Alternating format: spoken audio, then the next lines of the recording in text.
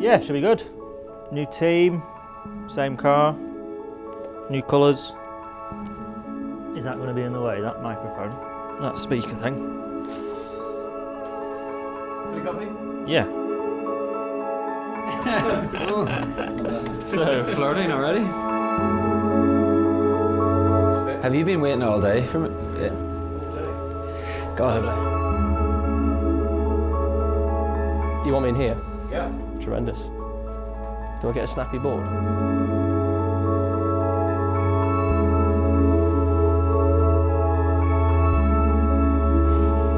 How do you want me sat? Yes, very excited. Plenty of new learnings ahead of the season, so learning how to do a documentary, I'll just add that to the list. Straight down that barrel? Yeah. Okay. I'm Adam Morgan, I'm driving for Team BMW with West Surrey Racing, and this is On The Limit, Season 4. Hi, my name's Andrew Watson, and I drive for Car Store PowerMax Racing, and this is On The Limit, Season 4. Hi, I'm Dan Redbottom. I'm racing for Napa Racing UK, and this is On The Limit, Season 4.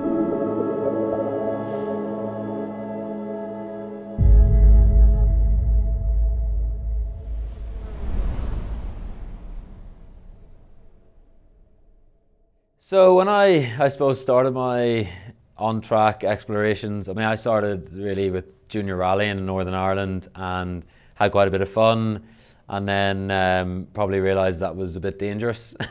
My mum wasn't keen on that route, so we came across the Ginetta junior ladder and started from there, and then obviously that was supporting the touring cars, and we sort of idolised those guys in that championship. So went away down the sports car route, but always had an eye on the touring cars. So it's just amazing to be able to get a crack at it now.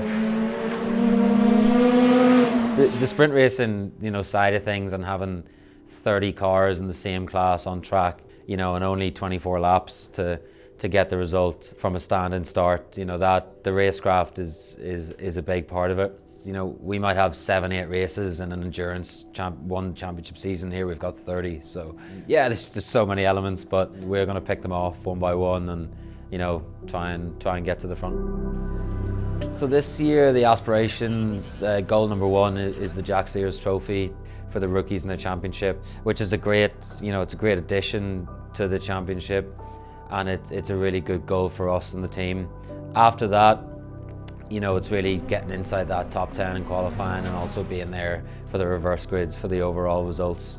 But building a good solid campaign throughout the year. This for me is a learning year. I'm racing against people with a huge amount of experience in this format, so it's about learning as much as I can and hopefully picking up a few trophies along the way.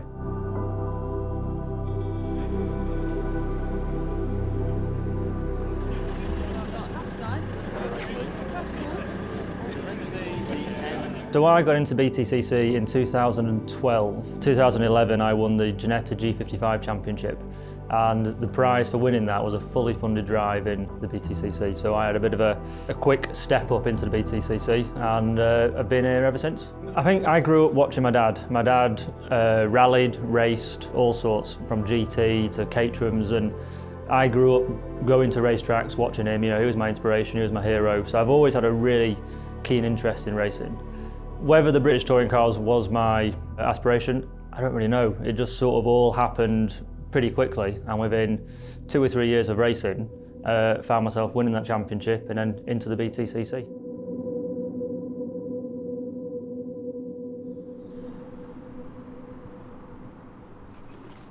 Let's go crazy. Yeah, why not? Get food for dinner. So we are at Sicily Motorsport HQ, or what was Sicily Motorsport HQ, and well, I'll show you. Come and have a look. So first off, my brother, Sam, the main man, my dad, Russell. And this is the office. This is obviously where we did all the paperwork, all the invoicing, all that carry on. What did you do? Quite a lot. Just paid for everything. These are rented. Small collection of trophies that my brother thinks I bought to put on display. They need to go back actually. Right, let's move away from him quickly. And if you come into here, this is where we used to run the cars from. Obviously we ran the Toyota 3 Mercedes A-Class and the 2 BMWs.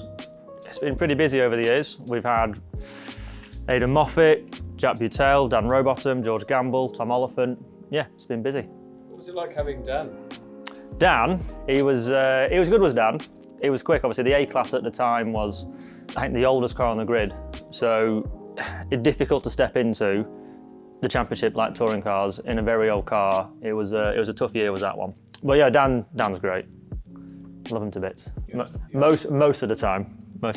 I have to say that because he's my fellow on the limit comrade. And then if you follow me up here, so this was where we used to keep all the stores, so all old bodywork, all that kind of stuff.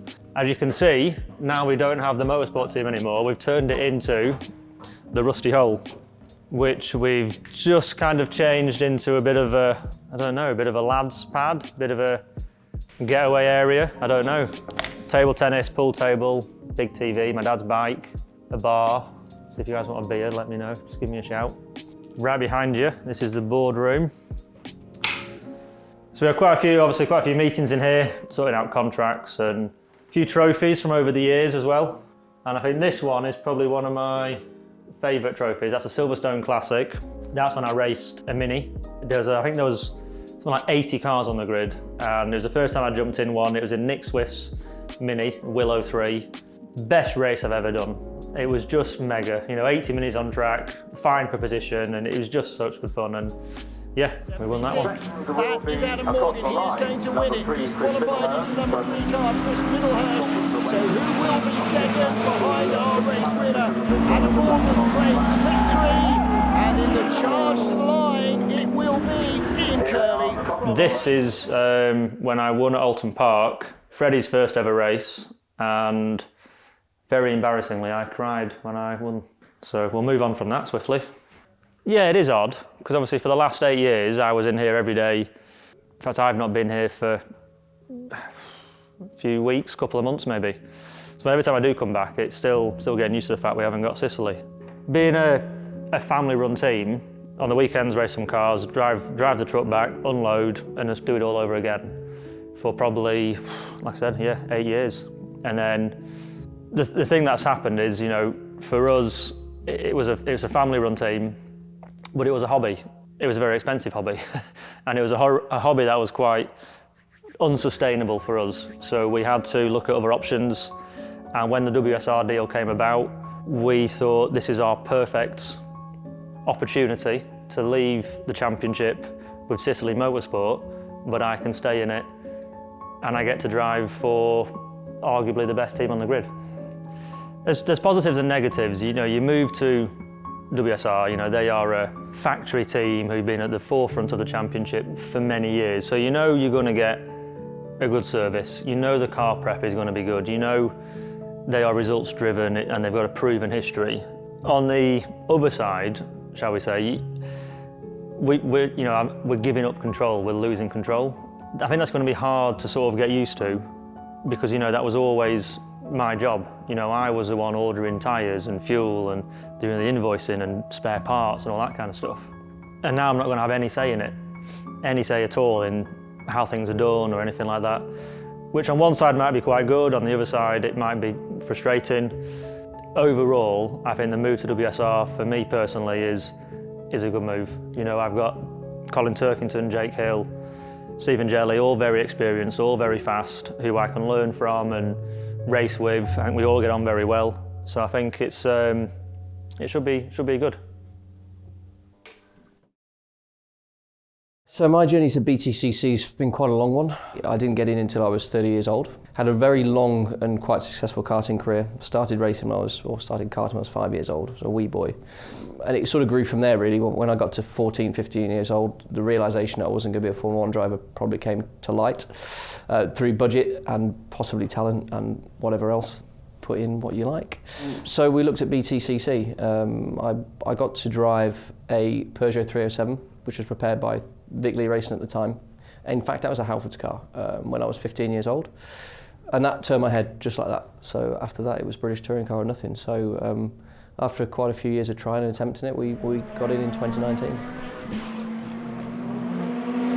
So 2022, there's no way to hide. It wasn't a good year for me. We didn't have much success really. I don't know why. I don't really care to know why. It doesn't matter. It's happened now. It wasn't through lack of effort. I can assure you that. You know, everybody at the team are working really hard. It just, for whatever reason, didn't happen for us. So, you know, new opportunities. You know, the move to Napa Racing UK for 23. It's very exciting. It's very exciting for my long-term partners as well, Cataclean, because obviously without them I wouldn't be in this position. But for me, most importantly, you know, we've got a good race car. Some really quick teammates. You know, you're not gonna question the data out of the guys I've got in the team with me. So yeah, hopefully it'll bring loads and loads of success. So we're here at Snetterton. We've got a 2-day test lined up. We're well into our test programme now. We've already done a day at Donington, a day at Alton. It's our first back-to-back test, so we've got a lot to run through. The weather's just starting to clear up. It's been really foggy all morning. It was 10 miles that way, 10 miles that way. It was really sunny and it was fog descending on the circuit. So we're just about to get some running for the first time today.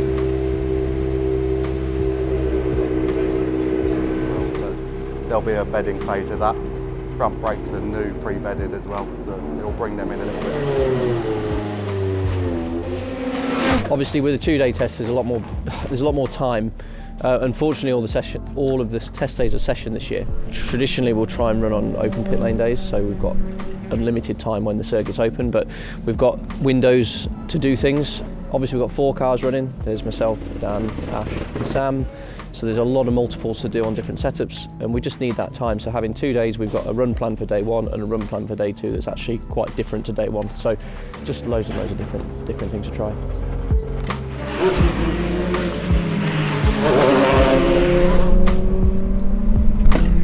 So this year I've got Ben as my number 1. I'm sure you guys see a lot of him on camera this year. He's a great guy. We've got a good relationship going so far already. I've also got Dave as my number 2, and then Rob, my engineer, who I've met for the first time today. So yeah, it's all harmonious in the Robo camp at the minute, so long may it continue. So my relationship with Napa Racing UK, it's a new relationship for this year. Everybody is super friendly. They love their motorsport. I'm a huge NASCAR fan, so I've seen the brand for 20 years over the water, as it were. And you know, when they came to BTCC last year, I think they made quite an impact. I think we can all agree on that. So to be a part of that family and to be, you know, to now say that I'm a Napa Racing UK driver is phenomenal. So yeah, so for me, you know, it's a new season, 2023, new year, new team, new friends, new partnerships. I can't wait to get going at Donington in a few weeks' time.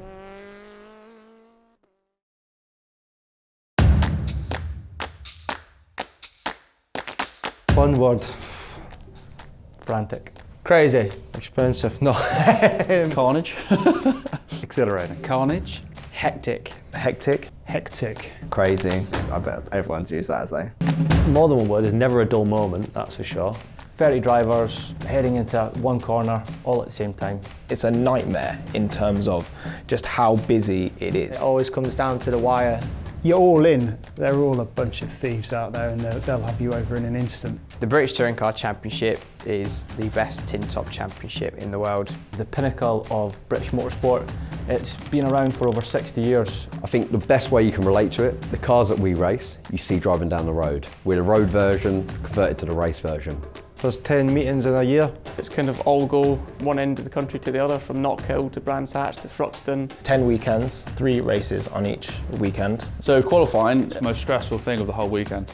You've got 3 sets of tyres, 25 minutes to go out and perform literally on the limit as quickly as you can go. And that determines their grid position for race 1. So you'll hear of the term of the grid a lot in racing. The grid is just where we line up, all ready to go into the first corner like a bunch of lunatics. Race 3 is an interesting race. Everybody's last chance to get their glory, and with the reverse grid, it definitely spices things up. It's about the finishing order of race 2. A number is picked out of the hat from position 7 to 12. The ball they pull out, that is the number of cars that get reversed. So if they pull out ball 9, the top 9 will then switch. Your day can suddenly go from a bit average to being fantastic just by getting yourself into the reverse grid draw. There's points for top 15, 1 point for 15th, and how many is there for first? Can you ask me a different question? Sorry. I just know that the better you finish, the more points you have. So to be a champion in the British Touring Car Championship? It's the combination of years of hard work, having the right people around you at the right time, having the luck, having the chances, having the opportunity.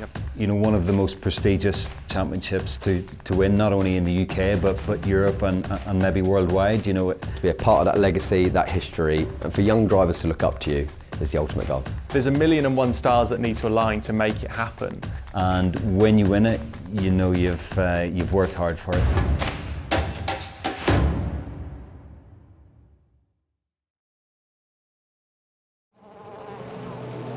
And umbrellas are going up again, and waterproofs are going on, and the teams think, oh no. And that is a horrible track surface now on the slicks. You can see there's wet on the track because as they're driving over it, they're moving the wet. These guys are on slicks.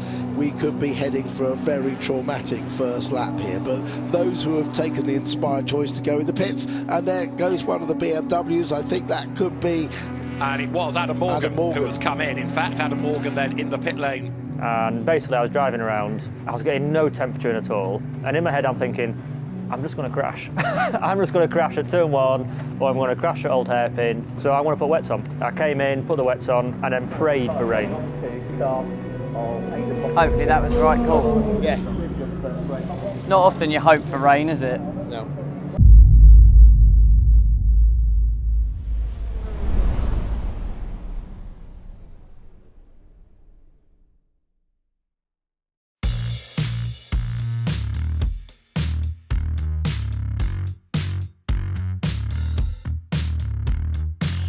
Yeah, well, here we are at changeable Donington Park for the first race of the season, and yeah, calm before the storm.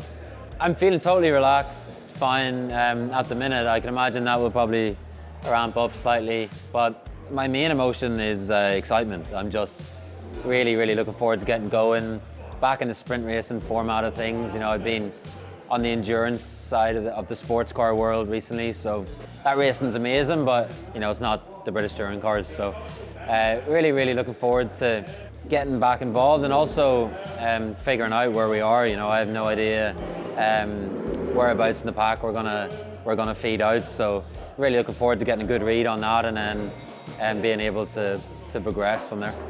Bit of nervousness, lots of excitement. For some reason, this seems to have been the longest off season I've ever had. So I've had lots and lots of time to think about this weekend, which I think has added to maybe a bit more pressure on myself. Being with a new team, a new environment, things have changed a bit. It's a different place for me. So yeah, it's a bit more nervous, but at the same time I'm absolutely buzzing and ready to get going.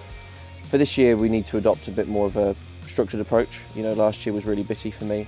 We didn't have the car underneath us I felt that we had in 2021. So new car, new team, things are looking really positive. So really it's just about having a good weekend, putting points on the board and looking for a structured season. You know, in touring car racing now, modern touring car, the time's so close. You know, from pole to P10 can be 2/10. So you're only looking for small amounts. So that's where we focus all our energy. So you really need to look at those details. So perhaps in previous years I haven't gone to those depths in myself as well. There's obviously more time in the driver, 9 times out of 10 than there is in the car. Once you've got the car to its finite point, then you've got to find the rest in yourself. So you need to be able to really look into those fine details. I guarantee you, in qualifying in the dry, the top 10, 15, 20 cars will be separated by a few tenths. It's going to be tough. You know, you need the stars to align, you need things to fall into place. You know, my expectations are high. I always put a lot of pressure on myself. I'm here to win, I'm not here to make up numbers, and I have got every possible reason to perform. You know, I'm in the best team, I'm in the best car, I've got the best teammates. So there's no reason why I can't be at the front, and that is exactly what I'm pushing to do this year.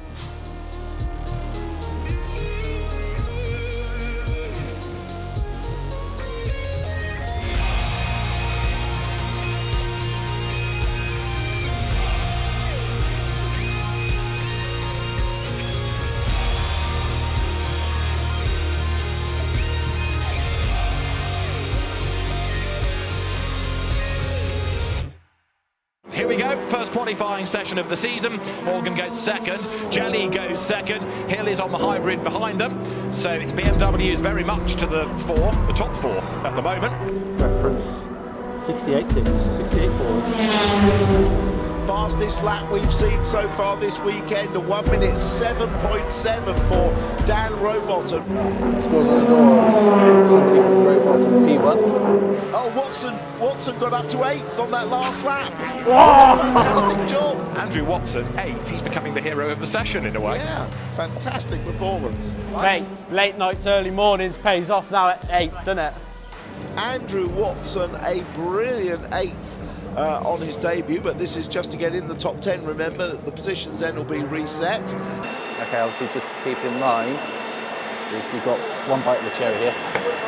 Fair enough. The worst we can do is 10. Well, we should be in the top 4 easy. So it doesn't really matter what you did in Q1 other than getting into the second element. Forget the lap time, they're there for interest, but it's the lap time that you do within these 10 minutes that counts for the grid position.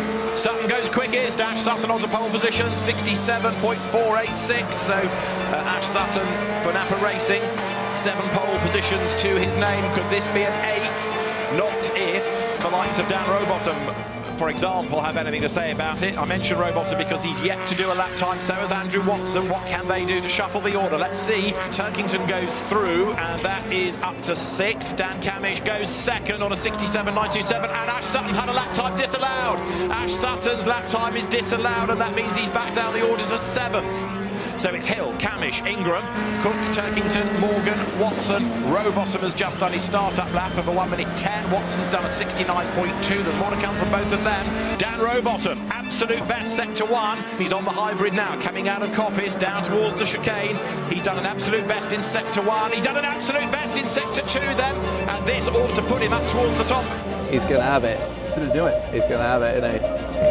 Josh Cook goes through, Dan Rowbottom's got to beat a 67.843 and he's done it, he goes through 67.598, Robo goes quickest of all. Dan Rowbottom will be absolutely delighted. What better way to start your relationship with a new team than pole position?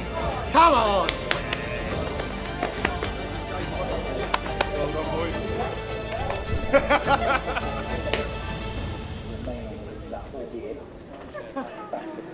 Rare moment of inspiration, great way to start the year. Car was mega, team was mega, so we just put the lap in. You know, there was a bit more time in it. I think Ash had a lap taken for track limits. That might have been a saving grace for pole position, but ultimately the pair of us were quick, and that's a result of hard work. I think that we deserve as much as anyone to be in the championship, and I think we can fight at the front. We obviously didn't have the package last year, but we've got it now, so let's see. In terms of expectation for tomorrow, we need to try and turn pole into a win, but Ash will be fired up, so it'll be an interesting day. It'll be good. Yeah, so first qualifying of the year done. Over the moon, to be honest. Made the top 10 shootout, amongst all the season regulars and some real experience there. So that was probably more than I expected. So just delighted to get in there and finish 9th, on the grid, and you're in the mix there. So. Well, all the feedback was that if you're in the top 10, things are a lot more predictable. So I'm just happy there. It might be an easier first couple of races for me, but never say never in touring cars. I hope I'm not looking back on this in February and thinking, hey, you had no idea what you're in for. Everything look right? It's a bit hot oil. Don't worry about that. Don't need that. We do. No, you don't. First outing in a touring car went well, so that's all we can hope for. If this is the start of it, let's keep going. So this weekend, I just want to enjoy myself. I'm not putting too much pressure on myself. There's a lot to learn, different formats. Obviously, the Jack Sears Trophy is a season-long ambition. So my goals for this season, number 1 is to win the Jack Sears Trophy in the Rookie Championship. It's not going to be an easy challenge by any means, but gives us a real clear objective. So the Jack Sears Trophy is for all rookies in the touring car field, but also people that have never scored a podium, an outright podium. Obviously the rookies who have never raced before, so will automatically be eligible for the Jack Sears Trophy. It's a completely separate championship, away from the drivers and the teams and the independents. It is a separate trophy again, and it just gives a little bit more of an incentive for the drivers who have never finished on the podium to do so. I think the whole format of 3 races in one day, the following the excitement around the championship, the access that the fans have, the opportunity it presents for sponsors and everybody around the paddock is just amazing. So having that combination of front wheel drive, rear wheel drive, different levels of experience, got the reverse grid, different compounds of tyres, we've got the hybrid system now. So yeah, it's very different to what I've done before.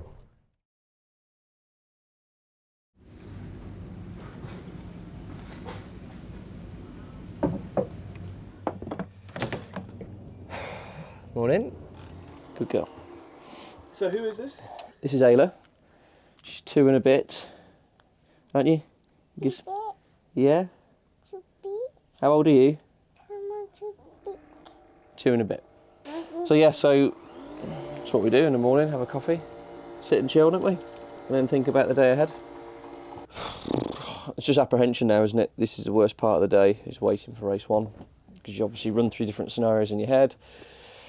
It's a great day for us, for Napa Racing UK, because obviously you've got myself and Ash on the front row.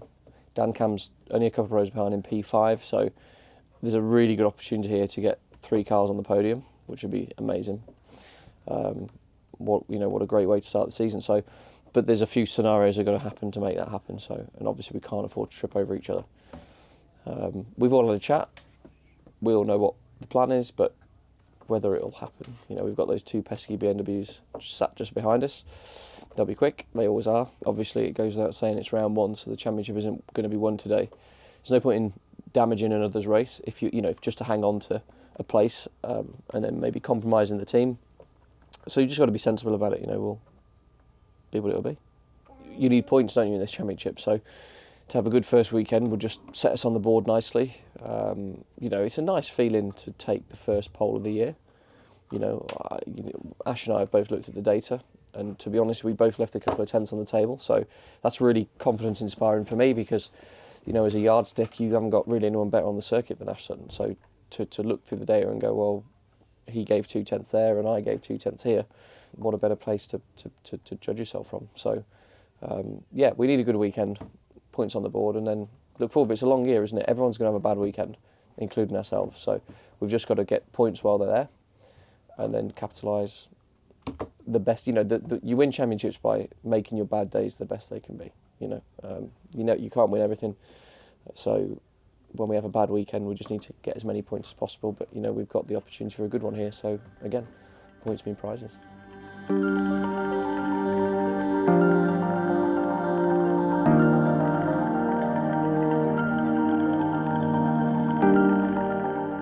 Don't think about it too much. No. But just as much experience on the thing. We've got the slicks with increased pressures. They're the ones that are a little bit more scrubbed as well. I've used the ones that are a little bit more scrubbed rather than the ones that are almost brand new.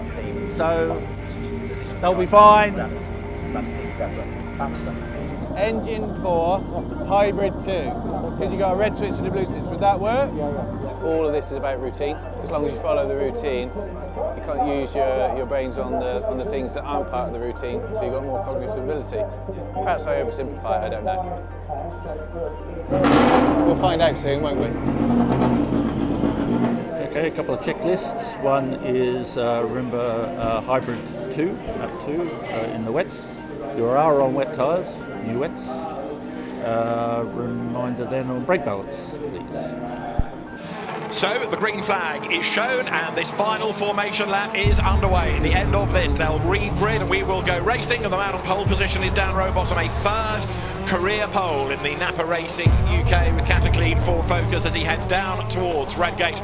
Lots of Napa guests here to cheer him on, and it is an all Ford front of the grid then. Confirm, mate. Everybody's in the same boat now. I'm pretty sure everybody's on wet. So just going to do what we need to do. Strap yourself into the world's fastest straightjacket. This is going to be quite some race, I would have thought, on a greasy track surface. Reputations to be made or broken, perhaps even early on in the season. It is round 1 of the Kwik Fit British Touring Car Championship. It is 18 laps in his go, and a great start by Ash Sutton, who gets the jump on Dan Rowbottom, and Jake Hill comes between the two. There's contact, Sutton gets all sideways, he's on the grass, he's having a big moment. Jake Hill takes over the race lead, Turkington to the outside of everybody to try to find extra traction. Sutton has dropped like a stone. Rowbottom fluffed the start and got bogged down. He's in third as they drop down the hill, but it's BMWs up front. Hey, for mate, we saw it on screen. Ash Sutton is down the pit lane. Sutton is in the pits. This is his view. There was smoke coming out of the back of the car. It might be damage. It might be that he's got everything clogged up with grass as well and he's overheated. Hopefully he'll be able to get back out, but it may be terminal. Safety car in this lap. Close the gap. Safety car in this lap. Let's get ready. So Jake Hill leads Dan Cam by 0.495 of a second. Tom Ingram, the reigning champion, is third. Rowbottom is fourth. Ricky Collard is fifth, but he's got Adam Morgan on one side. He's got Josh Cook on the other. That's Josh Cook going straight on at the end of the pit straight and way off into the gravel. It's going to be one of those races, if you survive, you're going to finish pretty well, aren't you? And the top three breaking away now. Rowbottom is the best of the rest. He needs to be lapping quicker than those ahead, obviously, and he's not there yet, but he is getting away from Collard, and that is Nick Halstead is in the gravel, and I rather fear that's going to be another interruption. Safety car, race to the boards. Safety car. So we start now, lap 8 of 21, that is the new distance. 0.3 of a second was the margin, but Rowbottom doesn't stay with Ingram. Look, the top three just edge away ever so slightly. For fifth place though, Collard versus Watson. Andrew Watson is an absolute man inspired. Go. This is some touring car debut, bearing in mind he's never raced a front wheel drive car before. Yeah, he's been the revelation. For me, he was a revelation of qualifying to get that car up into the top 10. Watson is through indeed. He's ahead of Collard, and now Morgan comes up to have a go. Climb up towards McLean's, Ingram third. And again, look, Rowbottom is almost there, but if anything, he's being caught by Andrew Watson. Star driver of the race, Andrew Watson is fifth and closing for fourth place in the Vauxhall. Get chasing, son, get chasing. Everyone's been saying how difficult touring cars, and he's up there in the top 5 in the league group. I bet he can't believe it. I bet the Powermax team can't believe it. They have found a little star in Andrew Watson. Battle on for the lead, battle on for fourth, Rowbottom versus Watson. Credit to Jake Hill though for hanging on in there. There's Watson still fifth, but he's getting closer and closer to Rowbottom all the time. There they are. Watson behind. He's alongside Rowbottom now, who tried to defend, but Watson has lined up, looked for the inside line down to the chicane. Fourth place is his. Come on. That Watson kid, he's pretty good to be honest, I'm impressed.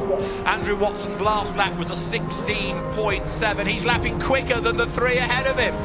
Yeah, nearly half a second faster as well, so he is going to close that gap down very quickly. Camish wide into Redgate, wants the undercut and goes for it now. Can he get run up alongside the BMW? Oh, so close. This is Camish's best chance at the race lead. He's got the inside at Hollywood. He's going to be on the outside for the first part of the Craters. Then the inside line for the old hairpin, and Dan Camish will go through. So Ingram is the next one to monitor, but look at Watson looking for a way past him for third. He goes wide at Coppice. Go on. And he's got some traction on the outside line, or has he? He gets run wide a little bit. Has to back out of it. Yeah, welcome to touring cars, Andrew. This is how we race at the front. We run you wide. Jake goes defensive. Ingram is boxed in behind him. Now where's Watson? He's right there on the back. Look, he has not given up for a podium, has he? In the Vauxhall, he goes to the outside at Hollywood. And even though Ingram is on the hybrid, look at the way that Watson tries to stay level. Couldn't do it. Camish turns right, turns left. Checkered flag awaits. Round 1 of the Kwik Fit British Touring Car Championship is a 10th career win for Dan Camish, who comes across the line, but look at second. Ingram and Jake Hill. It's a virtual dead heat between the two of them as they come across the line. Jake Hill given the nod by 93 thousandths of a second. Andrew Watson 4th, great debut. Dan Rowbottom 5th, Ricky Collard 6th. Next charge to the line. Well done, that's the flag P5 there, P5. Map 4, cool down please. Make the most of it. So Dan Camish wins the first round of the championship, gets the fastest lap, leads the lap, so gets the full count. Hello, mate. That was nerve-wracking. Horrible. That's a very tense race, that. Oh, it looked tricky. Yeah. I'll take it. So I will. But Jake wasn't exactly. I mean, he made a good start, but he looked like he was struggling a bit as well. So. Yeah. Yeah, it was obviously tricky condition. I don't think we had a fantastic setup. and Adam really struggled there, especially like corner exits to the slow corners. So yeah, he did the best he could really. So it's for the first race of the year, P7 is okay. It's a few points. So but yeah, we need to do some work for race 2. Welcome to touring car. Well done, mate. Hard luck. Which one of my mates fired me off? It was all a bit funky. Just took the tyre out early, and everybody, you can see people coming down to your level. It was 8 laps later. He's done good. And somebody who's only sat in that car for 3 test days, there's a lot of natural talent there, I think. Definitely. No, he's good. Yeah, what a race. Starting P9, made some changes to the car overnight, and it just was absolutely perfect. I think I was probably the quickest car on track. Just picking my way through, and oh my God, I had so much fun. I haven't had that much fun in a race in a long time, so I am glad to be in the British Touring Car Championship, that's for sure. So yeah, just shocked, relieved, delighted, everything. So unbelievable to get independent and Jack Sears win, and for all the guys and girls of the team, you know, it's incredible, and yeah, we're ready to get stuck in later on now. Yeah, so this morning I was just trying to stay as calm as possible. I do like the wet. I grew up rallying and racing quads on loose conditions, so I've always liked the wet. We know the car is good in the wet anyway, so quietly confident, but I was never expecting a P4. So I had a sniff at the overall podium, but I used up all my hybrid, which rookie mistake. So yeah, when I got to Tom, I didn't have any left. So if I had, we could have been the podium overall, but to be P4 on debut is just incredible. Unfortunately now we have to set our sights on the overall podium. So yeah, starting P4 on this one.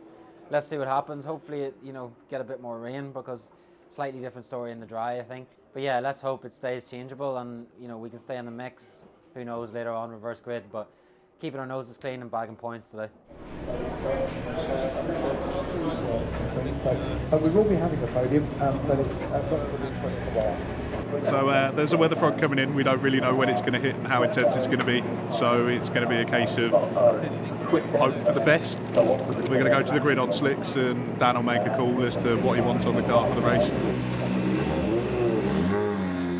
The challenging conditions, the changeable weather, part of me kind of enjoys that. You've got to make a decision. It's got to be wet, it's got to be slicks. It's quite, for me, black and white. I kind of like that aspect of it in maybe a weird way. You grumble and you get stressed, but you have to make a decision. You have to make it X minutes before the wheels need to be on the car, and you have to commit. You've got to come in. You either got to come in and be the first person on wets and commit, or you've got to be the last man standing on slicks. And it's a juggling act. Race 2 of the 2023 Kwik Fit British Touring Car Championship is assembling on the grid. Dan Camish, our first race winner, on pole position, but alongside the defending champion, Tom Ingram. It's going to be fascinating. For the documentary? Bryony, do you want to say anything for the documentary? Shorter walk, please. We're at 3 already, so.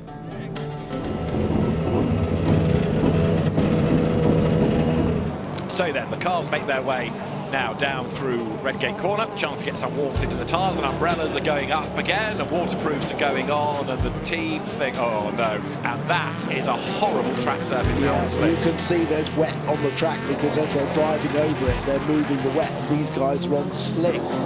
It's going to be nearly impossible, I would say. We could be heading for a very traumatic first lap here, but those who have taken the inspired choice to go in the pits, and there goes one of the BMWs. I think that could be... And it was Adam Morgan who has come in. In fact, Adam Morgan then in the pit lane.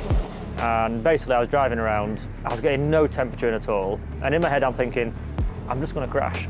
I'm just going to crash at turn 1, or I'm going to crash at Old Hairpin, so I'm going to put wets on. I came in, put the wets on, and then prayed for rain. Hopefully that was the right call. Yeah. It's not often you hope for rain, is it? No. The lights will go out now. We go racing, but a wheel spin from many of them off the line.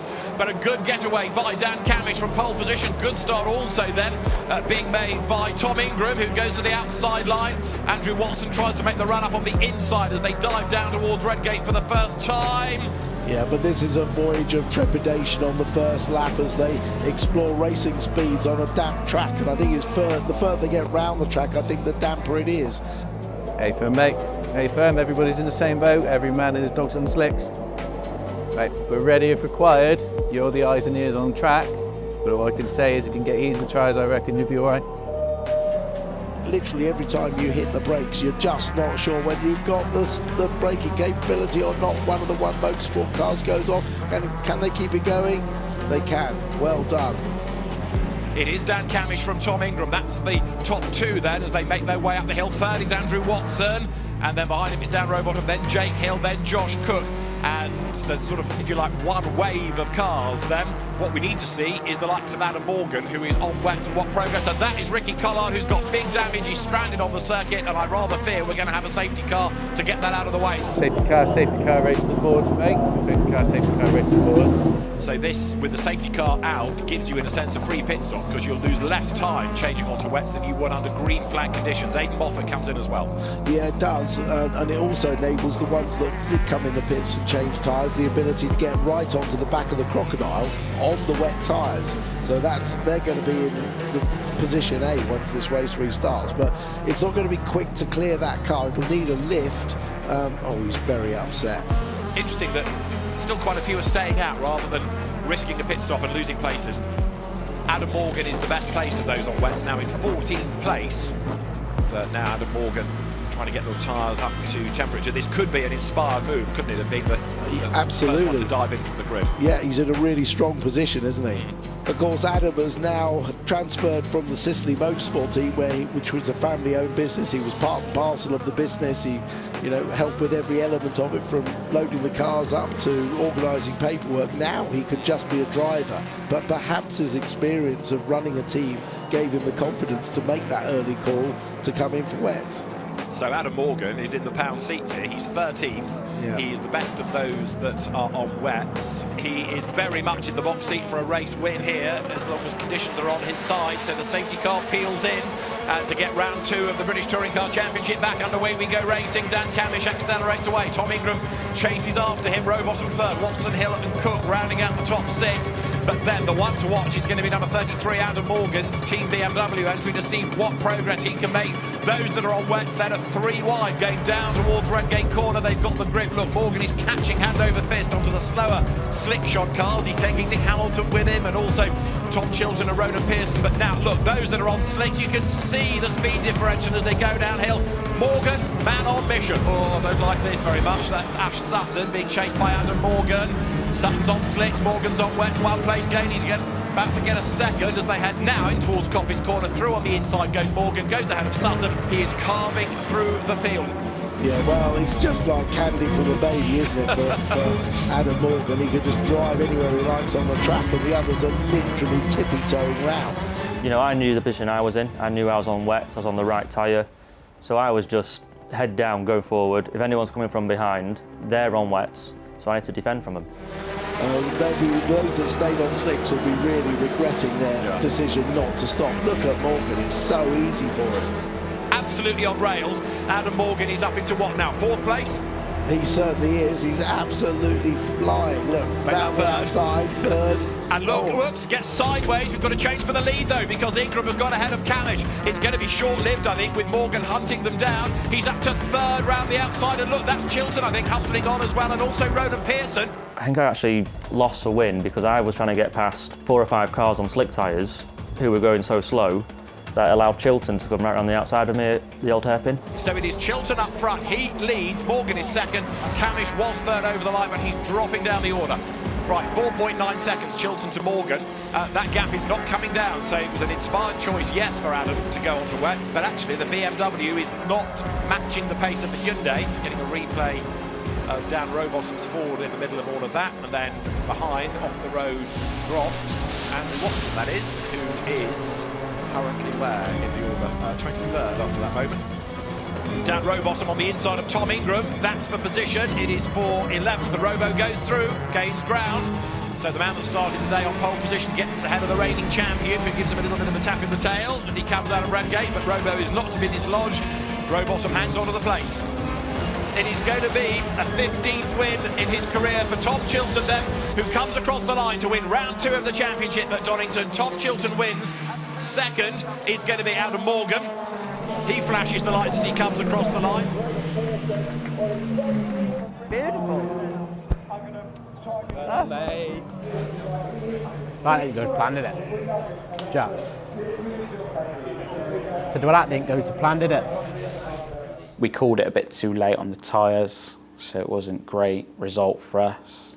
And then you're in the middle of the pack fighting, where you don't really want the car to be, especially in this touring car. You don't want the car in the middle of the pack or at the back. It's top 10 or it's sort of weekend over. We all got obsessed with our own battles, so I think it was Dan, Camish and maybe Tom and Jake was there as well. We were racing each other. Meanwhile, the guys behind us were like, it's obviously too wet now, so they came in for their wets and we stayed out too long. We came out of Coppice and I was trying to warm my tyres up, and I saw Bobby Thompson trying to warm his up and he nearly threw it off. I was like, it's wet, you know, and it's not easy to warm these tyres up on a rear-wheel drive car. It's difficult. And I just thought, do you know what? I'm going to go for it. I'm going to box early, get it done. It is a gamble, but luckily for me, it was one that paid off. You could tell in the pits it was just starting to sprinkle. He called it perfectly and ended up boxing at the end of the formation lap. That was a really brave decision because I think we were 6th or 7th on the grid. So nobody in front of us boxed because the closer you are to the front, the more you have to lose. Again, a fantastic call by Adam, really.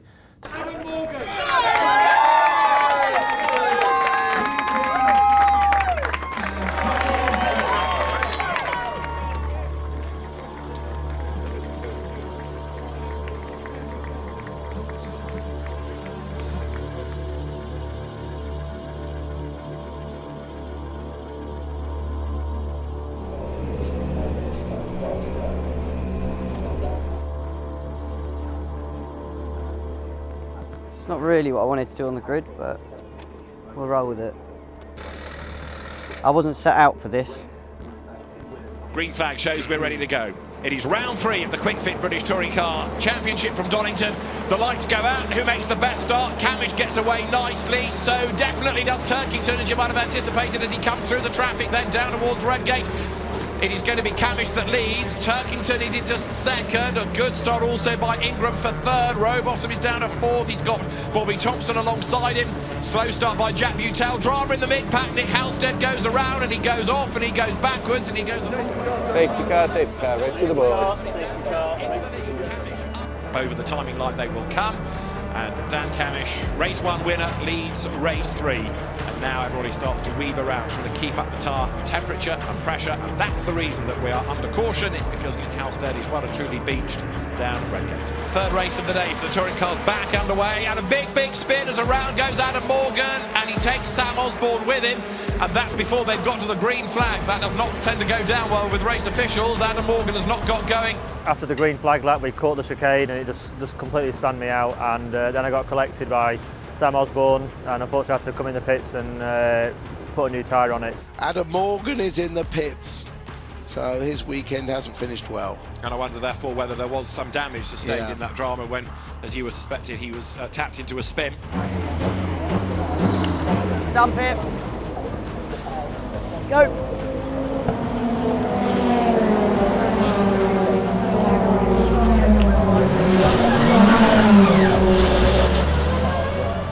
Three pit stops in a day. What's this? I don't know what I did there.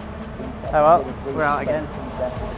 Oh, there's more contact again as they come out through the old hairpin, and more contact. They are absolutely leaning on each other. That's Bobby Thompson and Dan Rowbottom. Well, that's Tom Thompson, hasn't it? Except he gets into the back of Rowbottom at McLean, absolutely fires him sideways. Rowbottom is dispatched rather truly into the gravel. Take that, Dan, says Dan Lloyd. Robocop's a big whack and he goes way off the road. He's back on the circuit, but that was a bit brutal. I'm going to say he's off. Rowbottom will be pretty aggrieved by that because that's cost him a lot of ground. Yes, I think he will be very unhappy, obviously. Yeah. It's been a pretty disastrous weekend after qualifying on pole. That was the only good bit of the weekend. So Dan Camish leads and he's on target for the winners. Turkington thinks about the inside line, diving into Redgate, but Ingram moves across and defends. Now Sutton tries to work out where he can attack Turkington, and just as Turkington is trying to attack Ingram and Sutton is trying to attack Turkington, Hill is trying to attack Sutton. The BMW at the back of the group. Sutton dives to the inside of Turkington, and that's a move that's on, and he's through on the inside line. That was brave, and it was bold, and it was late, but it's worked for him. And here comes Hill. Turkington forced out wide. He's going to lose one place and possibly two. The forward of that Sutton goes through, and Jake Hill is there as well, but Turkington braves it out round the outside. Fantastic racing this. Well, Turkington's desperate not to lose 2 places, but this isn't over yet. It's all going to come down to the chicane. Hill is desperate to go through with Sutton. Here they get 2 BMWs going to collide. Yes! Yes! Sutton's through, Hill's through. Turkington gets dumped down 2 places. Right there. He's down Rowbottom, ahead of Aaron Taylor-Smith, and that's 9th, but Taylor-Smith is coming back at him, and he goes through. Aaron Taylor-Smith in the Astra, and now also Andrew Watson comes up to have a go as they make the run down towards the chicane. The leader has just started his last lap. So on the inside line, Taylor-Smith is going to go ahead of the Ford. Through he goes. Rowbottom has been up the order, and now he's gone down the order again. It's been a really tough day for him. But not for this Dan Camish, who leads by 3.2 seconds with less than a lap to run. Dan Camish wins round 3 of the British Touring Car Championship at Donington. Second is going to be Tom Ingram, and then the mad scramble to the line gives Ash Sutton third, just ahead of Jake Hill. Rowbottom is 10th, 11th for Butcher, 12th for Watson, Gamble 13th.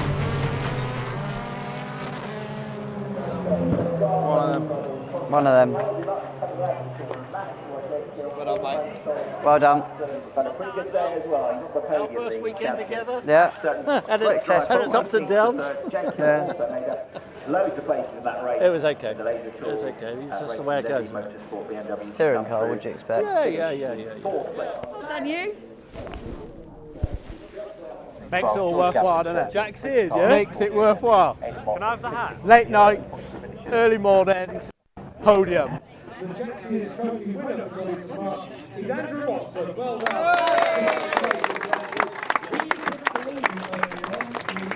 race of the year, 4th place overall, independent winner, and now the Jackson's trophy winner for Donington Park.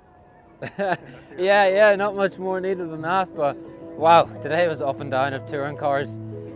Qualifying race 1, was brilliant, P4. Then we got caught out in the tyres race 2, pretty much all the way to the back, and then that I would describe as my first proper touring car race. We were charging through the pack. It was really tight, but wow, just loved it. Feel like Sunday's gone on for about a week now, but yeah, just absolutely over the moon, and it's such a great, way to start the year. And once you get some good momentum from the start and confidence is up, we're rocking and rolling. So yeah, delighted, and I'm having a beer tonight.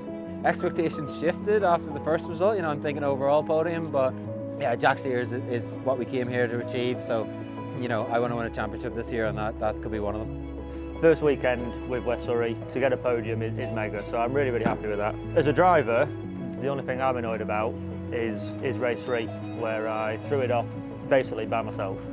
Hit a curb in the wet and the car just span and I was out. So on the whole, it was really good, but the driver in me is still pissed off that I span in race 3. But for the team, good points, we had relatively good pace and set a good foundation for the start of the season.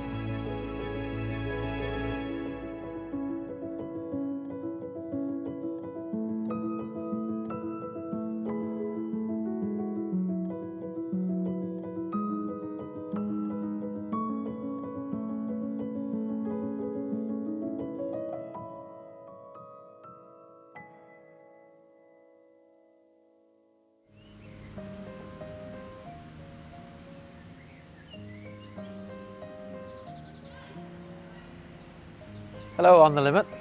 Welcome to my crib. Come and view my London apartment and we can have a chat and I can show you around. So we will not be going to the penthouse today, unfortunately.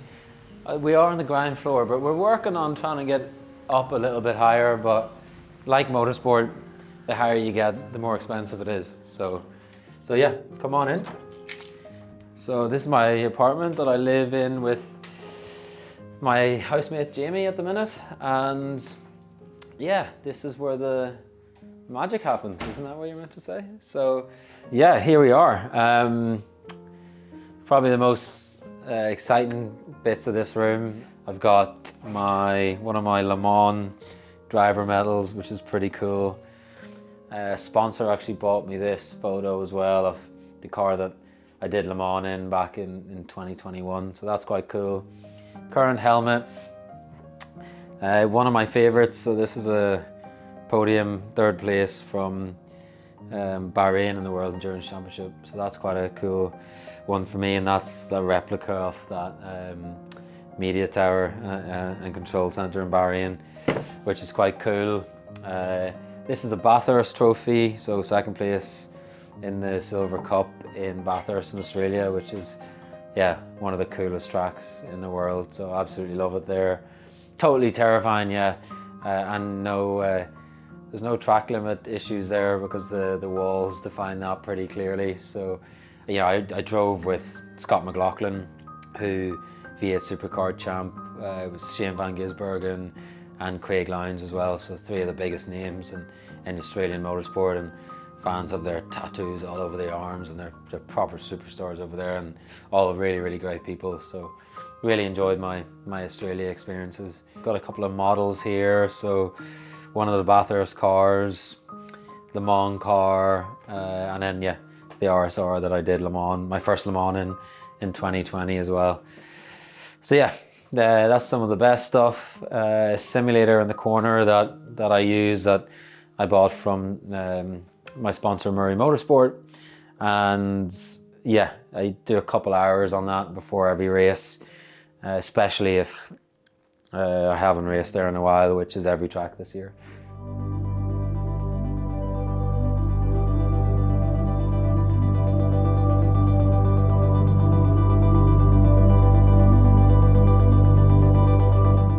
Brands is mega as a circuit. It's Paddock Hill, for one, is just iconic. You know, it's not until you actually walk the track or drive it, you realise just how much of a dip there is. You know, you sort of get to the apex and you just sort of look down and go, you know, that is a long way down. Obviously you come over the top and then the whole car goes light, and then you have to get back on the throttle then at that stage. But you're understeering, and then eventually the car compresses and it like grips up again. So that takes a while to trust that the front's going to connect again. It's now been retarmacked as well at turn 1 and also turn 3, so they're even faster now. And then it's pretty frantic from there. Druids is key to get a good run out of Druids, the 2nd corner down the hill. Graham Hill is probably the most important corner on the circuit, because then the only real uphill we have is out the back here at the back straight. And then Clearways is one of those corners, and I've done it probably thousands of times and I've never done it right. So it's a hard circuit, Brands Indy. But Brands Hatch has always given really good racing. You know, over the years we've had some really mixed conditions as well, and that makes it even more interesting. And I think tomorrow and Sunday we could be in for the same. You know, it could be an interesting weekend.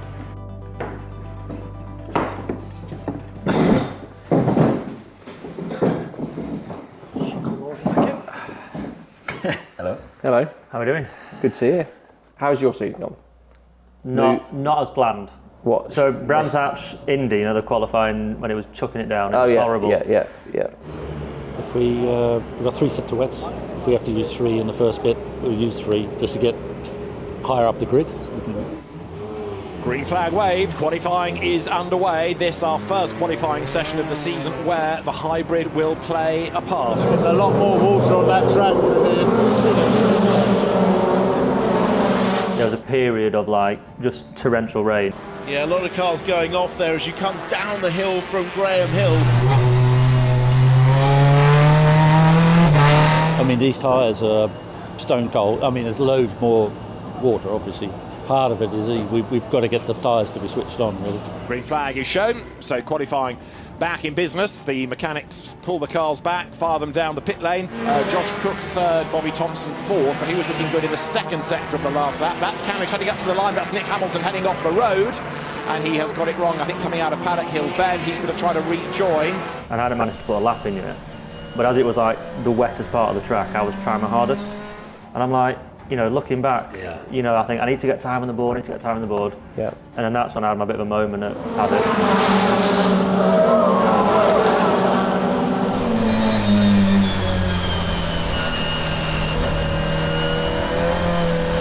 Oh yeah. And then I hit Nick. Yeah. Try and gauge whether that car's going to be able to rejoin. It might get collected if it's not careful, because that's Adam Morgan spinning towards him, and bang!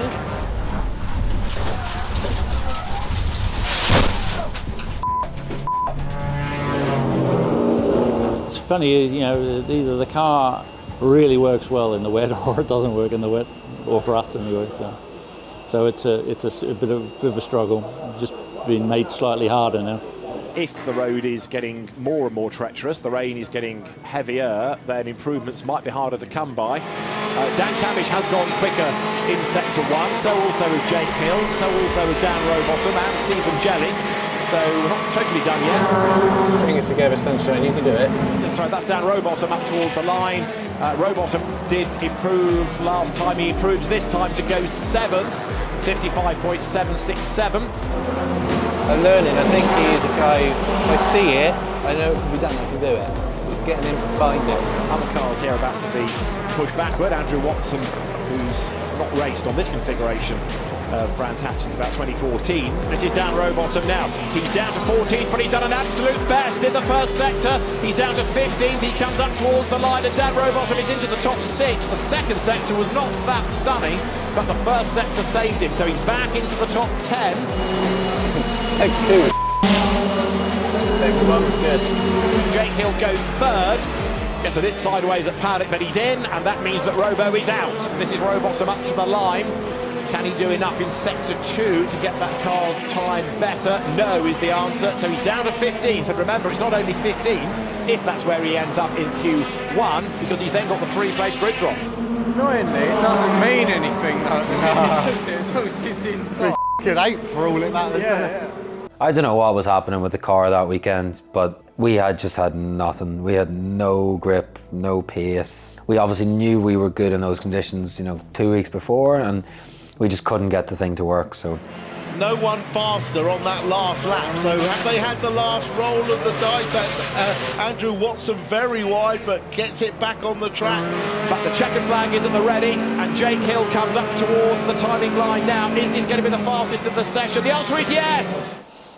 Yeah, so, well, it's not great being back in the truck during qualifying, but don't know, really just struggled with switching the tyres on. You know, from the minute I left the pit lane, just couldn't get any generate any temperature, generate any grip, and just really struggled with rear grip. And it just happened so quick. You know, the rear just went on me like that, and I could see Nick in the distance, and my first thought was, I'm never going to reach him, I'm never going to get there, or at least I'll hit the gravel.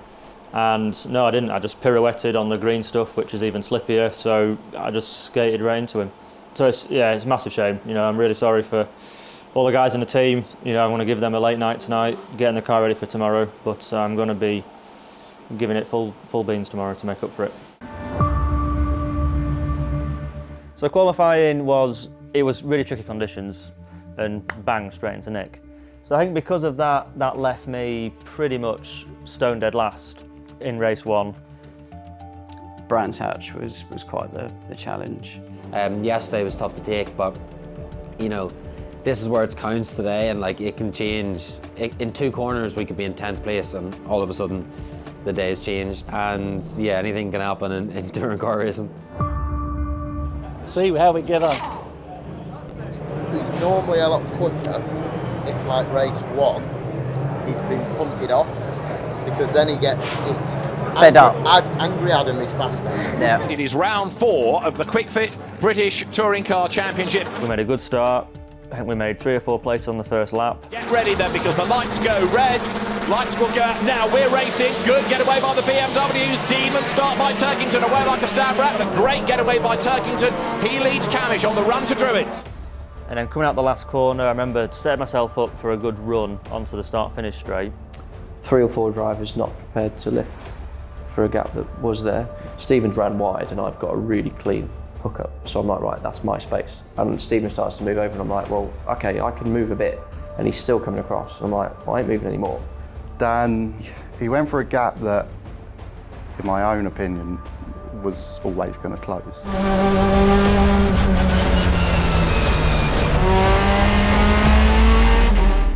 Come around the corner, wrong place, wrong time, blank.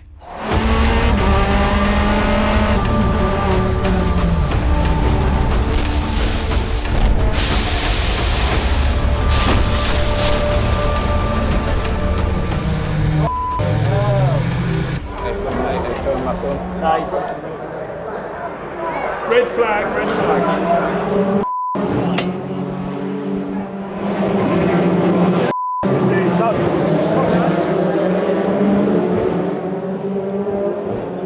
mate, you good? I didn't know it was him at first, because he had like red flag, crash, and he was talking. And then he went, ow, that hurt. It's like, oh, all right, what's going on? Look up, car's in the gravel. It's a kicker, because we made some places.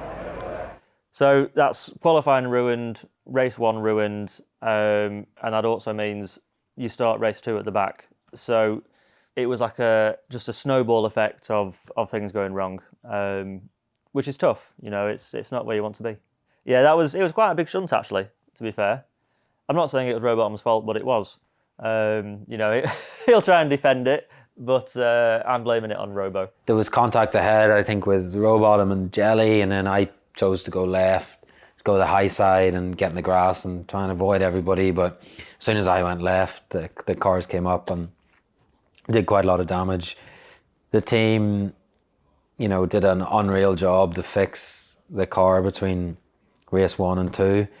But yeah, we pulled together as a team. Our senior technician come onto my car and we just worked together, and I think there was like 5 people working on the car at the time. And it wasn't the best state, so we need to get this back out for the next one. And unluckily, we'd had exactly the same crash the night before. So we'd had practice at what needed to be changed, and every new bit we'd just put on, we were changing again. It started back in Graham Hill. So I was behind Jack Patel, and he'd sort of made a half move. So I hit him through the gap and pushed him through, which was 10 points for me because he gained a place, I didn't. And then he ended up hanging it around, a great move actually by Jack, hanging it around the outside of Stephen through clearways. But I didn't see that until I watched the footage after. So he'd sort of disappeared out of my vision. As per the regulation, I didn't do anything wrong. If I had my time again, would I back out of it? I'd just maybe use more grass. I don't think I'd back out of it. I'd just move more onto the grass. But yeah, again, it's touring car racing, isn't it? Nice and steady. You can put a foot on that board as you... Yep. I'm missing it this side. Up in the air, ready to go. Because we've got time limit this time.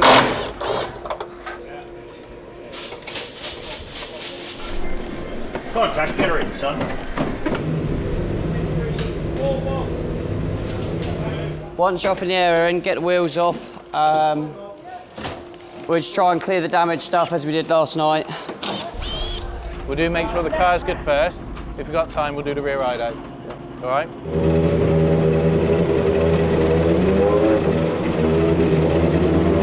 Can you get, please, sunshine? You got a minute and a half.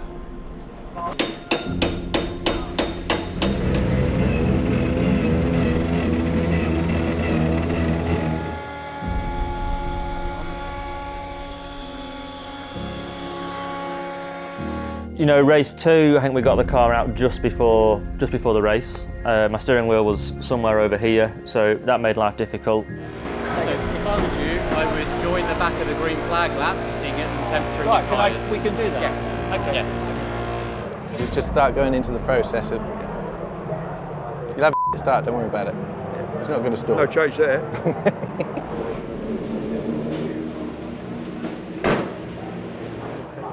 Don't know why. He shouldn't have been there, should he? Who? That BMW. Why? Because he wasn't on the back of the grid rather than on the grid. Because we were the last car. Round 5 of the Kwik Fit British Touring Car Championship. It's 24 laps, the lights go red. Lights out, blast off, good getaway by Turkington, good start by Jake Hill as well. Another slowish start by Dan Camish, look, because around the outside of him goes Tom Ingram. And to the outside of Turkington dives Ash Sutton, then thinks better of it. Slots back in and then goes to the inside line. Fantastic move from one side to the other goes Ash Sutton. George Gamble there to the inside. Couldn't quite gain a place, or can he? Bobby Thompson to his outside. And the inside of the pair of them there. Look, goes Sam Osborne, and he takes 2 places. They're as close as the paces.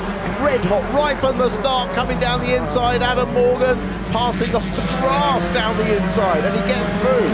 He's going to be on fire now, isn't he? The wheel is like that.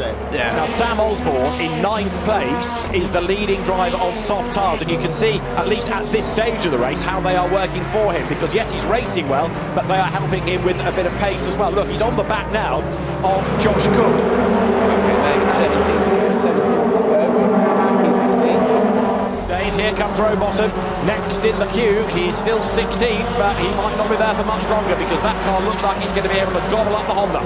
Yeah, well, Rowbottom obviously desperate to get some racing under his belt. He didn't complete a lap in race 1. Now he can fight his way through it. Now he's looking at exactly the same gap he was looking at for Stephen Jelly on the first race, but this time he forces the gap open and gets through. Here comes Rowbottom up the inside to try to gain 1, maybe 2 places. He's alongside Lloyd, he's up the curve. The Cooper just hangs on, and now Rowbottom tries to switch sides, couldn't quite do it. 9 laps to go in this cat and mouse battle for race honours, and Ash Sutton hangs on in there. There's Adam Morgan on the back of Aaron Taylor-Smith. This is for 16th place, and Morgan goes through. I think Taylor-Smith let him go there, moved to one side and let the quicker BMW go by. Right, this is lap 21 out of 24. And Ash Sutton has, for the moment at least, been able to repel any challenge from Tom Ingram, but Tom has not given up yet. So Josh Cook, the man ahead of him, Cook in turn looking to get past Ricky Collard, and Sam Osborne dives through on the inside. Fantastic move, assuming he doesn't go out wide. Josh Cook tries to fight back, and Sam Osborne has got that covered. Brilliant stuff. Ash Sutton to the checkered flag. His first victory of the season beckons. Round 5 of the Kwik Fit British Touring Car Championship. It's a win for Ash Sutton. Second across the line is Tom Ingram. B16. The guys and girls did an amazing job at the team to get the car fixed. They were flat out, and it's the first time that I've seen like a touring car team go hell for leather at a car. Like I know that it happens, and it's kind of like rally style. You know, it's all hands on deck, hammers, there's everything, duct tape, everything. So yeah, they got it fixed, and we got out and we scored really good points. So made up some good spots, and that was really important. Yep. Well done. Well done. Nice one. We just about made it out, and then he just drove with anger and got through the pack. He was hoping to finish the first race, obviously. Yeah. I'm well happy with that. Got 10 places and we finished, so it's all you can really want. Yeah, I mean, race 3, we've got nothing to lose now. We've kept the soft tyre back, so we do have the soft. Two of us at this point, you know, we've got to go for it and see what happens. I'm not sure we can quite reach a podium, but I'm sure we can get to a top 6.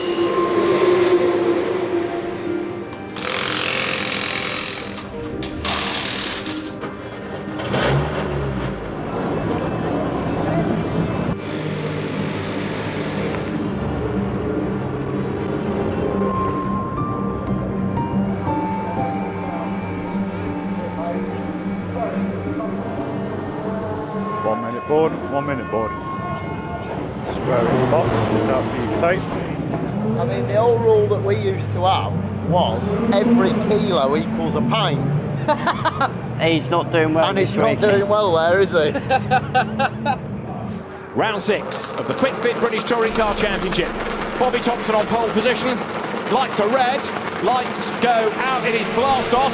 Good getaway by Jake Hill. He's gained 1 place at least. Josh Cook tries to get between the Toyotas on the way up towards paddock for the first time. Bobby Thompson on the inside.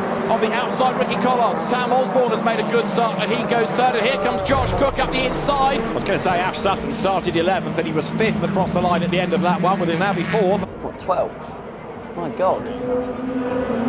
4 on the first lap.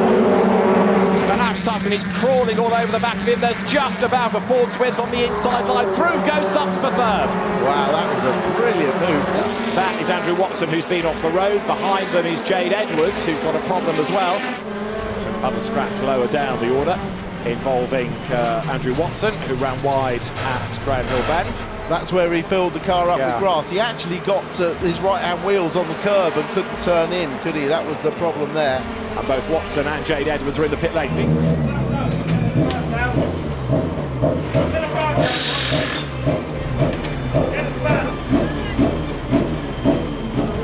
Cook, Hill, Ingram, Camish, Turkington rounding out the top 10. Adam Morgan going well up to 11th, ahead of Lloyd, Chilton, Rowbottom, and then Osborne down to 15th. Tom Ingram now all over the back of Jake Hill. Dan Rowbottom going through a bit further back as well, trying to make progress. Tom Chilton is busy defending in the meantime. Dan Lloyd losing out there to Dan Rowbottom, who charges up the inside. So that gives Robo a place. Hill will have to try and cut back now. He thinks he's done it. He has done it. Great driving.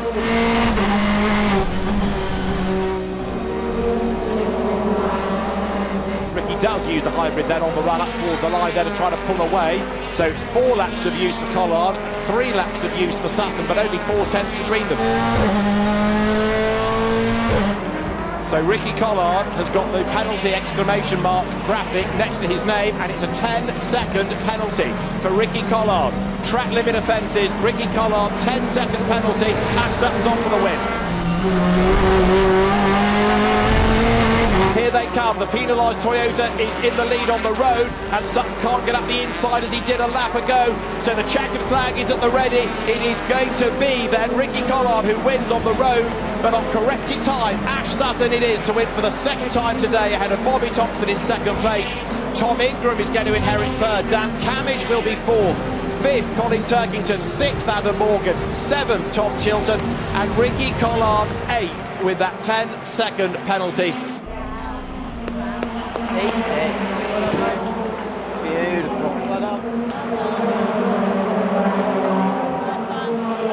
Well done. That was worth it. So we just finished race 3. Not a bad way to finish the weekend actually. We ended up P6 in that one.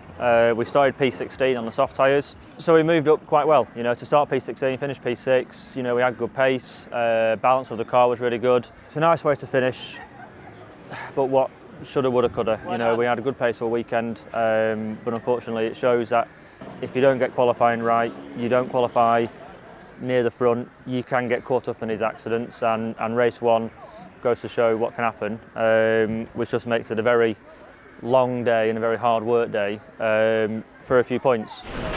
Pretty terrible day all around for me, the team, everybody. So highs of Donington, lows of Brantax. So race 3, got a pretty good start and we were up a couple of spots, and then had contact with another car in the first corner and got a puncture. So yeah, I just couldn't believe it.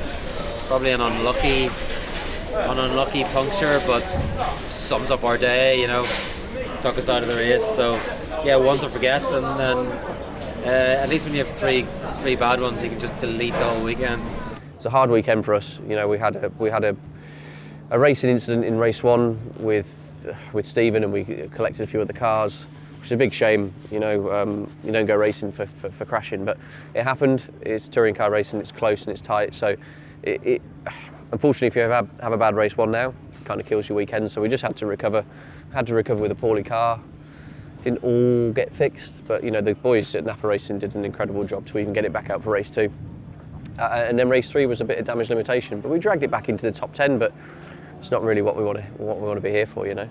It's hard work, you know, because you start race 1 and you're thinking, right, the goal now is to get into the top 12, try and get a reverse grid and try and get a win, you know, and just bag whatever kind of points you can. And everything that could have gone wrong kind of did for us. You know, that accident which caught up with Stephen, and I got collected as well, you know, it just puts you even further on the back foot. So trying to get the reverse grid, starting dead last in race 2, was going to be very tricky, and you know, I only got to P16, so you know, very few points. But then race 3, we kind of turned that around a little bit. I don't know. I'll definitely have lost the lead of that, the Jack Sears. So, but it's a long season and it's super tight. Our car was a bit on the back foot here, so yeah, it was damage limitation today, and we didn't do that very well. So yeah, onwards and upwards. The team are going to work hard between now and then, and you know, we have the potential to be back at the front. So we'll see what we can do, and just make sure we get to Snetterton, and I hate this phrase, but we get to Snetterton and we hit the ground running.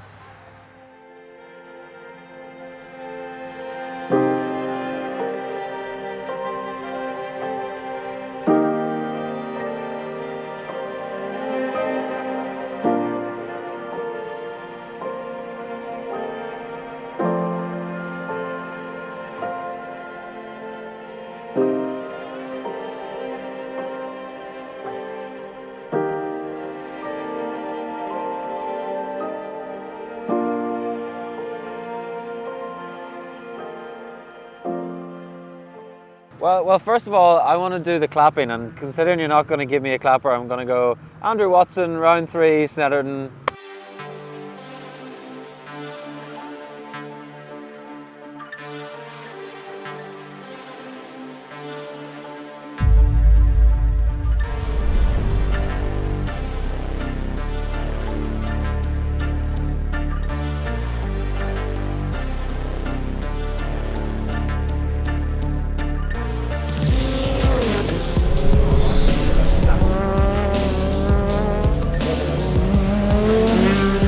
Snetterton, it's a really good track to drive. There's some very, very, very complex bits, and there's some other bits where you just need to be really brave. There's a lot of places that you can gain a lot of time and lose a lot of time, you know. It's got a great mixture of fast corners, really high speed, the car's really, really hanging on. And at the same time, you've also got a good mix of slow corners. The last corner, if the car's working and hooked up, you know, it's 3/4 tenths. If it's not, you're gonna get murdered. You look at the delta and it's gone and you're like, what just happened?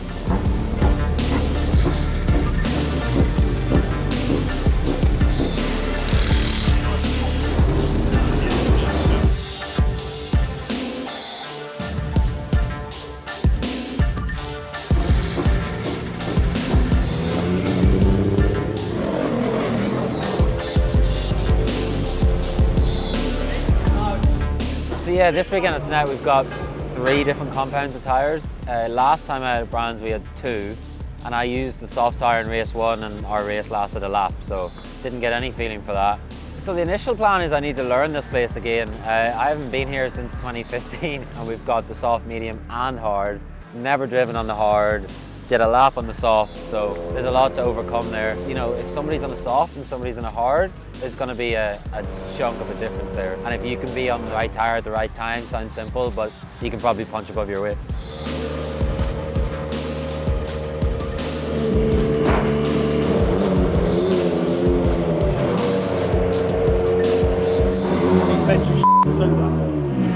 Having a good night's sleep would be nice, but we'll wait and see. You know it's a safe hands, but you don't want anything to happen,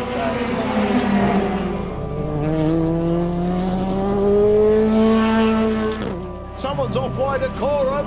Hopefully they don't get on. There's Dan Lloyd. He saved it. Oh, someone else off. I think there must be oil. Something's down on the track. Oh, something's happened over here. Everyone's going off. There's the oil, there's the oil. See the shiny patch? You could see it on the track, but by the time he got there, it was too late.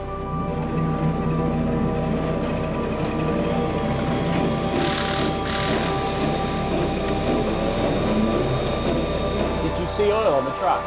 Just on the pit entry.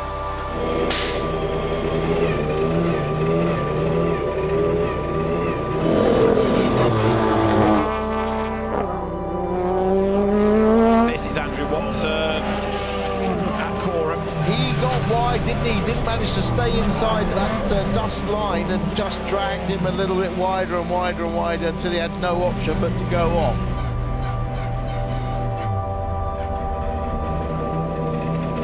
Messy session, kept getting caught out with the red flags on my fast lap, and then got done for track limits on my quick lap. And then yeah, when you get that message, it's yeah, a bit of a knife to the heart, really. I haven't had a lot of time here and I'm pushing to try and get the most out of the car, and yeah, I overstepped it a bit.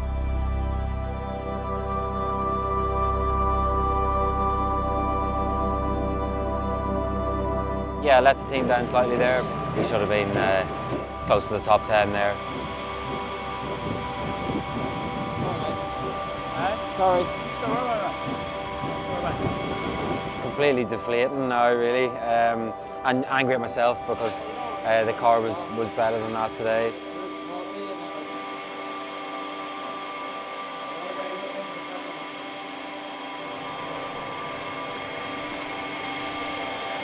Really don't know. He hasn't really said much. Just apologised, said sorry. It's not his fault. For a team, you win as a team, you lose as a team, don't you? So it is what it is. Be all right. We go again tomorrow. Why do I do the job? One, for race cars. Like when you go to the pub and they say, well, people say, what you do? I build race cars, and you show them pictures and they go, that's actually quite cool. And you do get quite a lot of job satisfaction out of it. So I went from being a mechanic for 14 years, and then I thought, I'm not getting any younger, let's try motorsport. Always wanted to do motorsport. It was quite a big step up. It's just in the race, I can't watch it. I don't know why, hoping nothing happens to him and my car. But then I would probably say it means I do care. I do care about the car, and I do care about him, and I do care about results. Well, that's what we're all here for, really. results. I'm Adam Weaver. I'm the team principal and owner of Castle Powermax Racing. We're in my pub. How to put it? I like to do crazy things, I think. So owning a BTCC team was probably the craziest thing I've ever done. And then I bought a pub. So I wanted to create a community, a venue, something that I don't think's been done how I think it should be done. So I've bought a very large pub with 2.5 acres of grounds, 120 car parking spaces, and we've basically painted it in motorsport. I've always been involved in motorsport at a young age. I kind of grew up at the side of a kart track watching my old man race go-karts. I've raced in autographs myself. I've raced in VW Cup, Mini Challenge, which is now on the BTCC package. I got involved with what was BTC Racing before the recent format of BTC Racing. And was title sponsor to them. Basically got to the end of the year and they needed a significant amount more money to race next year, which I wasn't comfortable with putting that amount of money in based on the return that I'd got from the previous year. And I offered to buy the team. And we very quickly went to a 2-car team, but we needed a license. I had to do a deal with Richard Dean at United Autosports to actually buy a second TBL and the components to make up this other shell, and we quickly became a 2-car team that launched with Dave Newsham and Josh Cook, and that was 2015.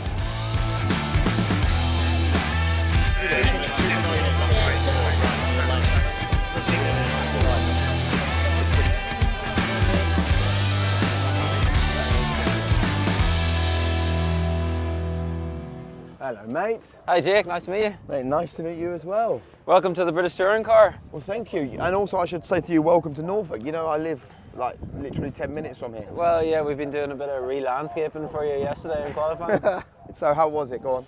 Should have been in the top 10, but, you know, pinged for track limits. We're pressured for one lap here, so the time has to come on that first lap. If the best lap had counted yesterday, where would you be? Probably P9 or somewhere there, so that would have equalled our best from Donington. Because we had such a good first weekend, the sights are really quite high now, so you know, we're still in the fight in a really good spot for the Rookie Championship, the Jack Sears Trophy. So this being your first season in touring cars, it's so hard to know what you don't know. So you've got such experience all around you with guys who know how to deal with what you had yesterday. Yeah, I mean, nobody has come into this championship and just hit the ground running and won the championship. The cars are difficult to drive, window's hard to get the car into, and yeah, the racing is a whole different ball game. So look, I'm enjoying it. This year is a learning year, so we got to remind ourselves of that. Yeah. Well, look, I'm not sure if it'll do you any good, but I've got my son, I've got my wife, his mate as well. So cheering us on. Yeah, we'll be giving you the full cheer from the sidelines. Okay. Who knows? Yeah, well, you're in for plenty of action, that's for sure. Top man, not long till the race, huh? No, we better get going and get ready. I'm going to get a coffee, and I'm cheering you on. All right, thanks, Jake. The sun always shines in Norfolk, by the way. Like in Ireland. Exactly like in Ireland.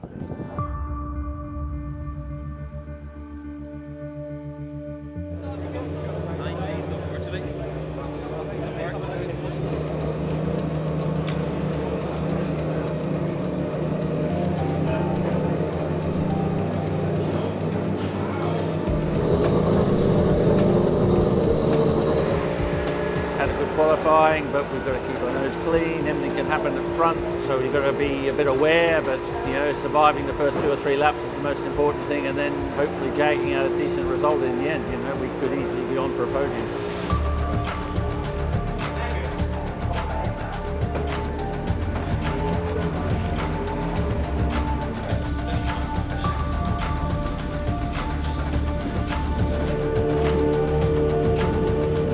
A few hards. Yeah. I couldn't be bothered with that far. Yeah. Ingram's a soft second. I knew he was going to be on. We said in the bus, he's got so much pace. Good luck.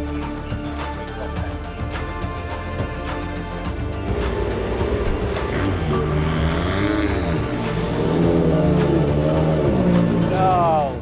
What have you done? Shut up. Old people first, old people first.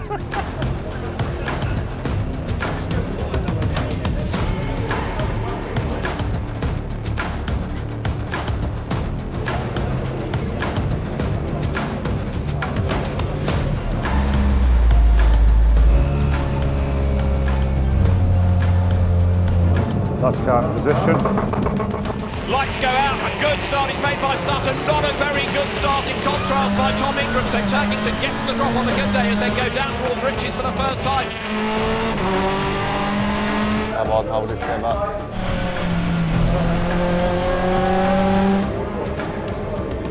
Cracking getaway by Sutton, but they're 3 wide per second. Ingram on the outside, Turkington on the inside, Hill was in the middle, and Ingram is the one that comes out the big loser, run out wide over the curve. Need to step it up a couple of tenths. Ash Sutton leads Turkington by 2 seconds already. Hill third, Collard fourth, Adam Morgan is fifth, sixth is Ingram, Rowbottom is up to 7. Oh! Yeah, a big moment from Rowbottom, very wide out of the corner. He's a bit premature there. Story of my life. 2-second cushion at the end of lap 1 for Sutton. That's extraordinary. It is. Lots of dust in the background as people run wide, coming onto the straight. Good battle between Rowbottom 7th, Cook 8th. Rowbottom, Cook and Butcher, the leading exponents on that hard time. The lead gap, 2.7 seconds. Ash Sutton, for the moment, in charge, and he's just pulled another 10th in the first sector. And Sutton goes across the timing lines, put 6 laps in the book, and the margin is 2.9 seconds, so it's crept up again. They're second, third, and fourth. Turkington, Hill, Ingram. In 5th place behind them, incidentally, is Adam Morgan. 4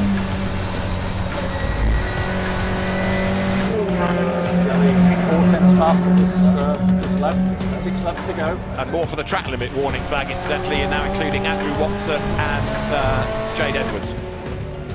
Right, there are the BMWs, still second and third. That's calmed down a little bit, hasn't it? Jake Hill just sitting behind for another lap also. Is this a team thing from WSR saying, don't fight, catch it? Because when they don't fight, they close. The gap was down 2.5 seconds. So Ash Sutton comes down towards the S's. Onto the grass goes Jake Hill. He leans on Turkington. Side by side into the S's. Jake's got the inside line for the next corner. Turkington gives him room, goes out wide. This is Ingram's chance if he can capitalise. So that is Jake Hill, second place. And in the second sector, another 3 tenths pulled back. Oh, Jake's reeled him in. So you can see the way the gap is coming down as Hill has done the absolute best in the first sector. Showing off there, Craig. He is a bit, isn't he? Which is also asking for a puncher. Hill closes under braking. Now the drag race starts. Who is better on the power? Who has left just a little squirt of hybrid? Up to the checkered flag they come. Ash Sutton is just going to hang on for career win 30 as he comes across the line. Ash Sutton wins round 7 of the Kwik Fit British Touring Car Championship. Came across the line at the end of lap 1, 2 seconds clear. By the end of the race, it was 2 tenths ahead. Third, Turkington. Fourth, Ingram. Fifth, Morgan. Sixth, Jelly. Is this reflecting what you expected of the tyres? No. Good night. I honestly thought the BMWs on the soft tyre would be all over Sutton. They should be all over Sutton. You know, P5 we're quite happy with. We made some changes to the car to compensate for what we thought was going to be quite a high deg on the soft tyres, but we just went too far. You know, we made the car too soft. So in all the high-speed corners, the car just rolled over too much. Turn 3, you just want to go in, it just wants to like roll over. Suddenly you're a big rear spring man, suddenly, yeah? No, I'm just saying, that's what it... I know. Slightly disappointed in the fact that my teammates were quicker. I just didn't have that outright speed to keep with the top guys. We'll see what the track's going to do for this next one. I think we're going to run the mediums for race 2. And looking forward to, hopefully, getting some more points. I didn't quite catch the last message, but you were struggling mid to exit. Yeah, I don't think the bar is the right direction. Right, okay. I'm just struggling in the tight stuff now. Right in the tight stuff, right, okay. Yeah, so traction and everybody's able to get underneath me, you know. Right, okay. So my responsibilities on a weekend are, first of all, the setup of the car, making sure that everything's working fine with the car, performance-wise, engine-wise. It's basically everything that happens with that car goes through me, and then I pass that information on to the mechanics, and then they carry out whatever's needed. So I first met Andrew, our first test at Brands. First impressions, seemed like a calm, collective guy, knew what he was talking about, what the car was doing. The balance wasn't too bad, I just didn't have any... Just didn't have the grip on. Just everywhere, I'd say. On the slow speeds, it goes in okay, but then it's just really, you know, it just doesn't pick up the mechanical, so... Okay. Well, some data. But it was so noticeable. Like, yeah, Mikey hit me in turn 1, it wasn't great. So On lap 5, maybe? Yeah, I felt like I was way ahead, you know, like I had the right to take the corner. And okay. Wait to see the onboard. Yeah. Yeah, there's a great competition and respect between all the drivers. I think it's good to have some sort of baseline to push on from. I would say, you know, genuinely and very strangely, we've gone to 3 drivers this year, and it's the best it's ever been. You know, they're all good lads with good families. Again, that's another thing that can be quite complex. You know, very often you get the driver's dad, and then the driver's wider family and kind of entourage and group. And that can be quite interesting at times. You know, it can be very difficult. You could get on with one but not the other, or they're putting in opinions which they're, quite frankly, they're not qualified to give. It can be tough.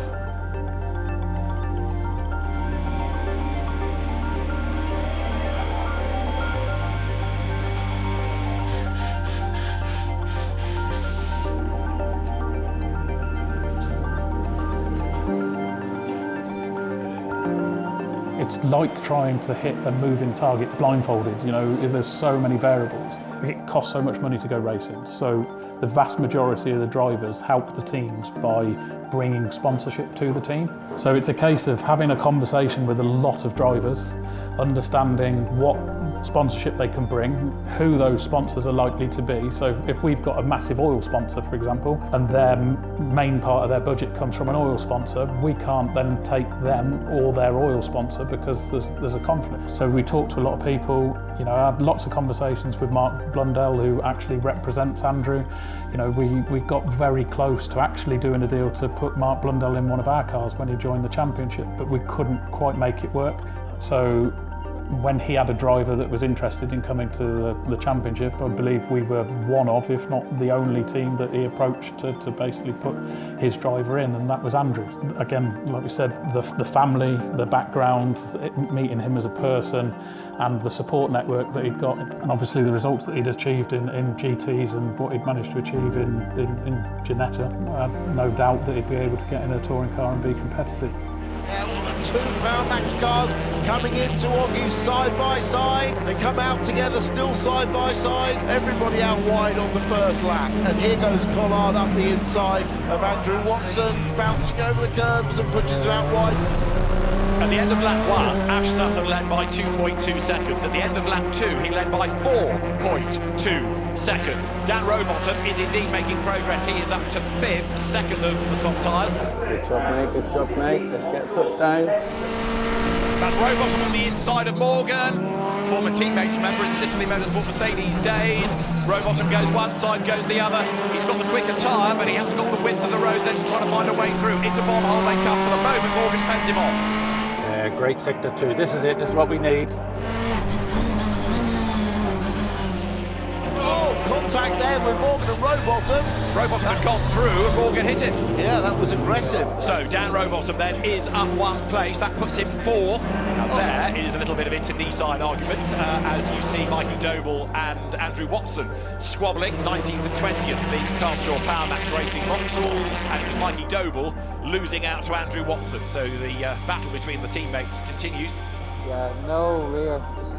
It was better in the slow speed, but in the medium speed, more understeer. I think this year has been a learning curve for him, going from rear-wheel drive to front-wheel drive, but he seems to be picking it up and learning each weekend just different things, and setup-wise with the car. When you've got a driver like that, where you can have good feedback, it just makes the job a bit more easier.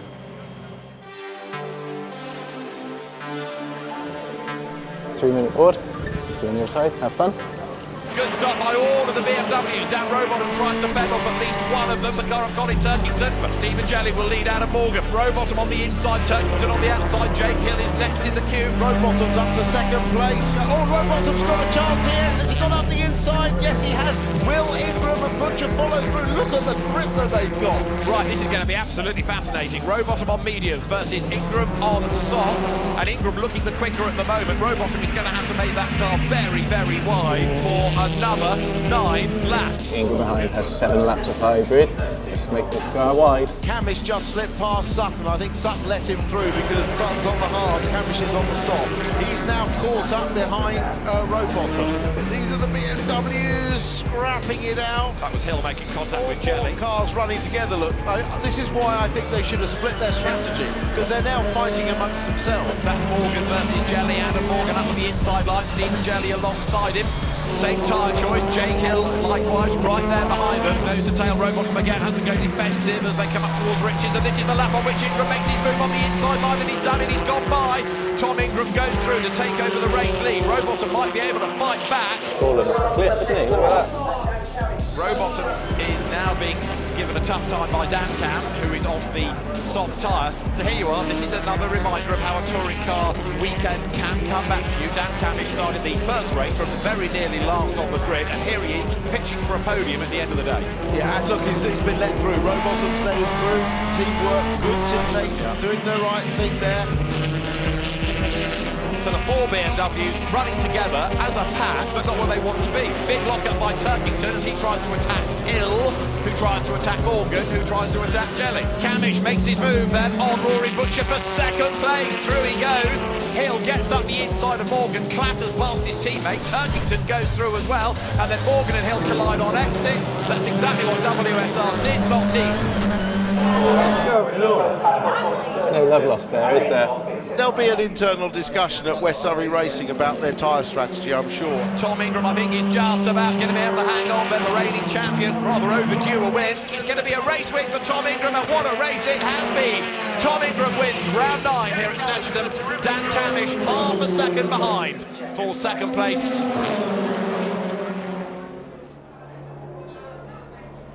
Yep, I got it, thank you. That didn't work either then. Did you see on TV? Well, the Jake thing? Yeah. Oh, yeah. But he came out of it with losing places and all sorts of things. Genuine mistake. Yeah, and he'll tell you himself, I'm sure. Everyone is a competitor. Obviously, you feel like you should be more careful with each other, but it's like with Jake, he had a go, he messed it up a bit, but that was just an honest mistake. That wasn't intent or anything, so it happens. Yeah. I think we took our points when we could get them. I don't think you can even look back on our day and say we could have done better. It's quite good. Now that the different tyres have really mixed up the races, even though we sort of didn't come off terribly well with it in the last race. I think I enjoy it, that little bit of lottery aspect to it, really. So anyway, semi-decent weekend. Had a good weekend, points on the board, P7, P4, and we've inherited third place because Dan unfortunately got a ride height failure. Obviously, I think Dan Cam's going to be super p***ed off. It's not really the way I like to, no one wants to get a podium through default, through like a technical infringement. So yeah, I'm a bit annoyed that that's the way it's gone down, but we need all the points we can get, so obviously we'll take them. But we've had a good weekend, so it's nothing to write home about. We've got some ideas for Thruxton, and I think we can move everything forward.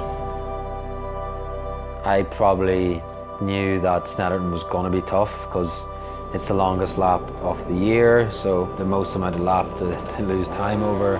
It's a very technical circuit. I hadn't tested there, so that was always going to be more challenging. Now I was on a nice lap in qualifying and would have put me in the top 10, and I got track limits out of the last corner, so that really screwed us over. I felt like as a driver I'd let the team and the mechanics down because it's down to me at the end of the day. So I could feel their frustration, which is fair enough. He scored some okay Jack Sears points, but it was pretty quiet and pretty unremarkable. Goodbye, Snetterton, good riddance. I think it has to be described as addictive because if, why else would you put yourself through all of that? The worst thing is I think if I just set myself the goal to win a race in the BTCC, and that would be success for me, I'd have quit a long time ago. But stupidly, when I bought a BTCC team, I set myself a goal of winning the championship, and I haven't done that yet. So I can't leave until I've won the championship, because otherwise that'll be failure. And then I'm going to have to live with that for the rest of my life, aren't I? So I really need to hurry up and win the championship.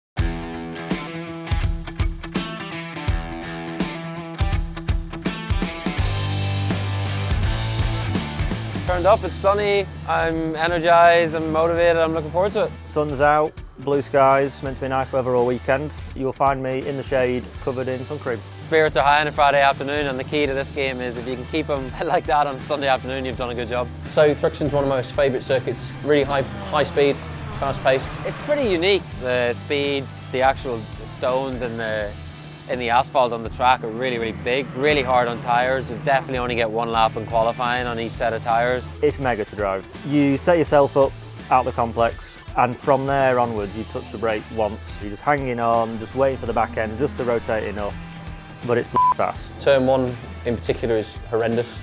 I'm convinced it can be done flat. I've never done it flat yet. Everything's like that, out the back at Church, Goodwood. You've just got to commit, it's high speed. Track limits are self-policing around here. If you make a mistake, you pay the price. You are just hanging the car out there all the time. It's mega, love it.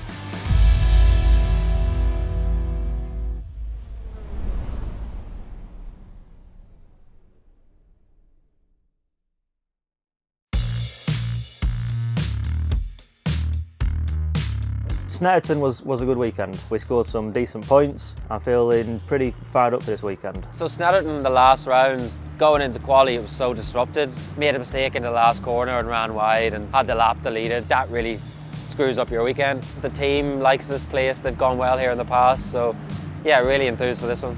Snetterton, we got some good points on the board. I think we're on form. I've got the most comments I've had all year. We've got a really good engine. The chassis at the minute is on point. You know, the results so far this season spoke for themselves. So yeah, we're in a good place.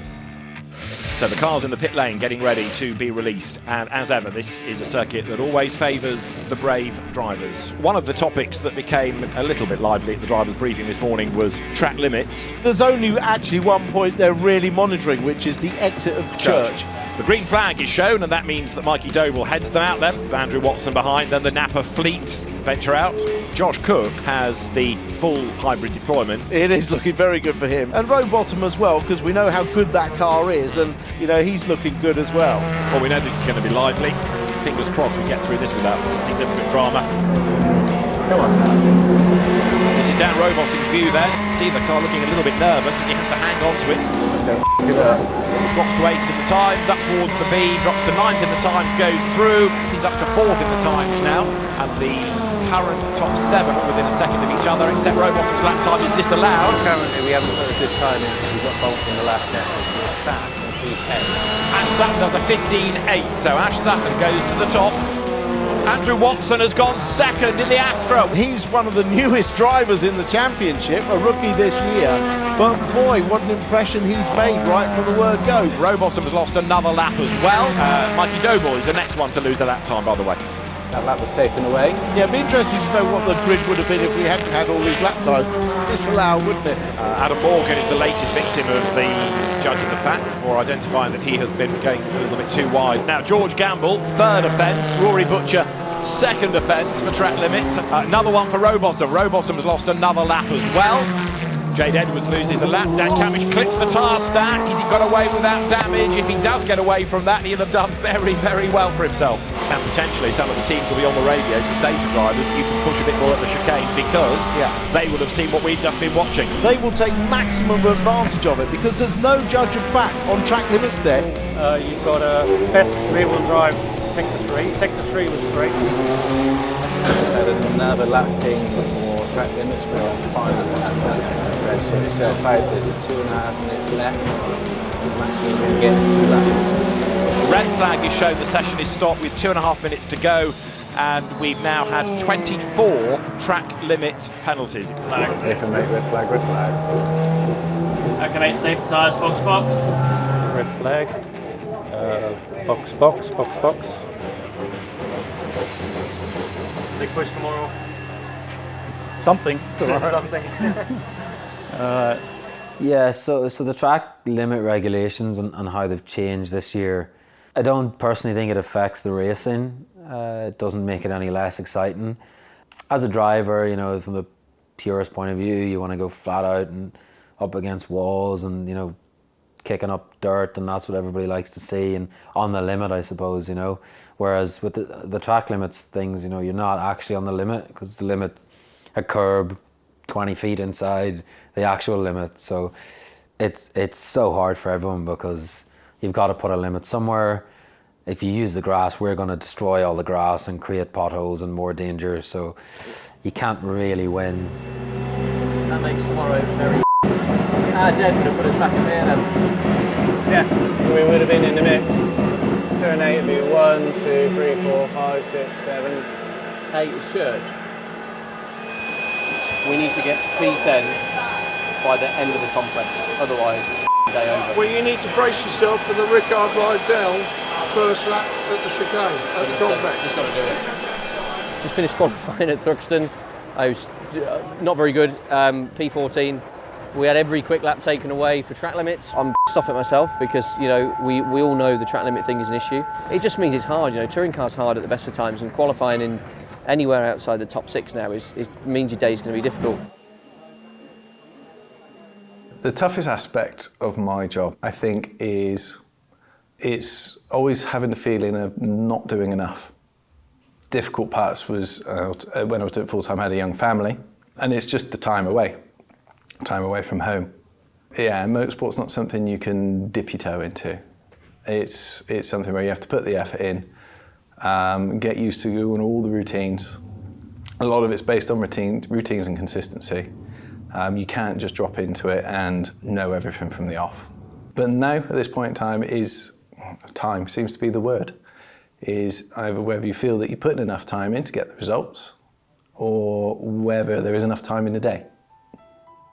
And we are all set to go then here at Thruxton. It is a very hot and sunny Thruxton. Race 1 of 3 coming up, 16 laps, and in the paddock, Tim, people are saying who's going to be second. It's a very hot day. Obviously, we've seen tyre issues in the past on hot days around here. Everyone on the hard tyre, which if they manage their tyres and the teams have set the car up in a conservative manner, then they can survive. Big disappointment for Andrew Watson, of course. That car missing from the grid now after doing a hub on its way to the grid. Well, if he's not on the lead lap, he's out of it as far as points are concerned. Bonnet, get bonnet prop. We're almost set to go racing. The last few cars will come out of the chicane and line up. There you can see Jade Edwards Cupra out of the Team Hard stable from the Accelerate squad. Ash Sutton is on pole position. The lights go red. And it is blast off now with a good getaway made by Cook. Ingram moves across to try to cover the line. Andrew Watson is going to lead from the pit lane on that lead lap. So great work by the team as Jake Hill goes round the outside to try to bag 4th. This is Rowbottom's view as he chases after the BMW of Adam Morgan coming up towards Church for the first time. And 1 or 2 go wide, including Morgan, and that brings Rowbottom up alongside him. Oh, for f***'s sake. Robo with a good race car seemingly today, so he's making progress into the top 10. This is his view. That's Aaron Taylor-Smith just up the road ahead. Well, we've seen Rowbottom do this round the outside before. It's a terrific overtaking place if you can do it, and he does it beautifully. Dan Rowbottom's on the attack again. Look, gains another place, goes ahead of Mikey Doble.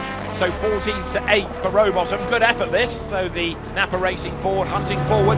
Someone slowing down, Rowbottom's out. Rowbottom on the inside. Has he got a problem? He has, because look, the car has slowed and they've come streaming past him. Rowbottom's got a problem. Oh, that's a shame. He had a great race going there. Well, I was taking a sneaky look out the window to see what the issue was. They changed the left front wheel, which is the tyre that gets the most abuse round here on a front-wheel drive car, so in and out with a new front left on. Now Ricky Collard comes up in the Toyota to have a go at Adam Morgan. Look at this, absolutely toe-to-toe. The Toyota on the inside goes through. Great move. Sake, Adam. This is Collard making another good move round the outside of Mikey Doble, except not good enough because he ran out of road and had to skip the chicane. Collard will have to give that place back, so I'm sure you're there to... Collard has given the place back to Doble by the look of it, but has also fallen behind Adam Morgan, so he's got to do that all over again. Andrew Watson, by the way, after his pit lane start, up into 18th place. Good battle on here, look, Mikey Doble, Adam Morgan, the Vauxhall just hangs on to the place, but through on the inside at Noble goes Morgan, goes through into 8th place. Just hang on there, hang in there, hang in there. Something's going to give here, hasn't it? The race leader is on his last lap, Ash Sutton. All of this is for 8th place and back, and all of a sudden now, look, Bobby Thompson gets into the mix as well. There's Tom Chilton at the back. Adam Morgan's got a problem and has dropped place after place after place. Oh, for f***'s sake. Ash Sutton wins. Race 1 at Thruxton, wins in style. Cook 3rd, Hill 4th, Camish taking 5th, Turkington 6th, Butcher 7th, Doble 8th, 9th across the line, Taylor Smith, 10th Thompson, down to 11th Collard, 12th Chilton, 13th Morgan, 14th Moffat, 15th Ronan Pearson. Speechless.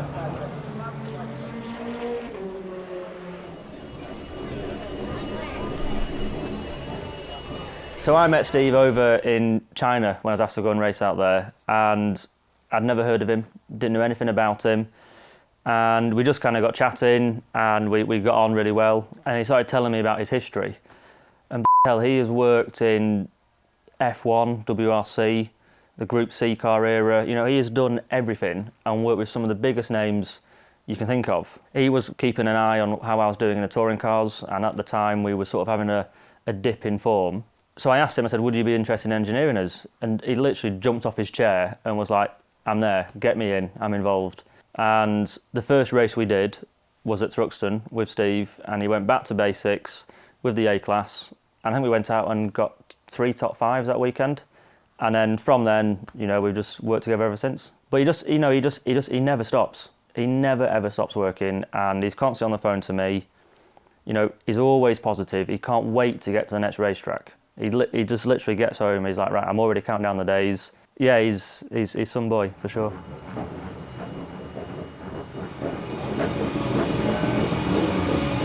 Good job, lads. Well done. All right.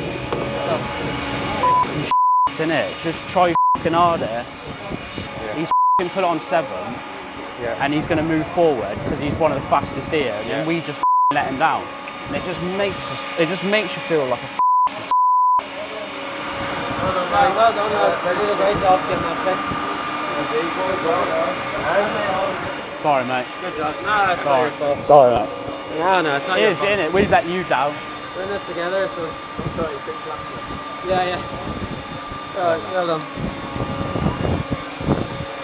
Not a great start. Obviously, done a lot of the hard work yesterday, getting ourselves up, you know, well into the top 10. We were 7th, really confident. And as soon as I came out of the pit lane and latched off the limiter, I knew there was a problem with the clutch of the drive shaft. The team had a look on the grid, and they figured out it was kind of drive shaft related. So I think it's incredible that they fixed that issue and got us back out. Like literally, we didn't have a second to spare. As soon as the wheel went on, dropped, you know, I drove out in the pit limiter and didn't even have to stop for a second. I just went after the pack, pick ourselves up, dust it off, and yeah, keep pushing. My responsibilities are to look after that one car. I build it in the workshop. I built it at the beginning of the year. Anything that goes wrong with it is me. Everything that goes right with it is me. You see your car, I think it was 6th or 7th. Done solid job in quali, getting that car in 7th. Even if it was Aaron or Mikey, it was a very good qualifying for the team. Luckily it was just my car, but then she had a bit of a meltdown on the way to the grid and broke, so we had to replace a complete upright in the pit lane. Got it bolted together, wired up, and then he went out and he started from the pit lane and then made his way through the pack. But the problem is when the cars you're fighting with in P7, halfway around the track already, you're never catching them. And that was probably when my car crew knew that I was pissed, properly pissed, because I told them, I said, I did tell him that we've cost him something here. The whole team come together, made sure that car went, like we weren't missing that race. So we were running around, sweating, making sure he was going. He was thankful, he thanked us over the radio, going out the pit lane. That's all he want. As long as that's what you get your thanks, then it's down to him to do the rest then. It's very easy to pull it off the grid and just say, bollocks to it, let's just leave it. But we're not wired like that. We're wired like mentalists. If your car's there, your car's racing. It needs to race, it needs to be on that grid. Like, pit lane opens in 5 minutes, just work faster. That's it. Have you got all your bits of the grid done? I'm just going to sort out my grid box and we'll be good to go. It has been a hard season, not getting the results we were quite aiming for, but we're just going to keep chipping away and hopefully get some results. I mean, working for West Surrey, ultimately you do have quite the reputation to try and keep up, and we try our hardest to make sure it stays. It's not always easy. We're trying to win the manufacturers again, and it's quite the fight. Not bad, could be better.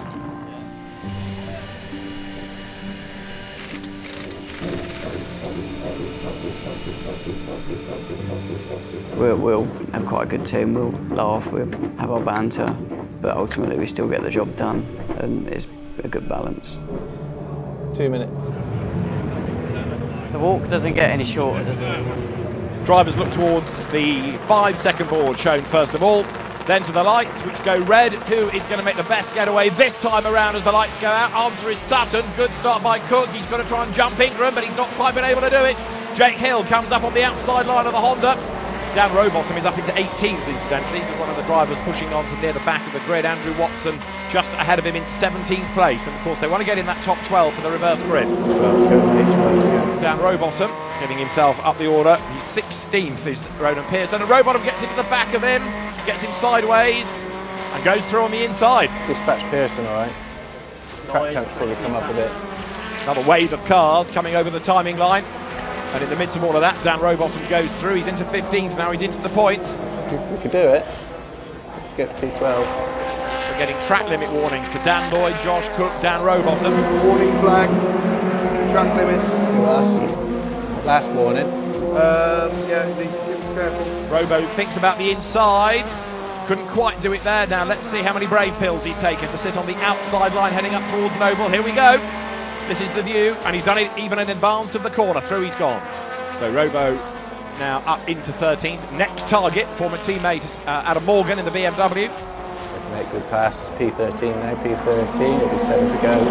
Dan Rowbottom, I said, was closing on Adam Morgan and goes through. So Rowbottom's going to be 11th potentially. Okay, mate. Good job. Good job. Let's see if we can get Knockhill from the last time. That's the six-pack for Ash Sutton as he comes across the line to win at Thruxton. Tom Ingram is second. Dan Rowbottom 11th from 24th on the grid. That ain't bad. Well done. Thank you, crew. Thank you very much. It wasn't too shabby a show, that race, was it? That was all right. That was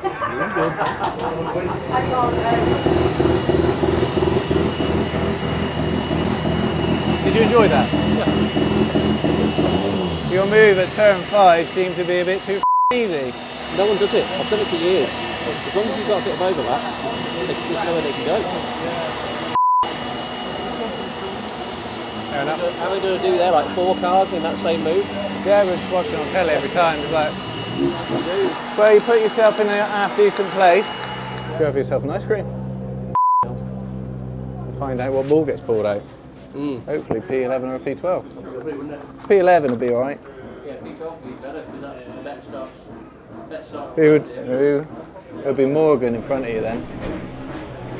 Yeah, so race 2 we finished up in P12. We had some good pace, but unfortunately with the nature of Thruxton we just couldn't make our way forward through the grid. But as with the unpredictability of touring cars, we've managed to get the reverse grid draw and we're starting on pole for race 3. So front wheel drive are normally pretty quick, they're stronger than rear wheel drives early on, they can generate more temperature. So as long as I get a good start, you know, hold those guys off, I think we've got the pace in open air to pull away from them. There's obviously the quicker guys behind us, but hopefully by the time they're sort of through the pack, if you will, we'll be down the road. We just started 24th and then we've ended up P11. Managed to do Adam on the last lap, as it turns out it was a mistake because they drew ball 12 for pole in race 3, but it's all right, they're both on the front row. So it's a bit of redemption after not a very good race 1. We managed to pick up a few points, and then race 3 starting there. Hopefully we've got to go for a win. We've not had a win all year, so that's the plan. Adam's on pole. We go back a long way. We're good mates. Adam's not always easy to pass, but he was in that last one. So see what happens, eh? Did you lose at golf the other day? I never lose at golf, unlike you at racing. That's not what happens at golf. We'll get a quick beer. Are you having an Amigo? Don't say that, it's George Gamble's sponsor. Keep that quiet. Oh, yeah. Been up to much today? Pool or snooker? Or TT even? Pool. Are you going to come to a race this year and support your big brother or not? I'd rather watch paint dry. Do you know, honestly, I don't know if I should be saying unnecessary, this aggression. Because I follow racing, but not Adam's racing. No, I was always rugby and golf growing up. It's very annoying because we play golf a lot. He's one of those guys who goes to the tee, stands up, laughing, hits a perfect shot down the fairway, carries on laughing, and he's like, oh, that was all right. And I'm like, oh, Jesus Christ, if only I could do that. You try? I do, I have a go. Maybe you should smile in your race car more.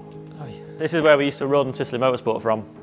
So upstairs now, so those shelves over there, they used to come all the way out to about here, and it was just full of bits that we used to use on the touring cars, old bits that we don't use anymore. And then when we sold the team, we had this great space up here, which we thought turned into a bit of a fun zone. I don't know, a bit of a pad just to chill out in. We all use it to get away from the kids. Don't tell the missus. No, we get involved with each other's sports and stuff. It's I've go-karted with Adam a few times. You weren't made for karting, were you? I nearly beat you. You didn't. You've always just been rugby, haven't you? Yeah, but I tried out that car that you had and I put it in a tree, didn't I? Oh, the old Caterham. Yeah. I did a few laps and got sleepy. So basically, we must have only been, what, 7? Maybe, no, younger than that. Younger than that, yeah. 4 or 5 years old. And my granddad bought this mini Caterham, petrol-powered Caterham, which was epic. And Sam was doing laps around the house and fell asleep at the wheel, crashed into a tree. So the Caterham was like this, with Sam genuinely asleep at the wheel after a shunt. I've been focusing on the apexes. Still flat out asleep. So we realised early on he didn't have the mental capacity for that. That's really annoying. Game.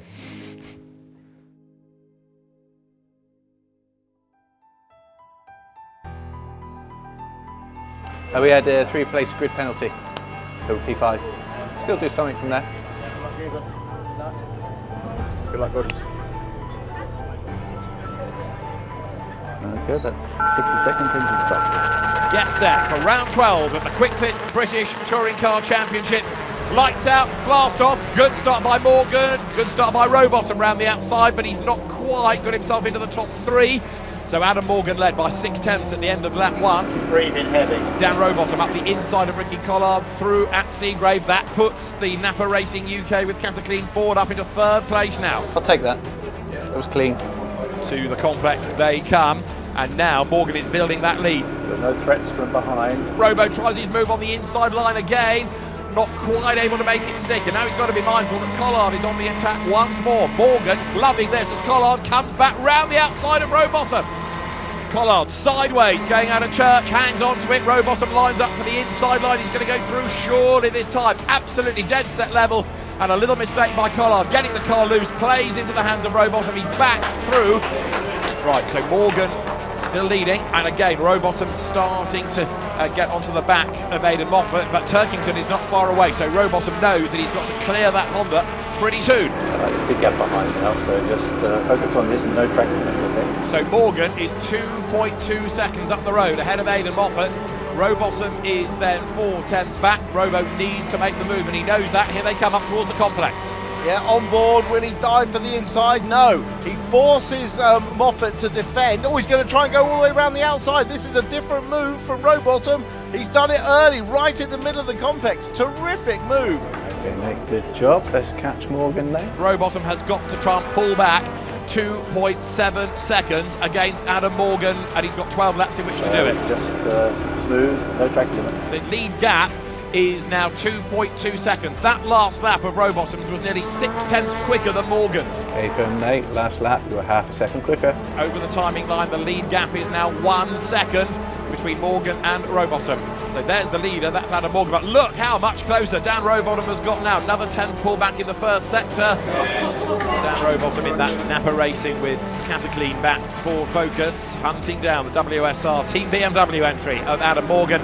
We have a track limit warning. no track limits from now on, okay? Not quite close enough yet, but another lap and he may well be. Although the BMW gets a good traction, good squirt off the corner, you can see the closing speed of Rowbottom on the brakes. And they are almost together as they arrive at the complex. He's not going to be able to challenge here on this lap, but next time, if he's not already got through at the chicane, he might well be able so to do. 0.4 of a second when they started this lap. It is game on for the race lead. Here we go though, side by side. He's down the inside into Church, and Rowbottom's found a way through. He's done it. Dan Rowbottom leads then in round 12 of the championship. Adam Morgan powerless to stop him. So half a lap to go, and Dan Rowbottom, who started race 2 from 24th on the grid, leads on this last lap. That's quite a recovery. The pit wall is absolutely covered with Napa Racing UK engineers who are going to cheer him home. So Dan Rowbottom is about to win round 12. Checkered flag at the ready. Rowbottom wins at Thruxton. Dan Rowbottom is the race winner, and that is a hugely important result to Dan Rowbottom.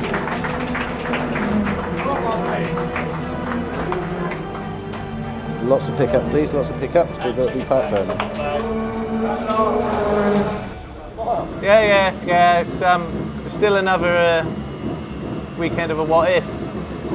What if we didn't get a puncture? What if we didn't get, screw ourselves over in qualifying and get P14? But it's good for the team. This one's been a long one coming. Buddy. Well done, Aaron. Well done. Is winning important to me? There's very few people who win. So there's a lot of people who, if winning was the only objective, then there's a lot of people wasting their time, aren't they, really? So, like, between Adam and I, we know if we've done a good job in a certain weekend. It may not have been a win, but we know that we might have had to overcome this or X, Y, Z. And I think you can come away from a weekend and say, actually, no, we did a good job, and that gives us the satisfaction. We just try to do our best. So this weekend has just finished quite nicely, to be fair. We finished on the podium. It's not the top step, it's P2, unfortunately, but up until that point we were having a relatively mediocre weekend. We had good pace. I think we had pace to be running inside the top 8, but touring cars being touring cars, every now and then your luck can change, and they pick out number 12 out of the ball pit, and I'm on pole. So a nice way to finish. Bit annoying that my fellow on the limit comrade beat me. I'll have to get him back at some point, but no, it was all good. We're happy with P2. Well, we've ended up with an incredible finish up here at Thruxton. I didn't think that was going to happen at the start of the day, to be honest. It was a nightmare. We qualified horrendously yesterday, due to me just being a bit of a really, taking the mick out of track limits. Yes, so then we had a puncture in race 1, or a tyre blowout, one or the other. Started race 2 from the back, P24, through to P11, got the reverse grid, had a penalty, so I had to drop back down to P5 on the grid, but the penalty was fair and justified. And then we won that race quite convincingly, so the pace in the car's been mega all weekend. Team done a great job. The start was good actually. I think we jumped Taylor Smith off the line, and we just had to hunt people down, So we did. I think we did Ricky going through the complex. Case of chasing Aidan. Aidan put up a good battle actually for a couple of laps. It was fine. And then once we were in clean air and I could see Adam, that was it. It was head down. We had a win many moons ago now, back in 2021. Last year was really dry for wins. Just didn't have a good year. So to get a win in round 4, it would have been great at round 1. But we've done it. First win in Napa Racing UK, and here's to many more. Now she's more interested in the trophy, aren't you, mate, than you normally are. So there you go. Great day.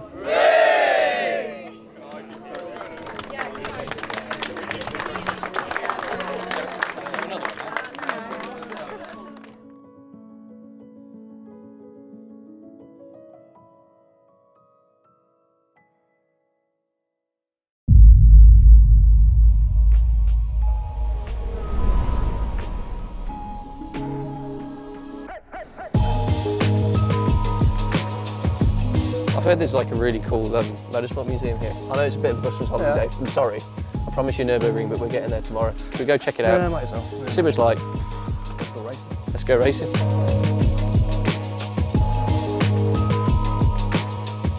Come on, holiday mate, I found a touring car. Can't get away from them. Super Tourer that. Proper one, proper job. There's 2 calipers on the front of that bad boy. What was the idea behind that then? I reckon it was to stop better. What do you reckon? You reckon? Yeah. I suppose it would have that effect. Lockers, like centre locking wheels on it, which is quite cool. They always had aero on them, like looking at that front bumper. Yeah. They were quick, weren't they? I think, because obviously what were they, like 9, it says on there, The 975 kilo, that's pretty light. Easy to push on down the pit lane. What are we now, 1300? 1300, yeah. Fat boys. Yep. That's just for you, isn't it? Shame we missed that era. Yeah. Yeah, well.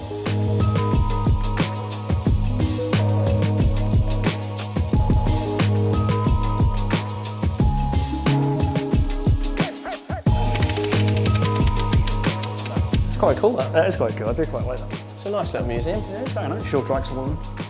I like it. Do you reckon it is show tracks? Yeah, it's a proper job, that. I always get a bit giddy when I see an F40. Yeah, a bit I mean, special, that is the car. Yeah, pretty special. Pretty trick. How much is that worth now? I don't know. Do you remember when we were at Dynamics, Matt had that one in there and they reckoned it was worth 1.3 or something Yeah, like that? yeah. But that one was apparently ropey, so Yeah. I don't know what a good one's worth. Proper bit of kit. It's nice. Yeah. One day. This will sit on a wish list, I reckon. One day. For a while.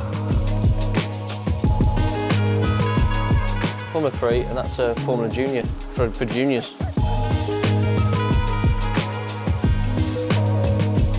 Oh look, it's got the old track map here. Oh yeah, explain it to me again. I didn't understand it when we were driving through it. So basically, you know where the hairpin is now? Yeah. They used to go straight on down there, a bit further, big right, Yeah. through what is now Eau Rouge, Yeah. I believe, where they now turn right at the top of the hill. I don't know what the top of the hill's called.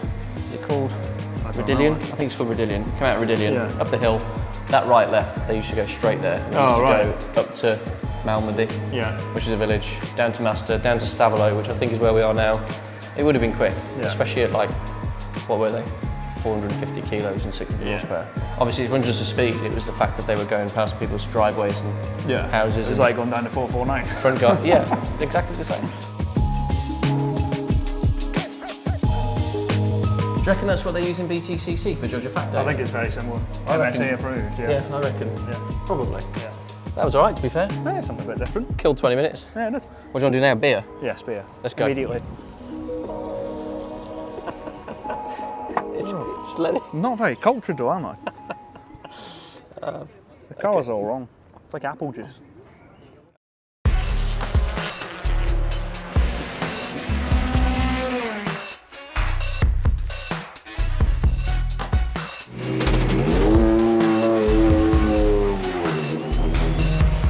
Golden Park circuit is bloody terrifying, to be honest with you. It's super quick out the back, it's very old, so there's not a lot of runoff. I'm just looking down the line here at turn 1 and it's, yeah, it haunts me because you have to be really, really committed. There's nothing better than when you get it right, but you get it wrong more often than you get it right. So, yeah, it's a tough one to crack this circuit.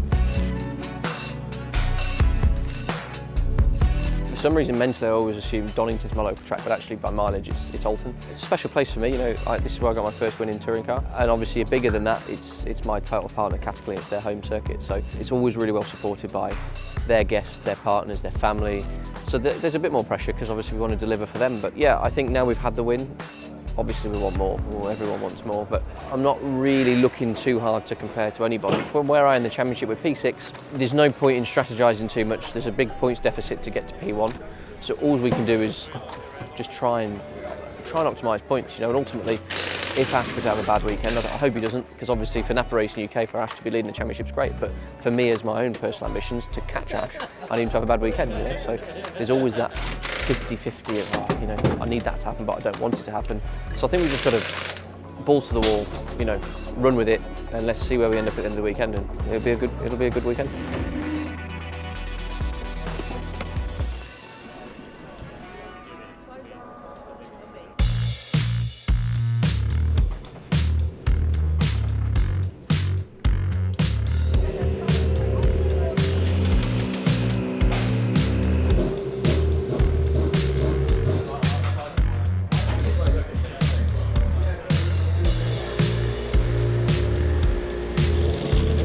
So we are ready to go racing, and one of those drivers looking forward to this race is Aaron Taylor-Smith, who had a good run yesterday, 8th on the grid. I feel like we've a bit of a crack at this, so going into it confident to see what we can achieve. Look, I have nothing to lose. The people of Bahrain have a championship to contend for. One thing for sure, I'll put on a show. In Turkington, a man to watch because he was excluded from qualifying yesterday after insufficient fuel was left of the car for sampling, put to the back of the grid, and he has got to make progress. And a great start by Jake Hill's rear wheel drive BMW to grab the lead ahead of Ash Sutton. Massively good start from Jake. That's going to have to be a wide car to keep Ash Sutton's Ford Focus at bay. Ingram's looking up the inside of Camish. Look, the second of the Napa Racing cars, and Ingram's done it. It's down the inside into Old Hall. Sutton has a full dive through Denton's. They clash at Cascades. Sutton is on the outside line. He gets run out wide. So basically, everyone in front of us is now on a track limit. Well, it's not helping us because we're not going very quick, unfortunately. Not really touched on Turkington yet, but he's made good progress. Turkington has gained 10 places, started 27th, he's now in 17th, and he's on the tail of Aidan Moffat, who is on the harder tyre, and he's alongside in the BMW, Colin Turkington, right round the outside into Cascades. Job done. Stephen Jelly, a winner here last year. Great view as they come down towards his locks, and Stephen Jelly goes round the outside of his teammate Adam Morgan, and he goes through them. Fair and square? Good, I hope so. Don't want to fall out. Well, I don't, yeah. It'd have to be pretty serious. 6 left. Come on now. Looking back from Tom Chilton's Hyundai, Turkington now 15th in the points. Down towards Lodge Corner, Turkington goes to the inside line. There's a gap and there's a place, and he made that look easy. You've got Aaron Taylor-Smith ahead of the Stephen Jelly, Adam Morgan battle. The BMWs are still at it. They're still side by side, and Morgan's gone back through on the inside line. Right, come on now. Really pushing now. Muddy front to Adam Morgan's car, and he gets almost into the back of Aaron Taylor-Smith. Hello, he says, I'm here, gives him a knock and sends him a little bit wide. Morgan goes through, they rub again. There was a little push, wasn't there? There was a little push on the brakes. Aaron Taylor-Smith, dare one say, is the cork in the bottle, and he's got a whole gaggle of cars queued up behind him. Taylor-Smith making a light car again. Yeah. Give him credit, he's very good at defending. Look, they're side by side at the hall, and they touch, the teammates clash, but Turkington is out wide, but he's gone round the outside to gain the place. Cole's about 3/10 faster. Dan Rowbottom is the driver ahead. We're trying to catch, and Rowbottom has struggled a little bit in this race. He was 11th on the grid, but he's now 12th, and was actually lower than that early on. And I just look at the right front of the car, wonder whether he's picked up a bit of damage. Did we see where we went backwards?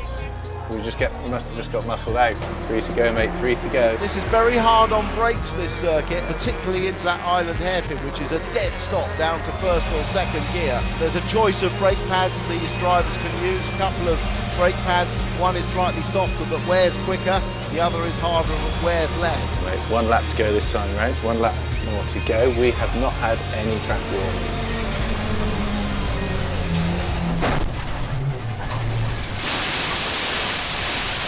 And that's Aaron Taylor-Smith, by the look of it, off the road, and that's a Druids, and I wonder whether that is brakes. So he's ahead of Dan Rowbottom, and it's Rowbottom that closes and goes for a gap on the inside and clatters into the Vauxhall, but I wonder if Rowbottom had a problem. That's a huge jump, so I do think that could be brakes. I mentioned it just now on his car. There is Rowbottom, who's got a tyre off the rim, certainly. Aaron Taylor-Smith is okay, that's the good news. The closing speed was huge. You're right, it could have been a problem for Rowbottom. Either one of them didn't have brakes.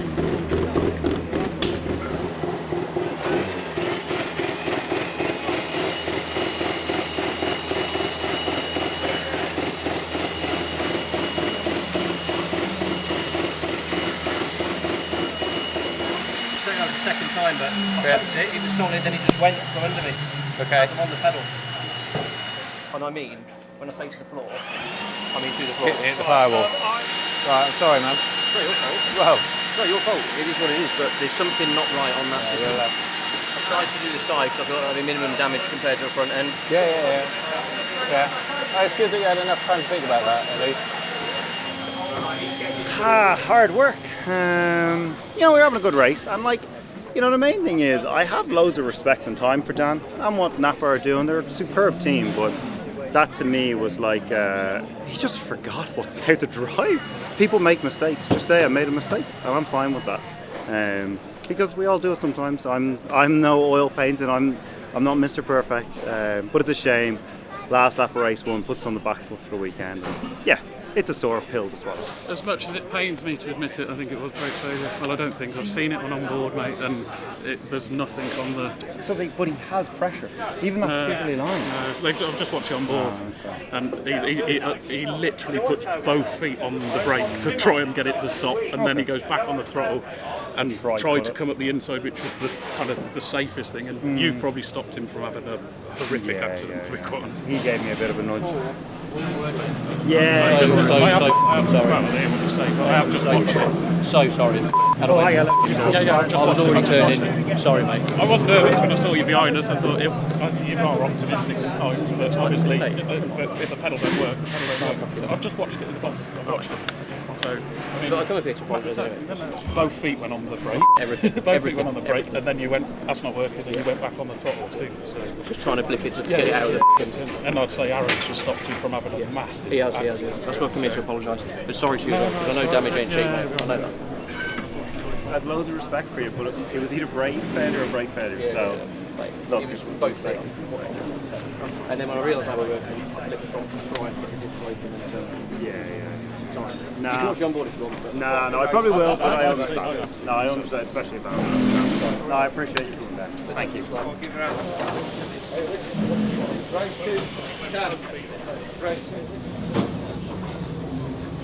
Yeah, I mean, we've been struggling all weekend with brake fade, and we ended up having to pump the pedal. We get something called pad knock, quite bad here because of the curves. It was where the disc pushes the pad back into the caliper. And that lap there hit the brake pedal, it went to the floor. And, you know, I'd already committed to the corner. I tried to turn out of it, but unfortunately collected Aaron, you know, and I hate accidents like that because it's not, you know, we weren't even racing for position. Aaron had turned in, I'd turned in and collected him. So yeah, loads of damage. We'll start the next race in the back. There's 2 or 3 problems. We're limited on brakes this year. Typically we'd run a lot more sets of discs here than we are. That's a rule that some of the teams brought in, so they thought it was a great idea, but I suggest that team, one of those teams that brought it in, might be thinking differently now. Or one of the teams that pushed for it, I should say. But yeah, I mean, it is what it is. It's a multitude of things. Alton Park's very heavy on brakes. We have exactly the same problem at Donington GP. It's difficult now, isn't it? Because like at Thruxton, we were in a similar position starting race 2 from the back. We got through to reverse grid and won race 3, but we have to run a hard tyre at some point during this day. If I was a big gambling man, I would put the hard on now and hope it doesn't rain for 3. But if it does rain for 3, I've wasted an opportunity in 2. So just got to have a bit of a strategy, I think. I can't reinvent the wheel for an hour and a half. That's just trying to go through, yeah. I just don't understand why the other cars have another problem. I mean, it can't be me, can it? I mean, you know, what can I be doing slightly different? We're talking percentages difference, aren't we? Yeah. We need to look very careful at the weather. If it isn't going to rain, we run the hard time now. I don't have a special view. I'm just being devil's advocate. Yeah. If it gets to reverse grid again. And I think there's a reasonable chance it's going to rain for race 3, but that is a... Let's worry about that in a minute. Yeah, with a short answer, we need to make sure the brakes last the race first. We need to worry about that. Yeah.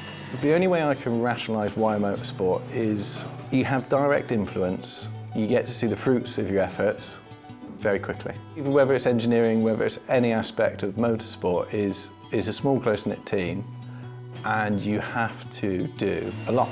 And you've got a lot of responsibility, even down to the tyre guys. If you don't have a good tyre guy, if the tyres aren't right, you can't perform. So everything that you do has to be right, and if it's not right, you definitely find out quickly. We have stumbled upon a very rare beast. We're going to overtake it now. What is it, Dave? Audi Quattro. Very, very, very cool vehicle. Look at that. You won't see it with my terrible camera skills. He actually looks very cool. Oh, I've just got the back 6 now. I think 43 kilometres will get us in. Yeah. Yeah, but the thing is, it now says 42 and we're definitely not covering a kilometre. I feel it would be quite funny if we ran out of fuel. It's gone out, we're making fuel. Don't worry. Major drama on the road trip so far. How disappointing.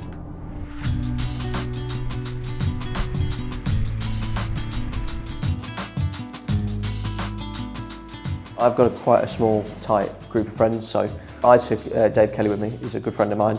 We got to know each other from my time at Dynamics. Really good hand on a touring car. He knows his way around them. Very, very talented. This year, in 2023, was Ingram's #1. I don't know what shoes I'm going to wear. You've got 4 pairs to choose from, so. Only 3, actually. Oh. I didn't. You had 4? No, but these, and these. Got a bit of aftershave as well. We're quids in here, Dave. A bit civilised for us. This is a bit nice. Could check that view out.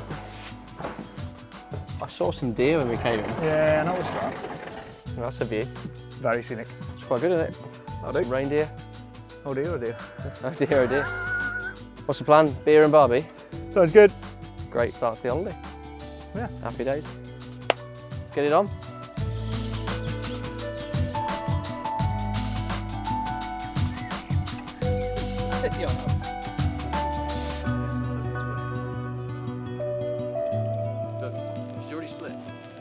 That's like back to the conversation. Oh, looks good, Dave. Yeah, it does. That was me, that was. We've had a nice romantic dinner anyway. We have, it was very nice. Another ring tomorrow, quite excited. Didn't believe you could barbecue, but here we are. It's pretty good. Still standing at the minute. Only time will tell in the morning if you've got, you know. I'll let you know. If you... you'll be the first to know. Thanks. Been up to anything recently, or...? It's busy. Yeah. Busy year. British touring cars. Touring car. Same Same as as you, saying. Yeah. Tom Ingram, very demanding. So what's the difference then, like now you're working with Tom, compared to how we work together? It's just different team. Yeah. Quite fortunate to have a very good car crew. Yeah. Obviously, Tom, very talented. Spencer. The problem is with Tom Ingram, right? He's one of those people I'd love to hate, but I actually really like him. Yeah, I know what you mean. So obviously we departed ways. Yeah. Dynamics. Well, you didn't leave and that I went and done my own thing for a year. GT or whatever. Yeah, it didn't work out. Yeah. AO. How was it? Napa. It's amazing, to be honest. Like the whole, you know, as you know, like for me, it's been actually quite hard to be on the grid commercially. You have to make sure you get the sponsorship and the money, and obviously, you know, for me to be able to, how do I put it? For me to be able to stay on the grid, I've got to keep sponsors happy. So the move to Napa actually was dictated by the sponsor this time. Yeah. So it was quite good in the sense of I was able to just sort of, you guys do what you want to do. Yeah. And yeah, it's been brilliant. I mean, the support's amazing. You know, you've seen all the Napa challenges we do. Yeah. It's a good crack, and It's a obviously good bunch of lads. Like, great bunch of lads. Been around for a long time. Yeah, and obviously you've inherited Craigo. Yeah, which is great. I mean, obviously, you know, I think it'll be interesting to see how that dynamic changes, because obviously Brent's been such a big part of Ash's career. Won all their championships together. So Craig's walking into some big shoes, but Craig's good, isn't he? You know, he's good. He's very good. He's always been mega. Very good. He'll do a great job. It's a bit bizarre at Alton walking off the grid. Yeah, I can imagine. You know, like walking off in different colours. Yeah. And it was very bizarre. Yeah, absolutely.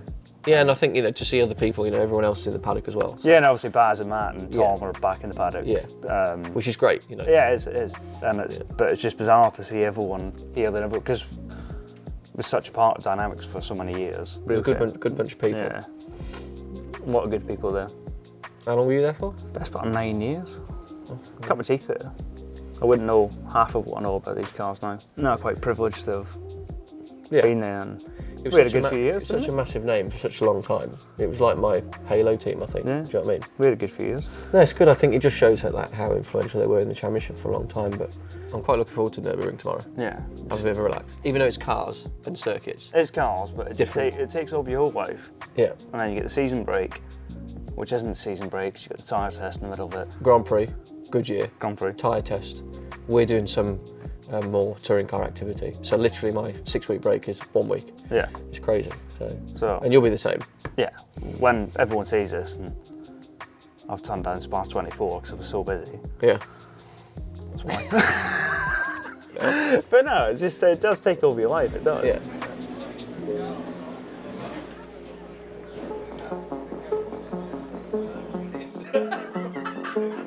So we've pulled pole for race 3, so we've got to now use the hard tyres because we've used soft tyres for the first 2 races. So it's going to be a bit of a juggle. You know, we haven't used them yet, so we got a bit of data when we tried them at Snetterton. We'll just give it a go. You know, I'm determined to get a good start, get off the line, pretty boring, clear off, and hopefully wave to everyone as I clear off into the distance.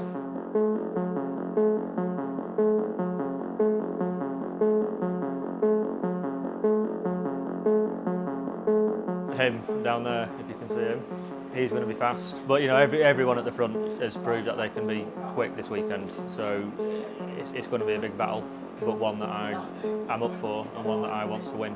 If it were to rain, it will probably rain hard, quickly and hard. But just box when you need the box, you say. With that little red dot. This only gives you up to the latest. It doesn't predict. Tell you what, should we go and look at the sky? Let's do that. Look, the wind's not picked up. No. So it's not coming now. So I think it'll be light if it does turn up.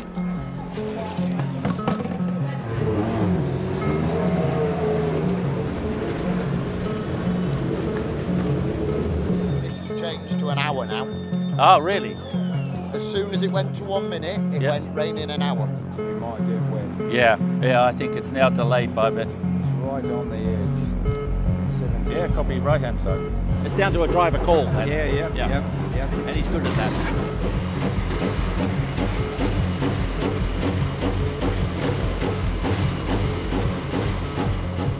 feel that it could happen. It's got the smell. It's got the smell. The humidity has been building.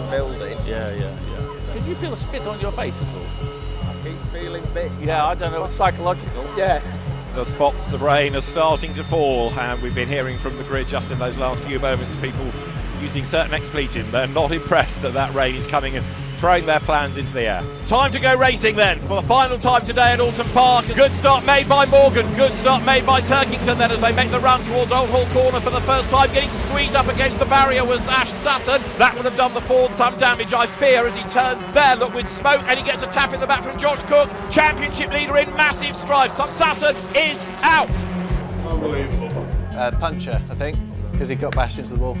Coming over at him is Ingram, and bang, there's the touch with the wall. That's a bit cheeky. And Ash Sutton does something he doesn't do very often, trudge back to the pit lane. Okay, Adam, safety car will come in at the end of this lap. We'll try not to get ourselves tangled with each other. Turkington wants the lead away from Morgan, doesn't he? He must feel he can be quicker, but at the moment he's stuck behind his teammates. Turkington behind you has 4 laps of hybrid. Hill behind him has 1 lap of hybrid. Turkington round the outside. Will he go all the way round the outside? He's trying. Dick Bennett will be having kittens about this, the team owner, but Turkington has done it. He's got the lead, but Morgan needs to stay where he is on the inside line and trying to break late and get the lead back, which he will try to do. Turkington locks up. He's on the outside line. Now the road comes to Turkington, so does the race lead. And Hill, great opportunistic move, follows him through. 4 tenths faster than Ingram. Gap 0.6. Championship standings are going to be intriguing come the end of this, aren't they? Robotham on soft has got a bit stuck as well, which is what I was suggesting in race 2, that with all of these cars on the hard tyre around, where do you make the move? There isn't the disparity between them. There he is, he gets past 1, and he gets past 2, does he? Yep, elbows out. Hold my pint, I'm coming through, says Dan Robotham. Don't forget, Colin started the day last on the grid for race 1. Here, at the end of the day, he's leading the final race. That gap hasn't closed down. Turkington has got this one under control. Robotham comes up to have a go at the traffic. He's cleared Chilton, as you see, and now at the inside of Gamble. That puts Robo 10th. I love Dan Robotham's overtaking moves. He pulls some great moves, using his soft tyres to great advantage there. Yeah, I think he's starting to pull away now. He's got a bit of a gap. Up the inside of Ricky Collard goes Robotham. We could do the fastest lap if you can get it, please.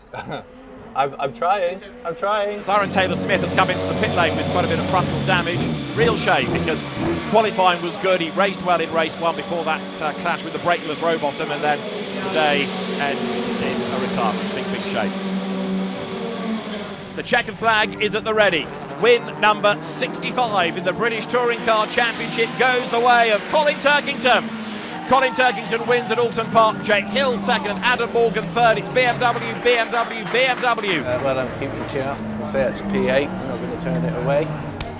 Thank you. He did a good job. He did. He kept Ingram there as Yeah. well, and then he gapped him.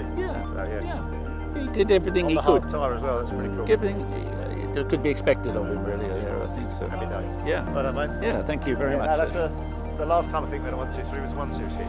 Oh, He was wow. here, Okay. yeah, That's nice to be part of that. We raced well today, so I'm very pleased for him on that count. So this weekend has been pretty good for us, to be fair. An 8th, a 7th, and a P3. So that's a good haul of points in anybody's book.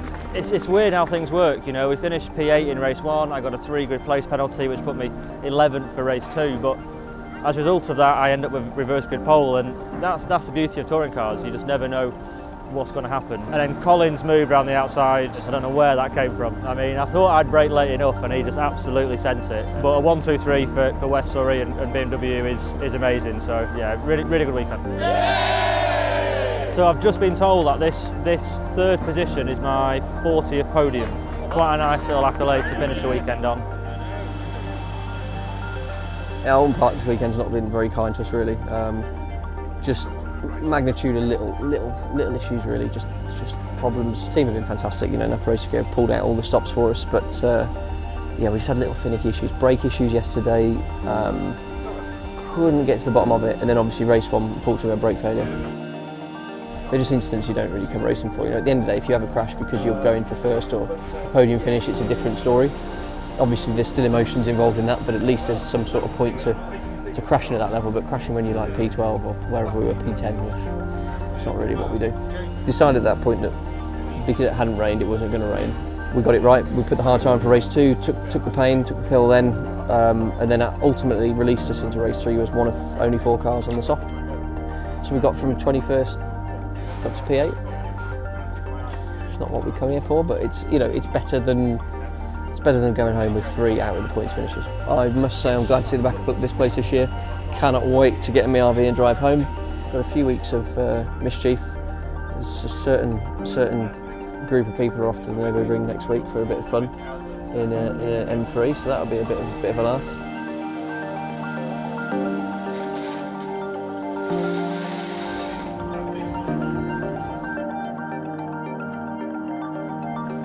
Dave, come on. Dave, come on. Look at the scenery.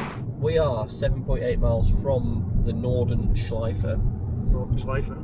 Which means North Loop or North Ring, I believe. The roads are just something else. The roads are something else. Stayed in that hotel. You stayed in this hotel? Yeah. It looks like a great hotel. Yeah. But you should probably get some motion lotion. 15th fuel stop of... We have burned some petrol, but my theory is we're burning it so you don't have to. Yeah, it's true.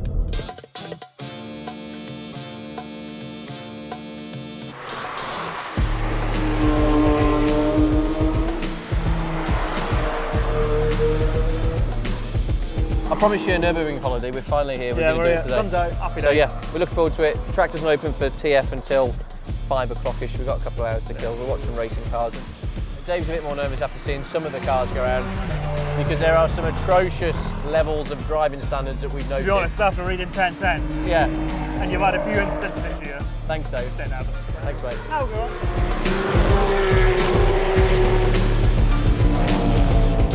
Oh, this guy's committed. Oh, look at that. Oh my goodness. He used all the runoff and more.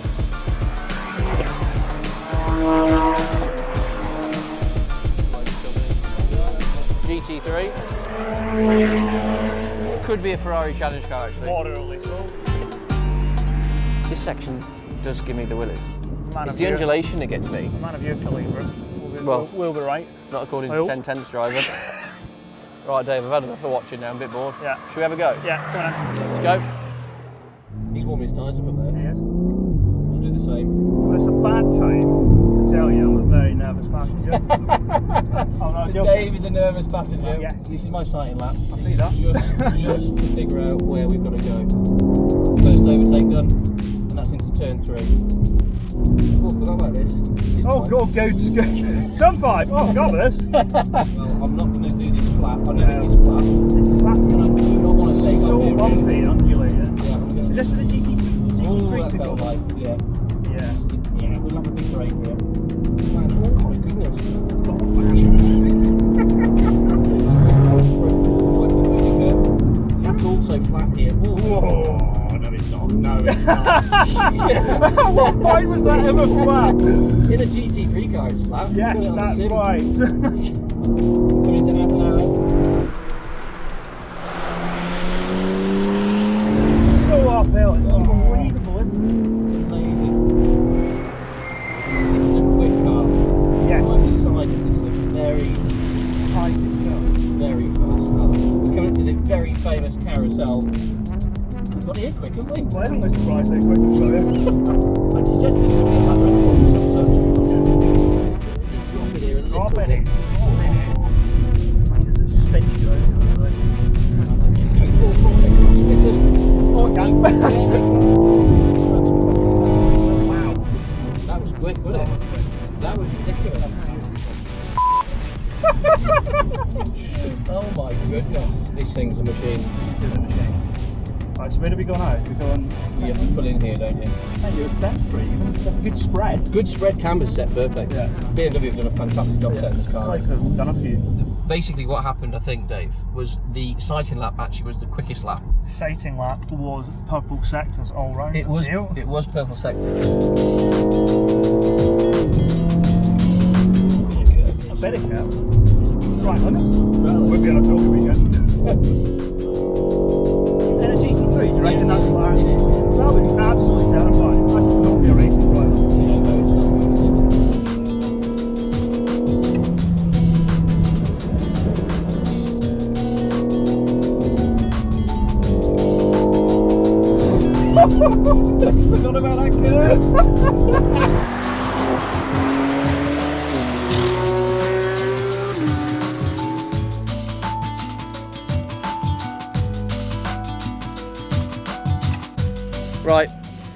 sign the video off and sign that road trip off, we were going to treat the car to a very, very, very rare Nürburgring sticker.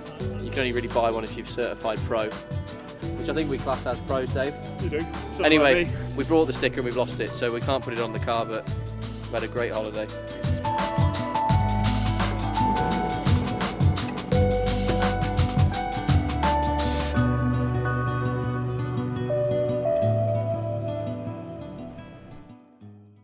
You want me to sign that? Here? Or here? You've been there somewhere, won't you? There we go. Okay, thank you very All much. right, see ya. Yeah, we've had our first incident of the weekend. The train broke down, did a sort of action film style run across the platform, jumped on another one. We've had 6 weeks off now. We went to British Grand Prix at Silverstone, which was great fun. The weekend after that was Spa 24 hours, and then we had the tyre test and Goodwood Festival of Speed as well in between. Yeah, it's good to be back racing for a break. I got this thing done. I got married, apparently, which was a mega day, to be fair. Got absolutely levered. And then I had a 3-day mini moon, which I want to class as my honeymoon. So if she thinks she's getting another one, she's out of luck. When we had the team, our own team, Sicily Motorsport, those 6 weeks went like that. Now we haven't got the team. That 6 weeks has taken forever. It seems to have been a long break, but yeah, so I'm ready to be back and itching to get out there tomorrow. Me and a few mates went over to the Nürburgring. We had a great time. It was good fun. Although the rear tyres on the BMW wouldn't agree with you. Me and my wife and my daughter, we had a little family holiday in Cornwall with the dog. That was great. Goodwood, we did some work with Napa Racing UK after their Anglesey last week, and then we've come straight here. So actually, it hasn't been much of a break. I'm eager to get going because we refocus now. We're focused on the job in hand, which is obviously trying to win in British Touring Car.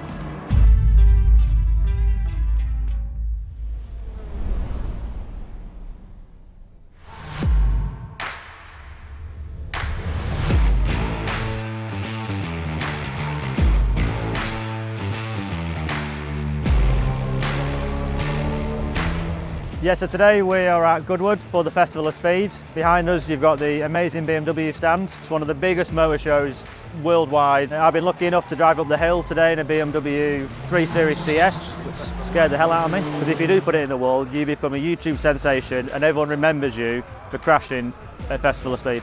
And apart from that, I'm just sat here in the sun, getting sunburned, having a nice time.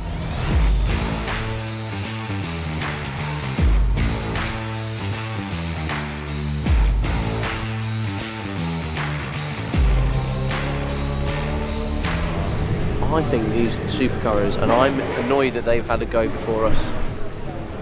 This is the Goodwood Supercar Owners Club, I would imagine. I mean, do these people know I have a 5-hour drive? Do you think I went to knock to his window and said, I beg your pardon? I think do you mind though. if I push in because I've got 5 hours to drive home? They'll literally just go, Off immediately. This is the new Gordon Murray car. Just like, this is the just look at it. I'm very happy with that. We'll take a bit of that, yeah. Yep. Where's my £2 million? We'll have 3. Yeah, I better go and see my guy. Do you do? Yeah. 10 minutes. Yeah. He's just sat in there with his ballot car. Yeah, fine.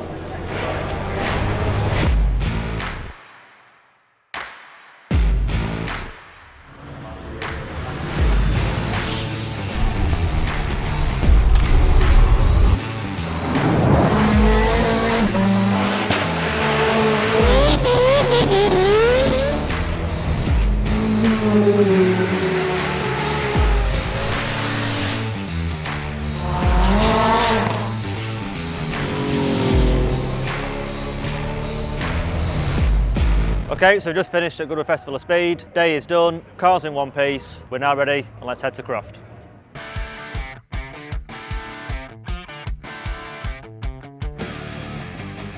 Croft is good. It's a really busy track. It flows really nicely, but there's a lot of stop and go as well. Fast, slow, curbs, a lot of curb usage, everything. You know, once you've come out of turn 2, turn 3, get down the long straight and you go around Tower, it's pretty full on from there, you know, all the way around the back. Sunny in, sunny out, it's all about carrying speed. Then you've got the complex, which is really tight and twisty. The last hairpin is literally you stop the car, you turn and you drive away. But it's a good track to drive, but unfortunately it's been pretty cruel to me in the past. I think it's the only track I've not had a podium at, so I'm going to try and rectify that this weekend.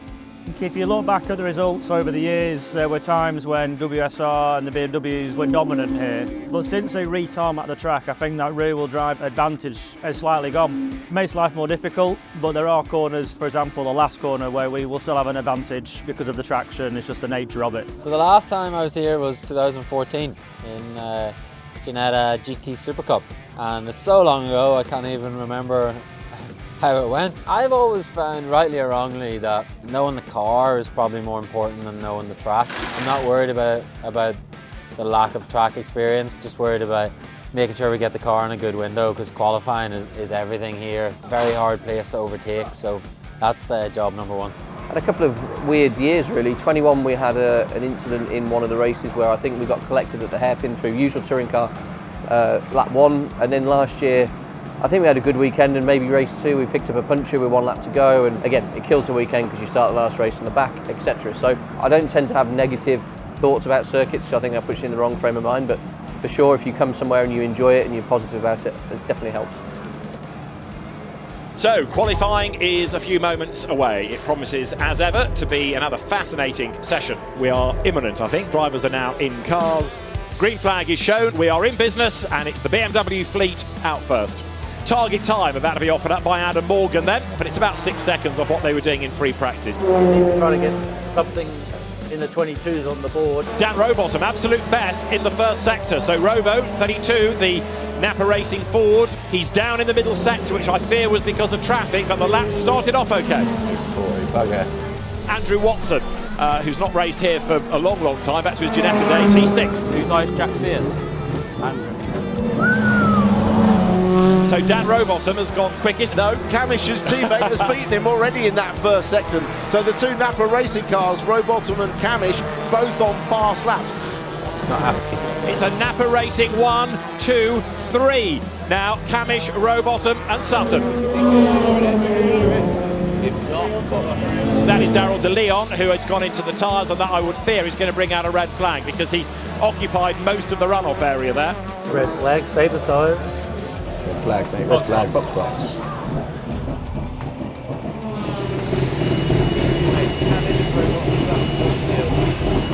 We'll probably get a full 5 minutes restart here with 2 or 3 push laps. We're worried that we're getting a bit close to Ash. I can't do much about it. Green flag. So here's the mad scramble to get out, to get good track position and go for a time. Sutton calls it a session, Camish calls it a session. I think Rowbottom has done likewise, so the Napa Ford's pit. If we're pushing on, we should get 3 push laps here. 3 push laps. You see, already we're only 3.5 minutes left. The time goes so fast. Yeah. There's going to be another lap and a half for those that are on a lap at the moment. Less than a minute on the clock now. So Ingram takes the checkered flag. It's another pole position for Napa Racing UK. Nice thing is top 3, all 3 Napa cars. Fortunately we didn't get pole. Obviously a bit nervous at the end because there was a red flag, so the time resets, we didn't have any more good tyres to put on the car. Good day for the team. Top 3 cars, Napa.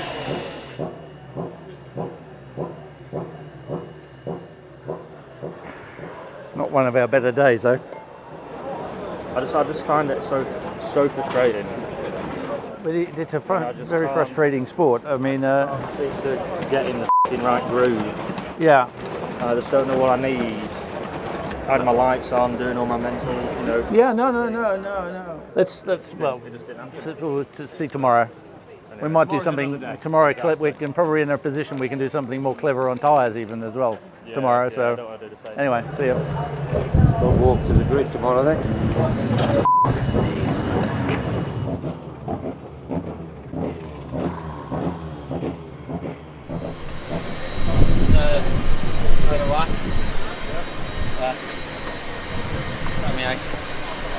Make a geometry change mid-session? Yeah.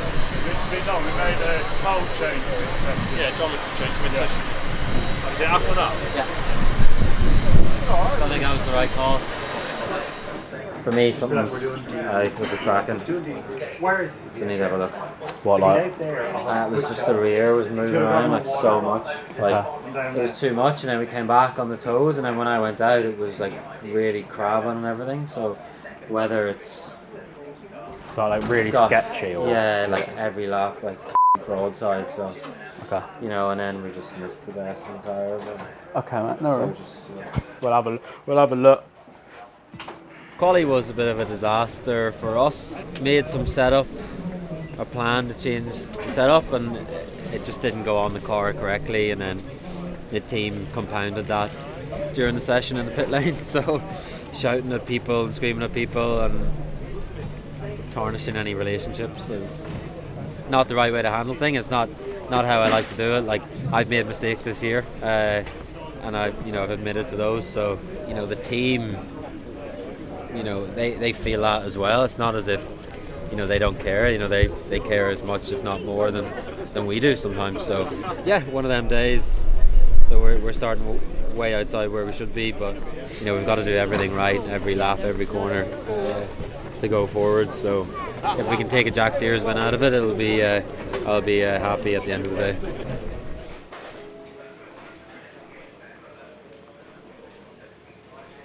Right, we're race day, Croft, so we're first race back in the second half of the season.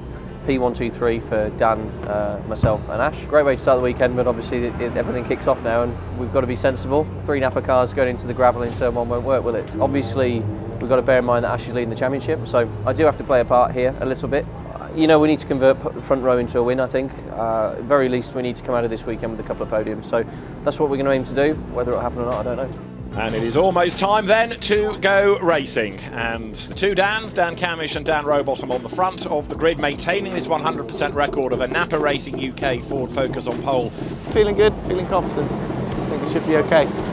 It is go, and a good getaway made by Sutton. Make good job, red one, let's go. And Ash Sutton, even though he's on the medium tyre, even though he's only got 1 lap of hybrid use, is having a go at Rowbottom as they come across the line. He needs to keep it tidy. He's showering Ash with Now Josh Cook has a go at Ash Sutton, so they're together, and you can see now that's enabling the Dans to get away. Sutton had dropped away for a little bit from Rowbottom. He's back on the back of him now. It's not that big a delta between medium and soft that I'm seeing.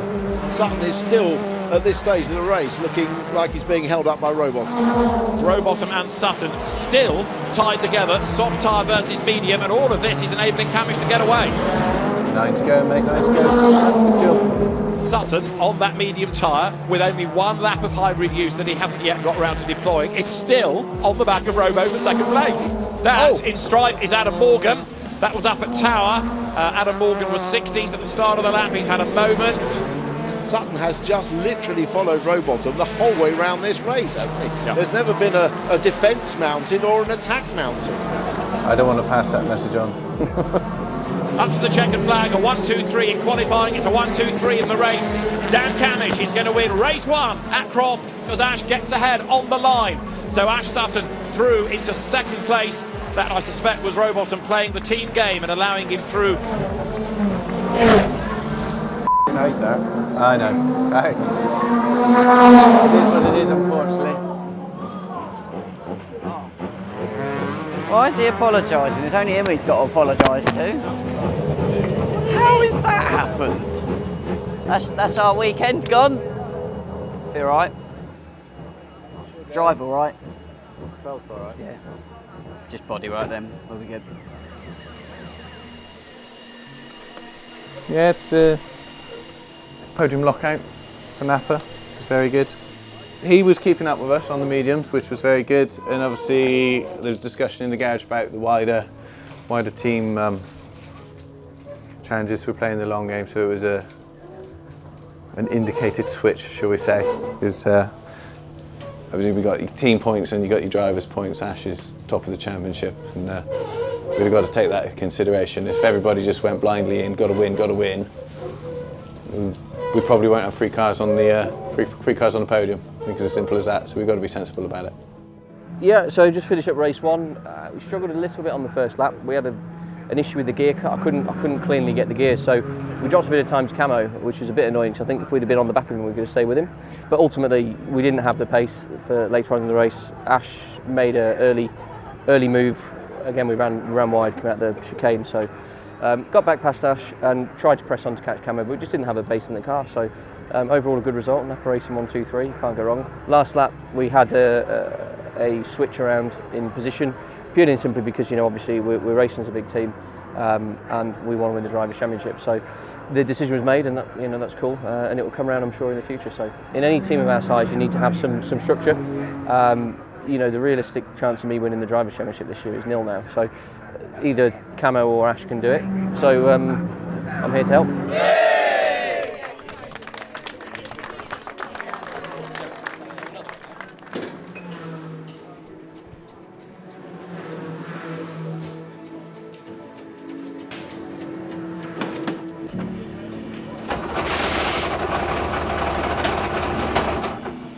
Got a jump pack.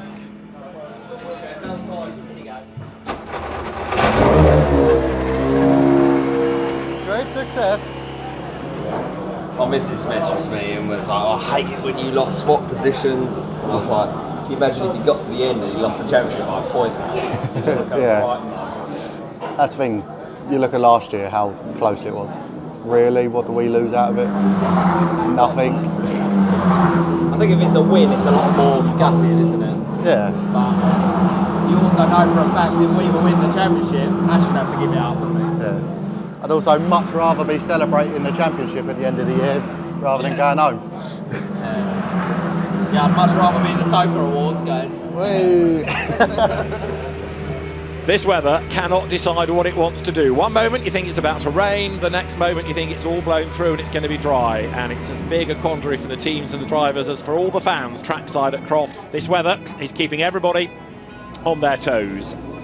The Napa Racing team have already shown that they are prepared to play the team game with Dan Rowbottom gifting second place to him at the end of the first race. So I think they will let Sutton go because Camish and Rowbottom are on the medium tyre. The ideal scenario for them would be that Sutton takes the lead at the start and they block off Josh Cook, who's the second row starter, also on softs, and then play the race out. So on a showery day, track temperature 20 degrees, grid is formed. Round 17 of the Kwik Fit British Touring Car Championship has Dan Camish on pole. The lights go out. Good getaway by Sutton, good getaway by Cook, but Jake Hill squeezes up the inside line of the BMW, but he's being blocked by Dan Rowbottom as well. As round the outside goes Sutton. Is that going to give him the race lead? It should. Come on. So Dan Rowbottom is under attack as the cars sprint out of Sunny. It is Sutton from Camish from Rowbottom. Ingram to the outside of Rowbottom. We expected Josh Cook to be the one to take the fight to the forwards, but actually it's Ingram. Come on, Dan. So there is the Andrew Watson Vauxhall through, and Andrew Watson on the tail of Mikey Doble, his teammate, keeping also at bay the Toyotas. There, dive up the inside from Ingram. Leans on Rowbottom. Does he coming off the corner? Doesn't need to. Now Dan's got to stay alongside because then the road will come back to him for the first corner. Because on the inside line, Robo takes back the place then, so he's back up into third spot. Oh, Rowbottom's getting a little twitchy. Look at Cookie closing in with the brakes locking up. Sam Osborne turns through and his race starting now just to unravel a little bit. Yeah, that was Adam Morgan just passing him on the inside at the hairpin. Up ahead, Taylor Smith's on softs. This is on board with the other Napa Racing car of Sam Osborne. He's got Andrew Watson right behind him. Sam Osborne on the hybrid there to try to pull away as they accelerate down towards Sunny. Andrew Watson in that Vauxhall Astra right up behind him. Go on, get in there. This is another place to try and get through. We've seen Sam Osborne already miss the chicane. Is he going to do it again here? Yes, he is. Bit of hip and shoulder from Andrew Watson helped it. Can't straight line the chicane for that. Copy, I did see that and make a note of which lap. Ash Sutton does it again, a 7th win of the season. Dan Camish heading for second place, Dan Rowbottom for third. Well done, mate. Yeah, well done, well done. Well done, Nick. Well done.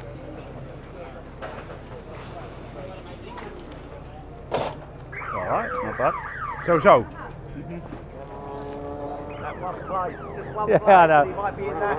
Oh, and I was hoping because he'd be on. He's got rid of his hard, hasn't he? Yeah, I know. Laughing, Well, we he did the. starting from pole on the right tyre. Never mind. At least he made progress and went forward. Sort of, yeah, we did. I don't think anybody could pass anybody. You know, I think up and down the field, I debate whether anybody passed anybody.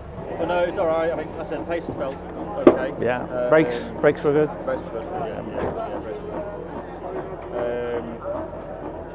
Yeah. Okay, so mediums now, and see if we can. A lot of them in front will be on hards. Yeah, well, yeah, not many people. Yeah, I think they haven't taken their pain yet. Yeah. Alrighty. I think the pace was quite good. The quicker time than Mikey on when he was on the softs. Yeah.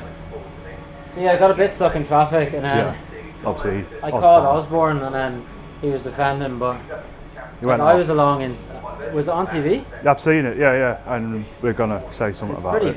Yeah. Because he gained an advantage, right? Because that position was mine, and then he's got it back because of that. So yeah, we get that when the Jack's here. It was all right, I think.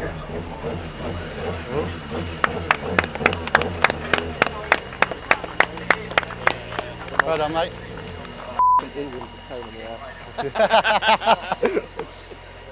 Yeah, the Napa cars this year, I mean, you've got to take your hats off to them. You know, they finished the end of last year, and I think between Ash and his engineer, they knew exactly what they wanted to do to that car. And over the winter, they went out and did it. And they arrived at round one, and they were just blisteringly fast. And they have been all year. So credit where credit's due, they've done a very good job. But like you say, that makes our life very difficult.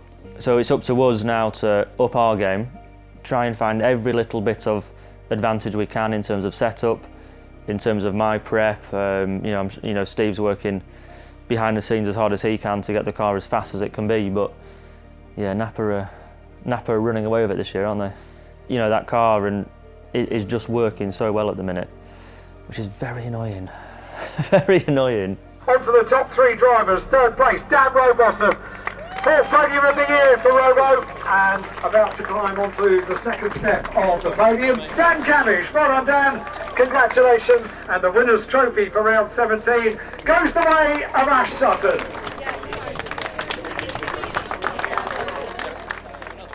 I mean, you know, it's quite simple. Without Cataclean Sport, I wouldn't be in the BTCC. I wouldn't have a racing career. You know, my career had finished a long time ago. You know, back in 2008 when the recession hit, that was kind of it. Everything stopped, and then it wasn't really until, you know, we came across each other at the end of 2016 that we started this relationship. And you know, initially they did it as I think some bit of fun for them to do, and they started to notice that actually there was a benefit to the business, and we've grown to where we are now. And you know, it's a big achievement for me personally, because you know, I spent a long time trying to find sponsorship and I couldn't. So I'm very proud of that, and I'm very proud of the way that, you know, we've worked together. And there's a relationship there, you know, there's a unity there. And I think it's just a real testament to how that relationship works. But, you know, in order to answer the question in the simplest form, without Cataclean, there would be no Daniel Rowbottom. Oh. Now let's go have a laugh on some hards.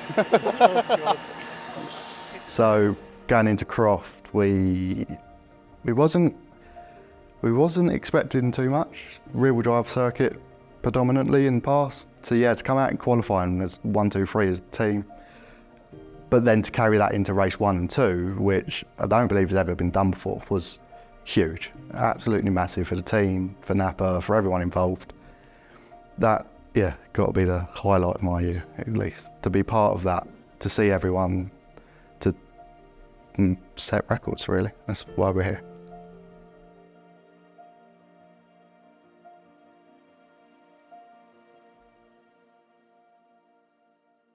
And so, race 3 is set to get underway, and as we've been hearing, it's going to be on a rather less than ideal circuit. We've talked about the rain, now you add oil to it, and it's a bit more like a rally stage.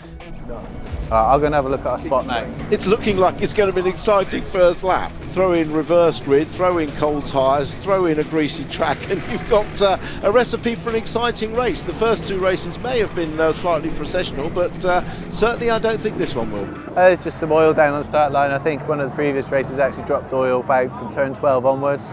It's a pain, but everybody's in the same boat. We're just lucky that it stopped before it gets to our grid box. We should be able to get a good start.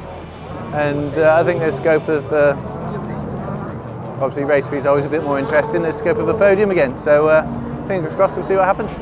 Round 18 of the Kwik Fit British Touring Car Championship. Colin Turkington is on pole, and it's go!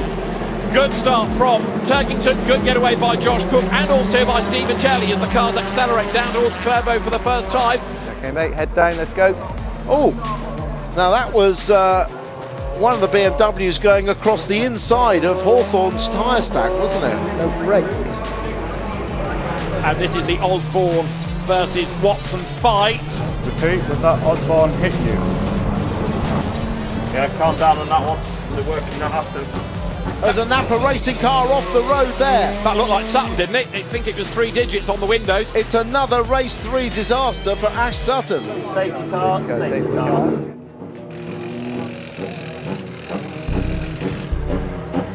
And Adam Morgan in the pits now. I wonder if that was the car that you saw on the inside of the tar stack.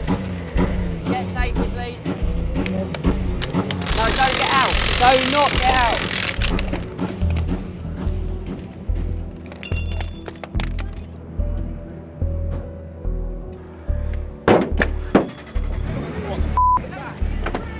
Rear safety. Go.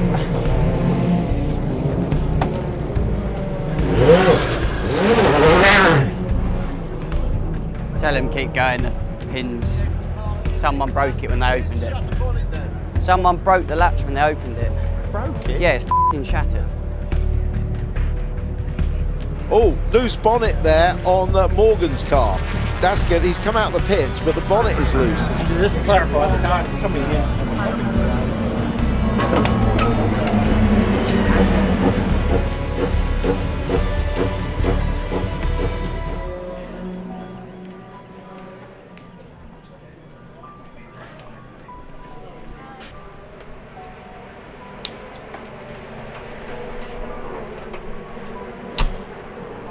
A request from Dan, could Camish be rear guide so we can try and get Cook, please?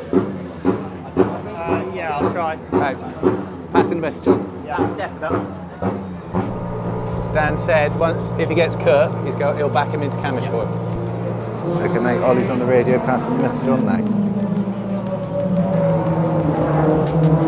We're green once more here at Croft. Turkington leads down towards Clermont. He's got Ingram and Cook behind him as we are back racing, and Colin Turkington with a good restart preserves that gap. He said, yeah, he'll do his damnedest. He said, you've got to bear in mind he's got Jake behind him. Yeah. Okay, mate. Dan's received the message. Yes, he agrees. Just bear in mind he's got Jake behind him. He's going to try his best. Sam Osborne, who is on the harder tyre, coming under attack. The Team Hard Cooper's on the softer. Contact there. That was Jack Butel, I fear, into the back of Osborne. He's got it all sideways. Can he hang on to it? They've missed him so far, but how they missed him, I can't tell you. Now fourth, Rowbottom keeping Camish at bay, but because he's having to defend, so Robo not able to go after the top 3, it seems. Camish is asking if you're okay, if you've got damage. From Jake Hill's car at Dan Camish, who commits to the inside line going up to Tower. Well, I think that was a genuine pass. Okay, mate, there'll be 10 to go next time round. Chase him down and pass the favour back. Hill all over the back of Rowbottom, who's mounting a staunch defence of the against the BMW. Assuming if we catch Camish now, it's fair game. Heading up towards the complex then. Jake Hill crawling all over the back of Dan Rowbottom's car. Dan Camish trying to escape up the road. Robo under huge pressure, no question about it. Side by side further up the road there, you had Andrew Watson squabbling. Proper race 3 scrap coming up towards the hairpin. This is Jake Hill, who was most definitely caught up to Dan Rowbottom. Goes deep into Sunny, goes off again, around he goes. Jake Hill loses it. That was on his own. Gets it back in the right direction, will rejoin behind Rory Butcher, but Jake Hill, I'm afraid by the look of it, threw that away. Go, mate, one to go. Checker flag for Colin Turkington. He wins race 3 at Croft ahead of Tom Ingram. Third will go the way of Josh Cook. Dan Camish is 4th. Dan Rowbottom is 5th.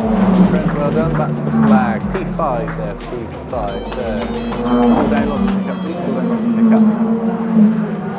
Boys, thank you very much. It's been a very pleasant day today. A bit under the radar, but we'll take that.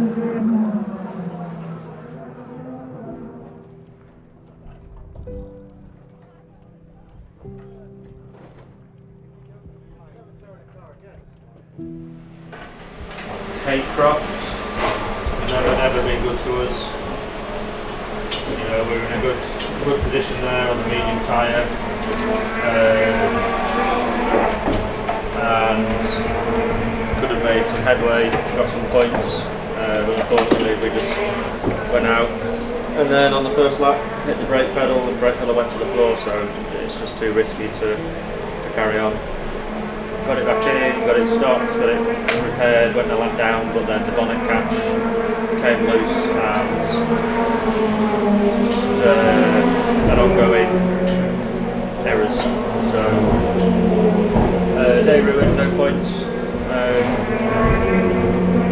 Leave here as soon as possible and head to Knockhill to make up for it. We had a brake pipe failure in race 3 and we managed to fix it.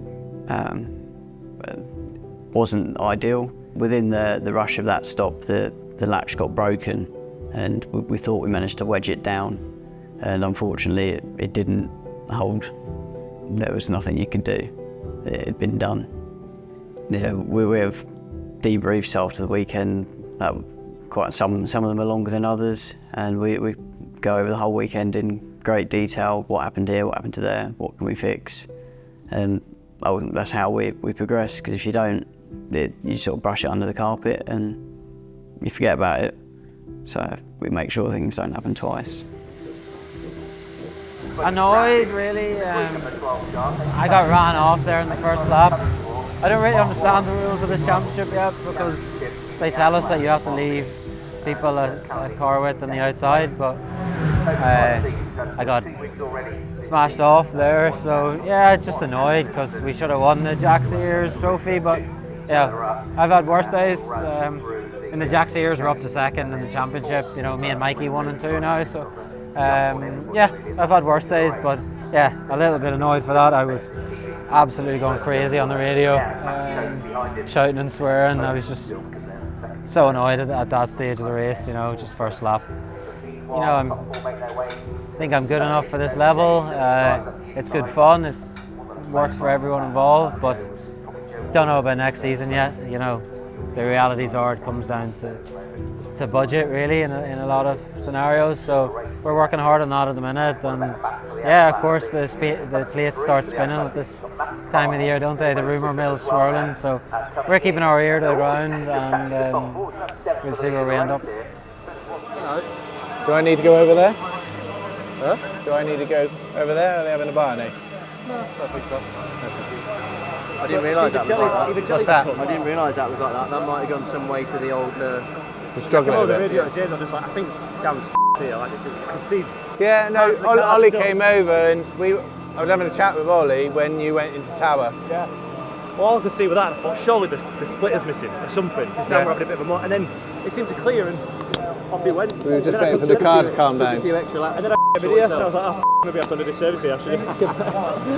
It's alright, we didn't have any pace at the end for you. So. Yeah, I had a bit on, I think I got a bit of incentive when I saw Cookie struggling, that spurred me on a bit. Croft was a great weekend, yeah, great weekend for the team. So 1, 2, 3 qualifying, 1, 2, 3 race 1, 1, 2, 3 race 2. Who cared what race 3 turned out to be? And obviously Ash did quite well. I think everything just came together, stars aligned. More of those, please.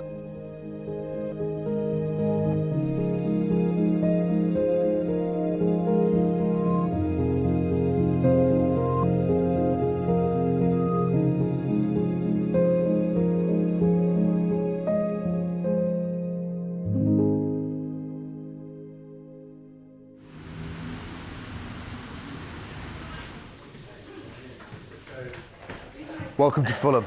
Thank you. What do you reckon? I don't really need welcome because I do live here, but welcome to Fulham. Do you live really nearby to here? Yes, Do yeah. you? Really, yeah, this would be kind of my local area.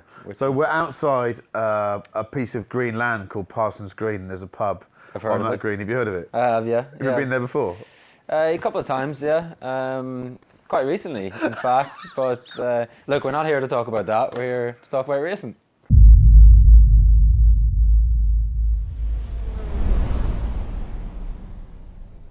I was absolutely staggered when you told me you were going to do this. It seemed like too much of a challenge to me. I'm dead impressed that you've done it. Because the idea of us all mincing about in our lovely fancy race suits in Paul Ricard, and driving Aston Martins and Ferraris, what have you, and you heading off to Knockhill in a Vauxhall. Well, the first headline that I saw about the move was Watson goes from Aston to Astra, which was But I started racing on the Toka package, or the touring car package, in 2012. So I guess Genettas. Yeah. So I guess like at that age, at 15, 16, you know, you look at the touring cars and you're just like, oh my God. And you never lose that, do you? Because that's the poster car moment. Yeah. Regardless of whether when you get there, it's not what you thought it was, you still aspire to it, don't you? Yeah.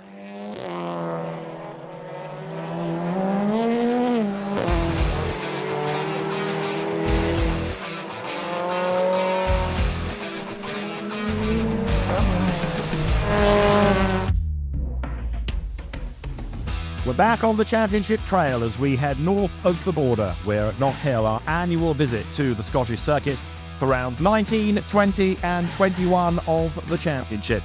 Much of the talk has been about the weather this morning. It's been a wet and dry day. In the championship, the talk is about this battle between Ash Sutton and Tom Ingram. Colin Turkington is third ahead of Jake Hill.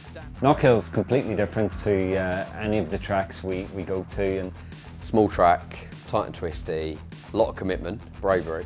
It's a very challenging circuit. Obviously, there's a lot of undulation. Some people say it's like going down around a roller coaster. Any other circuit in the UK, you know, the fastest way around is sort of slow into the corner and fast out, but Knockhill is the complete reverse. You know, you carry as much speed as you can into the corner, use all the curb, gather it up. But yeah, it's sort of right up my street in terms of driving style. You can go full attack mode.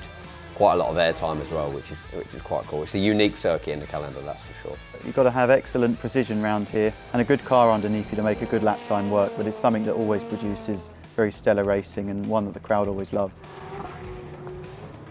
It's a good track, but the weather, nah, too wet. It's been dry all the time we've not been out. The minute we get out here, it starts raining.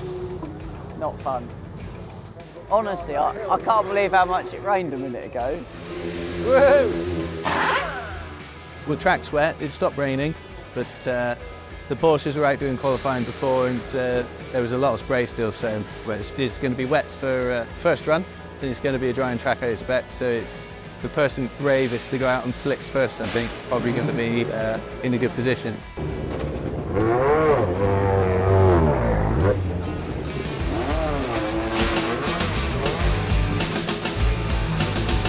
That's what the circuit is like at the moment. The marshals have been out sweeping some of the standing waterway. It's not going to rain. No, well, no. It's all about the last 5 minutes. This is all going to be in the last 2 minutes. Out come the Napa Fords, which you will notice are running in this tartan livery for the weekend and heading their way down through Duffer's Dip towards McIntyre's, and chances of them to explore what the grip level may or may not be like. As you look there at Andrew Watson charging downhill, he is the fastest. He's done a 55.223. Oh, you pole, mate. Andrew Watson has had a lap time disallowed, so now Ash Sutton is the fastest. Not much longer, we're second. The top 10, which becomes ever more of interest, is Sutton, Watson, Collard, Camish, Hill, Ingram, Cook, Taylor Smith, Butcher and Rowbottom at the moment. Interesting names that currently miss out: Turkington, Morgan. I forget split quali. Split quali. Adam Morgan still needing to hustle on to get himself into that magic 10, and the first sector is down, so although the road is drying, this lap does not look like an improvement as yet.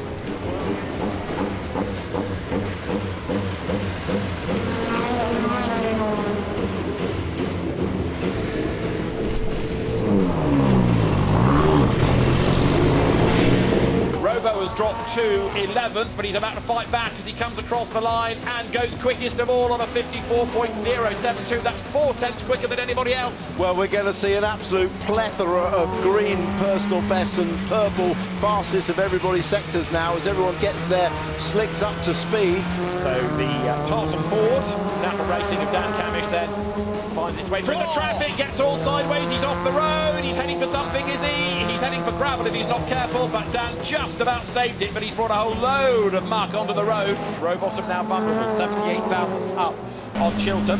That's Adam Morgan going through, he's up to 9th, that pushes Rowbottom out of the top 10.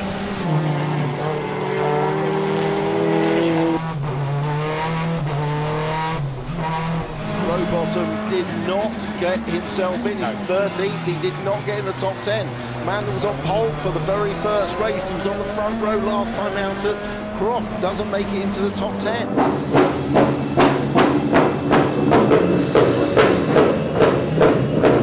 Do you think coming in for those two fronts was over? Put us out of sync. 10 minutes for Q2 underway. Aidan Moffat, Josh Cook down the pit lane. Colin Turkington, he used to be an instructor up here, didn't he? He's in this top 10 showdown as well.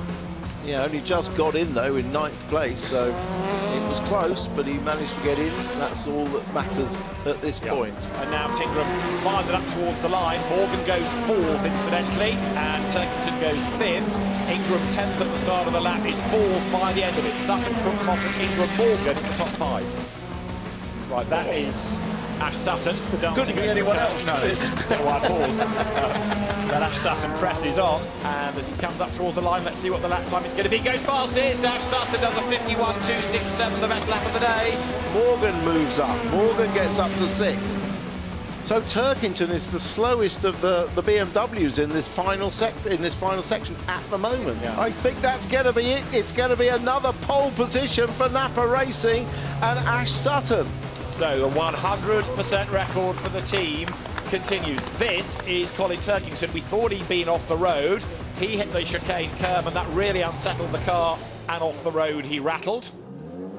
So Colin Turkington will be a little bit frustrated with only 8th. Yeah, I've somehow went from the rising star to the elder statesman in BTCC. I think this is I started in 2002 with Team and Tom McKitton, and now we're 2023. I'm with Team BMW, so I've had a fantastic career in BTCC. It's a tough environment, but when you win races and win championships, it's a mega feeling. As anybody will tell you, it's an incredibly difficult championship to get over the line. Things just need to be right for it to be your year. Almost you get a sense through the season if it's looking like it's going your way or not. You get a feeling. So yeah, I'm still hungry to win more, but it's really tough.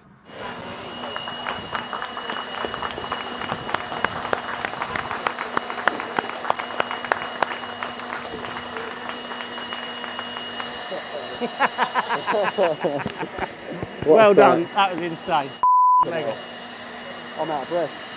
First time I got out of breath in a race car. Cool. Well done. What an awesome lap from Ash. That was insane. That's 7 poles out of 7, but that was one that was probably most difficult. You don't ever not expect it from Ash, but at the same time, that was probably one that we kind of weren't quite expecting. So no, that was absolutely insane. When you look at what Andy Rouse and Colin have done when they've achieved their 4 championships, in their lifespan of their touring car career, what I've achieved in half, not even a third of their lifespan in that, I've got a little bit more of a journey left than say Colin has. So all purely down to age. Obviously there's an age element there, but I'd like to think if I can match Colin, that'd be great. But if I can go one more or a few more, then that's just something that I can only dream of. To go down as a driver with the most championships to your name at current times is a big thing for me.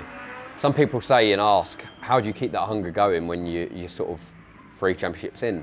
But you always want one more. You always want more. We're greedy. We're human beings at the end of the day. So, yeah. So at the moment we're currently sitting P1 in the Jack Sears Trophy, which is, to be honest, all I could have asked for really in my first half of my rookie season. The rivalry between me and Andrew is definitely a healthy one. We seem to get on pretty all right away from the track. We've had the odd game of golf here together. We do appear to be pretty close in many qualifying sessions and during the race, and we've had plenty of good battles so far this season. So nothing's got too physical just yet. We've had the odd nudge here and there, friendly rivalry of course, but yeah, it'll be fun to see how the rest of the season plays out between us.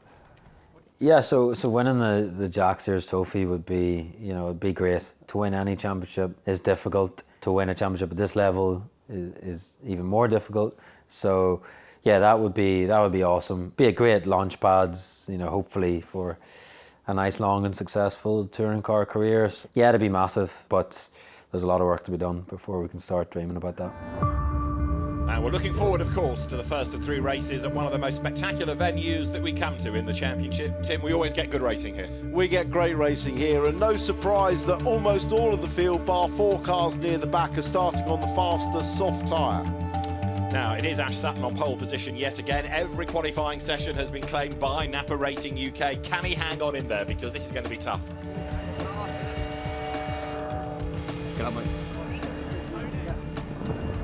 So the cars get away for the first of the 2 green flag laps that they get. Chance to get some warmth into the Goodyear tyres. It is Ash Sutton on pole position, as we say.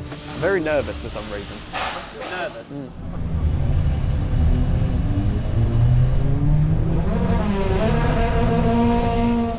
Dan Rowbottom's car has stopped on track, and that was as they were queuing up to go to the hairpin. Now, whether it's stalled or whether it's got a more severe problem, we will find out. That is not only disastrous for this race, but for the rest of the day, because it's going to condemn him to the back for race 2, and progress from there is going to be very tough again. Just a heads up, mate. Robo is stopped just ahead of you on the left side. If they can't recover his car, or he can't get it moving in time, there may be a delay to the start. It looks like it's being pushed off to the side now. Dan Rowbottom's car is going to be pushed onto that cut through at the hairpin, and that means that it is unlikely to get to the pit lane, unlikely to be able to start the race, and so Dan Rowbottom misses this race, and we'll have to start race 2 from the back of the grid. Lights out, blast off at Knockhill. Great getaway by Ash Sutton. Josh Cook slots in behind him as they go down towards Duffer's Dip for the first time. Jake Hill not able to split the front row cars, and he's going to be third as they head into Duffer's Dip for the first time. So a good getaway by Sutton as they drop down now into McIntyre's. The Ford holds sway.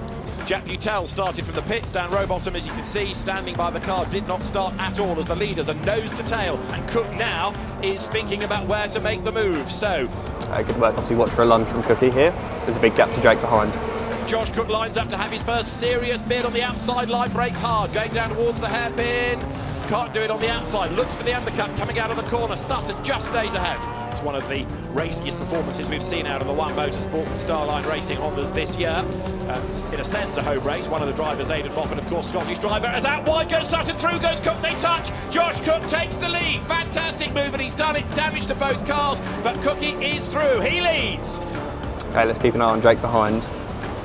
Oh, look at the rain coming down as they're coming to the hairpin. The rain is absolutely coming down. This is going to change the whole complexion of the race. It was forecast, and the tap has been turned on.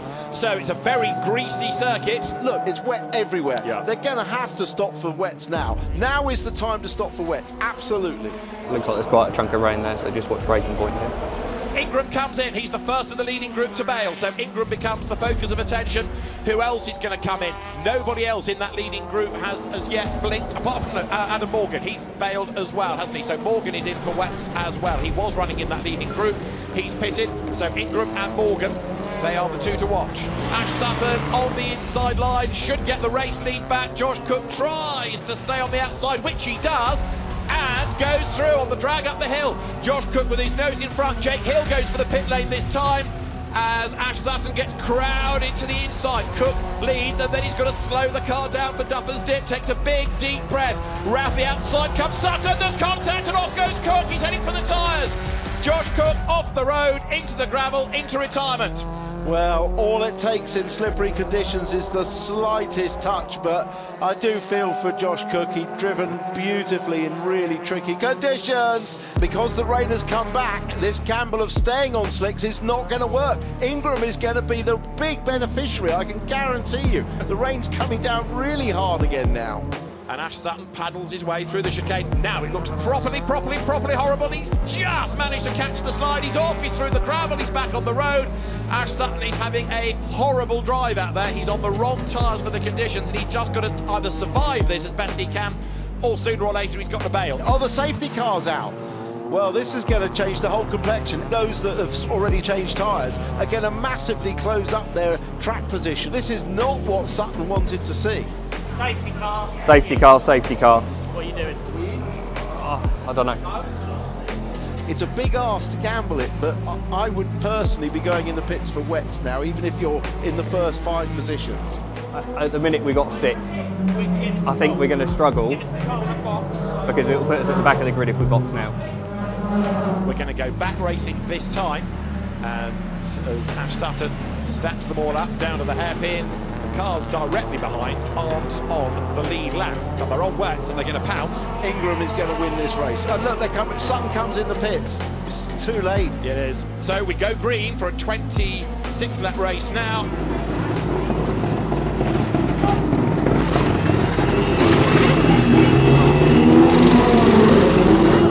Absolutely no point in staying out on slicks, so I'm not surprised that Sutton's come in. So race order, Tom Ingram leads the way, looking for a second win of the season and of course looking for the championship lead come the end of the day.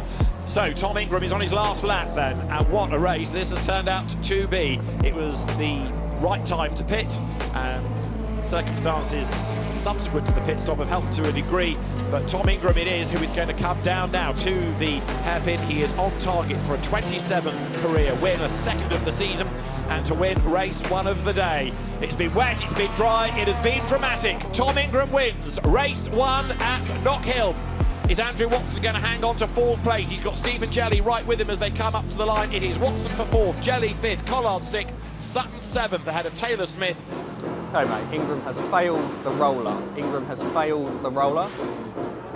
It's the really hard bit at this point. So you've either started the race on a wet ride height setting, so you've compromised ride performance. All the radars said we weren't going to get wet, and everyone's agreed that that's the right call, we'll start on dry ride height. When you come in to fit wets, you then have to go to the wet ride height settings. And we didn't see Ingram do it, we didn't see Hill do it, but Hill's obviously started the race on his wet ride height. So he's inherited the win, essentially, by doing the right thing. Deserve that, don't we? Right call. Want it? Hey? What happened? I don't know what happened. Shot and failed? Yeah, Come on! Come on! Yes! Come on! Come on! Mate. Well done. Yes! Oh, mate! Oh. Oh. Good job, man. Good job. I had no idea what was happening.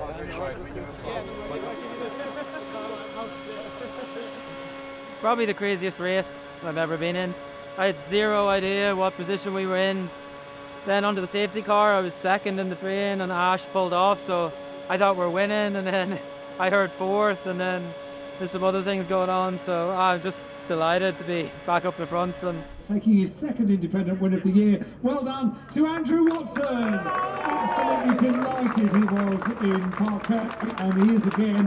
Came 4th overall, equals his best overall results, and it's the independent win for Andrew Watson. Well done. Congratulations to Andrew Watson. He takes the... Hadn't a clue what position I was in, but just tried to pick a few off and have a good clean race, and we ended up, you know, on the overall podium. Not sure where yet. I mean, we finished 4th on the road, top independent, and then I think there's some ride height issues after the race. So yeah, we ended up with 2 trophies here. So it's over the moon. You know, great first race, good points. Couldn't see anything. My wiper stopped. Screen was fogged up. Cars everywhere. Yellow flag, green flag. Yeah, so I just about saw the checkered flag, and I knew at that stage it was good, but didn't know how good. So yeah, just absolutely over the moon, and it's nice to be back up the front. You're into the deep end here now, aren't you? This is the biggest contact sport in the motoring world. British touring cars, it's known to be, isn't it? Short of Dodgems. Yeah, but it's great. I love it. It's like old school in a way. GT cars are probably too expensive to fix. They've got too many bits that hang off them that are expensive. Yeah, and normally the radiators are sort of placed right at the front to deter you. So yeah, our things are built a little bit stronger, but I have found this year that there's good give and take, you know. It's not like people are throwing it up the inside and so there's a code, is there? Yeah, 100%. Okay. Definitely the first couple of races I was probably overly nice and like contact averse, but that doesn't work. So yeah, starting to Did you roll the sleeves up a bit? A bit, yeah. I mean, get rid of the old Harry Potter goggles, because they make you look very friendly. The old Harry Potters do. On the first weekend of the year, Paul O'Neill did say that I look too intelligent for touring pros. So I know that you're trying to take the piss out of me, but I'm going to spin that round in a positive light. He wasn't wrong.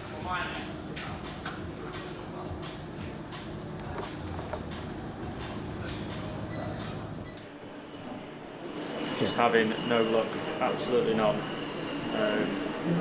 Yeah, just really annoying. You know, I should have been top 5 or a podium, and there's nothing you can do when someone just rejoins the track and just takes you out. You know, just and you don't get any luck in this championship. It kicks you in the balls. Rory was on slicks, trying to man it out on slicks. Fair play to him. But he cut the chicane, just absolutely no grip whatsoever. He couldn't steer. So he went through the chicane. As I came round, he just clipped my rear left, puncture. That's it, game over.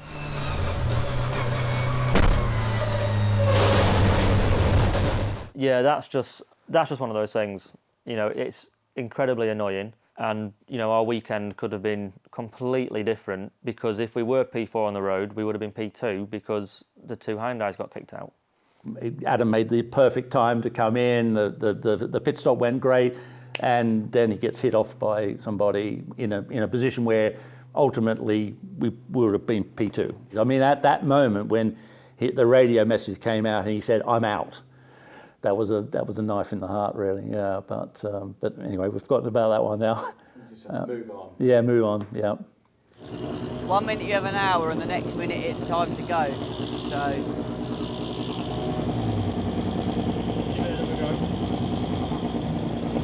Second time lucky. It is a dry circuit, pretty much ready for the 20th round of the 30 races within the Kwik Fit British Touring Car Championship. The 2 formation laps are about to get underway. The grid, of course, is based on that race 1 result.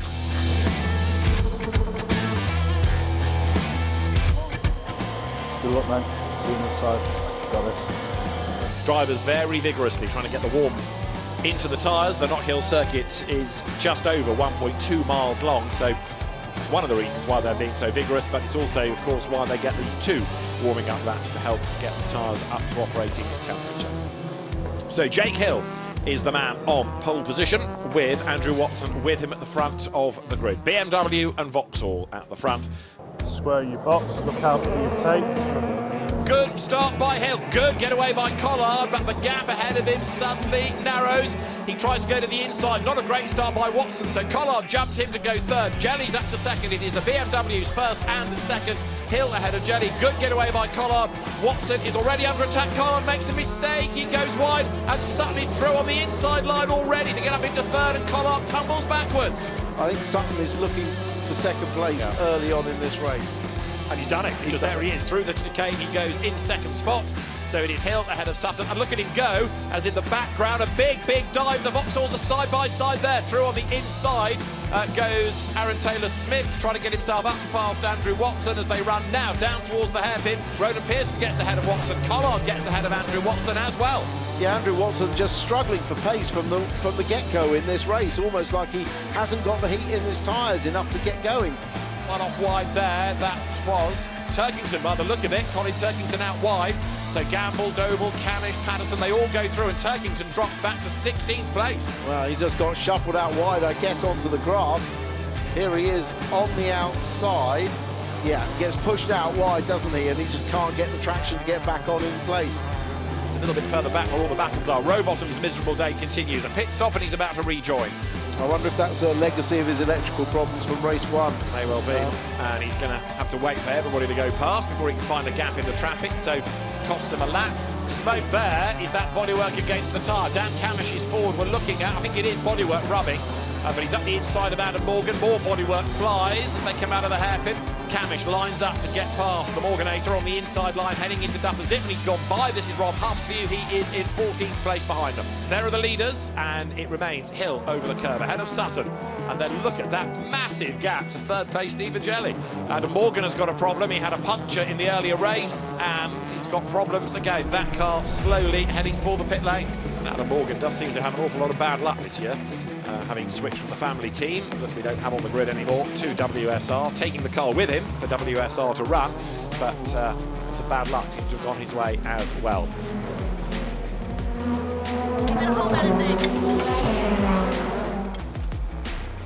Yep.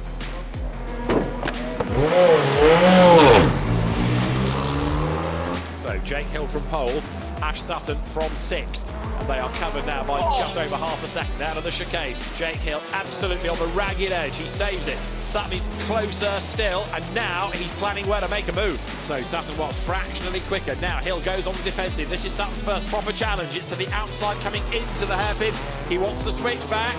He was able to get out of the move from the outside, but lost a little bit of time in so doing. So the BMW good off the corner. Keep pressuring Jake. He's using hybrid this lap. Yeah, I think Sutton's best chance is to feign not attacking and stay on the left and dive bomb. Oh, lock up there. That will upset Hill. He'll run a little bit wide, lose a bit of time through the next section. It'll also make him wary on the brakes. That BMW sliding around quite a bit. Look at the gap, though. They are 12 seconds up the road from Stephen Jelly. That's not a slow car. No, so, and look, he's in a comfortable 3rd place. It just shows the pace of the two in front, Hill and Sutton.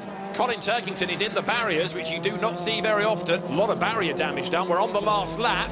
1 corner to go. Jake Hill leads. Is it going to be win number 4? Sutton tries. 1 last roll of the dice. Can't do it. Jake Hill comes out of the corner ahead. Up towards the line they come. Sutton accelerates to the flag. Jake Hill wins for the 4th time this year. Great drive by Jake to withstand the pressure from Ash Sutton. 0.374 of a second between them. Fantastic job. It's a shame about Jelly with the restart, because otherwise I think we'd have been on Jake much earlier and putting a lot more pressure on him. You do make some good TV though, mate.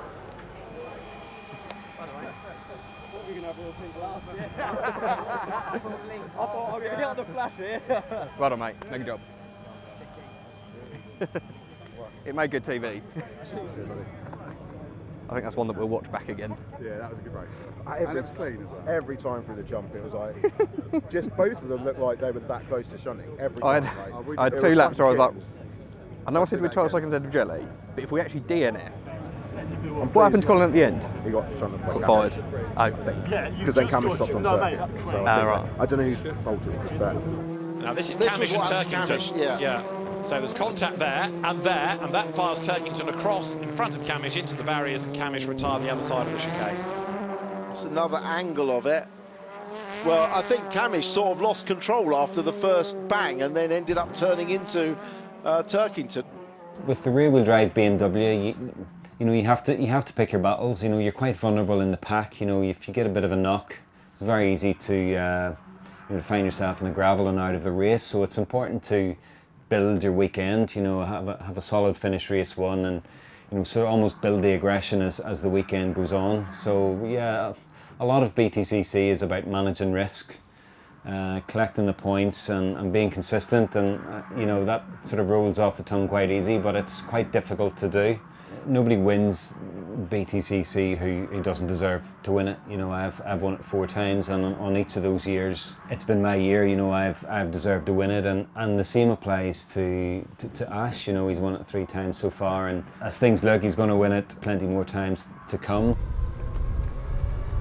I'm a huge believer in what you put in, you get out, and even as a driver now, if I look back at the driver I was when I first won in 2017. I've developed massively in myself and my own skill set, surrounded myself with the right people, which I think is such a big factor. The touring cars has been a massive dream for me, big part of what I've wanted to go and do in my life, and if it means I can break records and make history during that process, then that's even better. Oh, that's mine. You haven't done your job yet. Okay.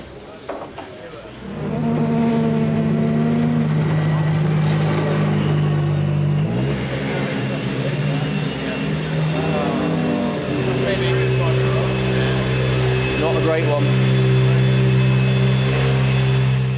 You know, I've been racing for a long time now, and I know that there's elements sometimes you can't catch a break right. Sometimes things don't go right. Race 1 didn't even make the start.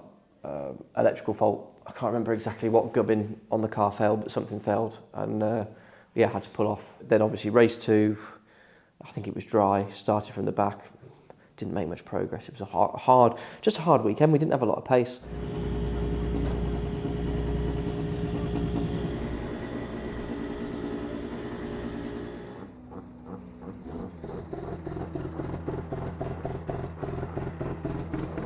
think we are about to get very, very wet. I'm getting wet, they're going wet. Ingram is going wet tyres. Let's just get them on now, we'll get some heat in them. Kind of wish I'd bought an umbrella or a big coat. So in these conditions, the clerk of the course, Ian Watson, feeling that it is safest to release the cars under control conditions. We are not going to have a 24-lap race, we're going to have a 27-lap race, and that makes me think that we're going to have 3 safety car laps. I love Knockhill. It's running down my chest.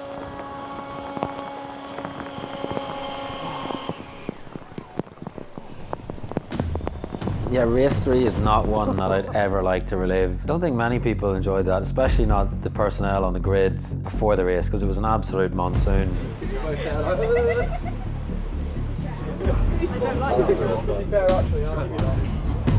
The race is on. This is not the green flag lap, this is the start of the race, because under a safety car start, this counts as the race. So there's no formation lap, the race is on.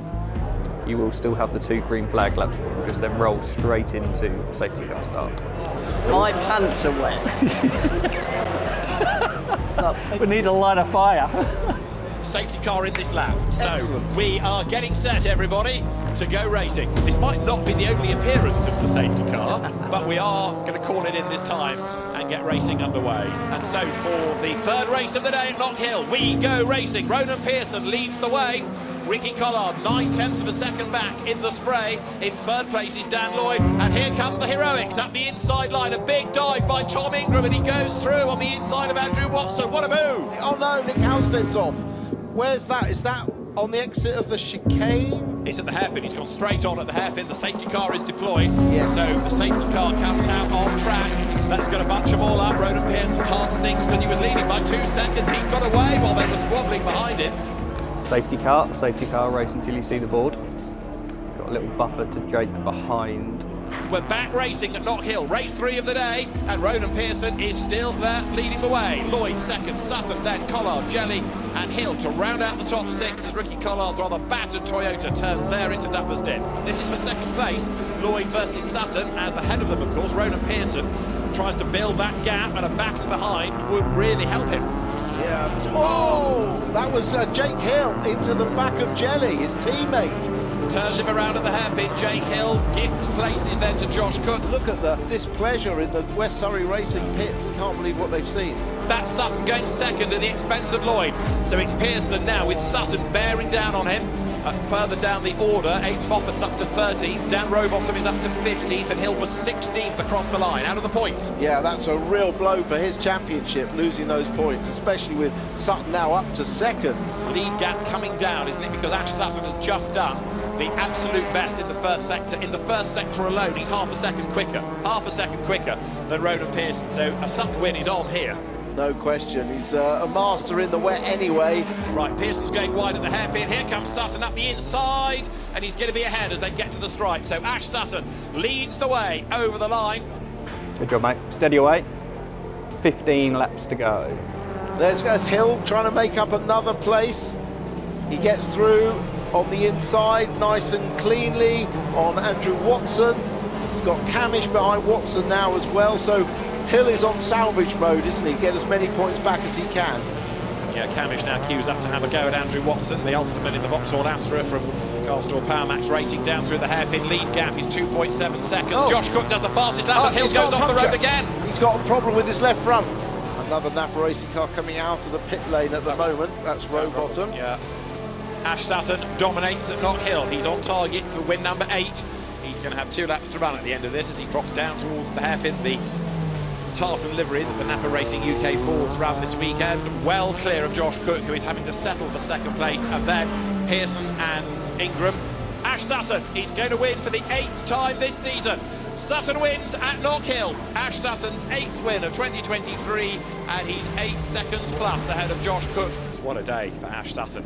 He leaves Knockhill comfortably in the lead of the Kwik Fit British Touring Car Championship with Tom Ingram 2nd. Well done, Siri. We finished race 3. Good job, mate. Yeah, we finished race 3.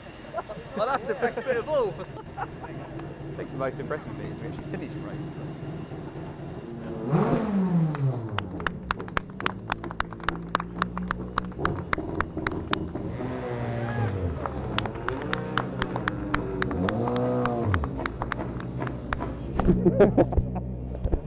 Does that make the 7-hour drive home a little bit easier?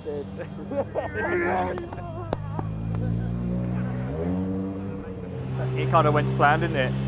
It rained, which is what we needed. We made the right call with setup and everything beforehand. We were already planning for a wet race, but on the grid you go, oh, we're going wets. Everyone else on the grid follows you, and then it's just up to him really at that point. He's a bit special in the wet.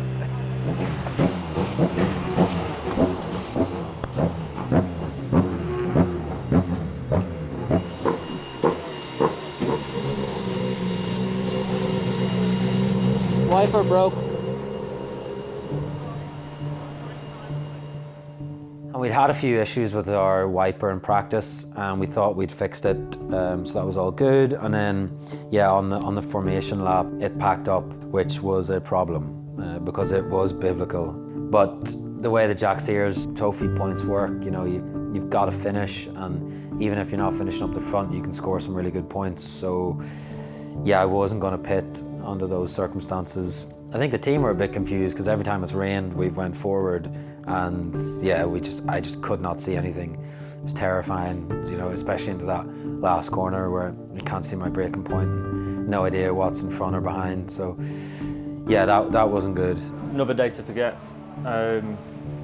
Started so well on Saturday, P6 in quali, but it's going to be really good for us. You know, just 3 top 6s would have been in mega. Unfortunately, in race 1, which was really tricky conditions, but Rory was on slicks and he came across, took me out. Race 2, we had a mechanical fault, so another DNF. And then race 3 on the grid, we made the call early to go to wets. And I think I was only one of the few cars on the wet tyres. And I was praying for the race to go live and set off, and everyone had to pit, and I'd be the only one on wets. But with the way my luck's going, they put a 5-minute delay on it, which gave a chance to everybody to put the wets on. But overall, just a weekend to forget. You know, if you don't laugh about it, you'll cry. So you know, that's why we're here. That's what we do. We're touring car drivers. We just got to get on with it.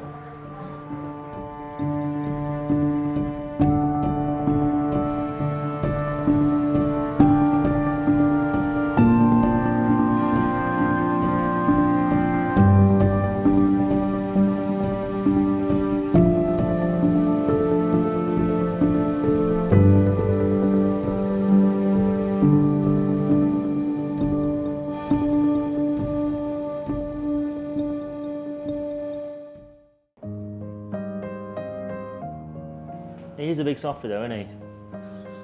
Are you right there? Do you want another brew? Come on, Carl. Don't be scared of the camera. You're all right. Don't be scared. Good boy. Good boy.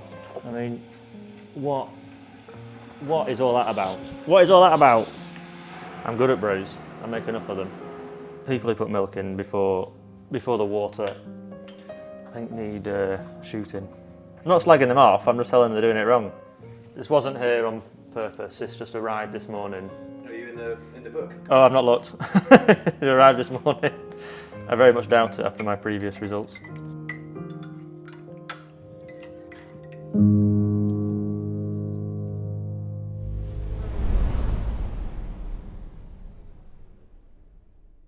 So, this is my sim. Unfortunately, like a lot of people, I don't have my own room for a sim. One of the kids took it, which is very selfish. So it's been kicked into the garage. So I jump on and do some laps of Donington or something, and then this has ended up in the garage. My pride and joy has ended up in the garage. If there's a fire in the house, this is coming out first. Before a race weekend, I come on Assetto Corsa. I've got a BMW on there loaded up. I'll just drive around, you know. Like I said, it's all about getting into a rhythm of the track. Feeling the pressure of you boys watching me. I'm feeling all right, you know. We had good pace. We had good pace there at the start of the year. We had our podium. We were good in the wet and the dry. But what's really good is, you know, we're on the GP track. You know, we're quite limited in the UK on what tracks we've got. So when something new does come along, it's quite exciting, you know, and I think the racing here is going to be really good. If you look how wide it is here into the Melbourne Loop, you know, there's so much room for people diving up the inside of you. So I think the racing is going to be pretty good round here. I'm excited about Donington GP because it's 45 minutes from my house, so I get to sleep in my own bed every single night of the weekend, so that makes it a really great circuit to go to. So I've been doing this now a number of years, and the calendar hasn't changed for a long time. All right, it's the same track, but different layout. Yeah. But Definitely suits the rookies. Yeah. You know, Yeah, like, exactly. Yeah. And also having the tyre test as well. 100%. It throws things in the mix. we had an extremely successful test day there. We were top of the times by the end of the day, so that obviously gives us a lot of confidence going to Donington. However, it does kind of put a lot of pressure on us to make sure, you know, what happens if we now go to Donington and everybody's managed to find what we found on that day. But I think that GP loop, it'll be a cluster. Lap one, race one is going to be it's going to be tough. It's going to be busy. Yeah.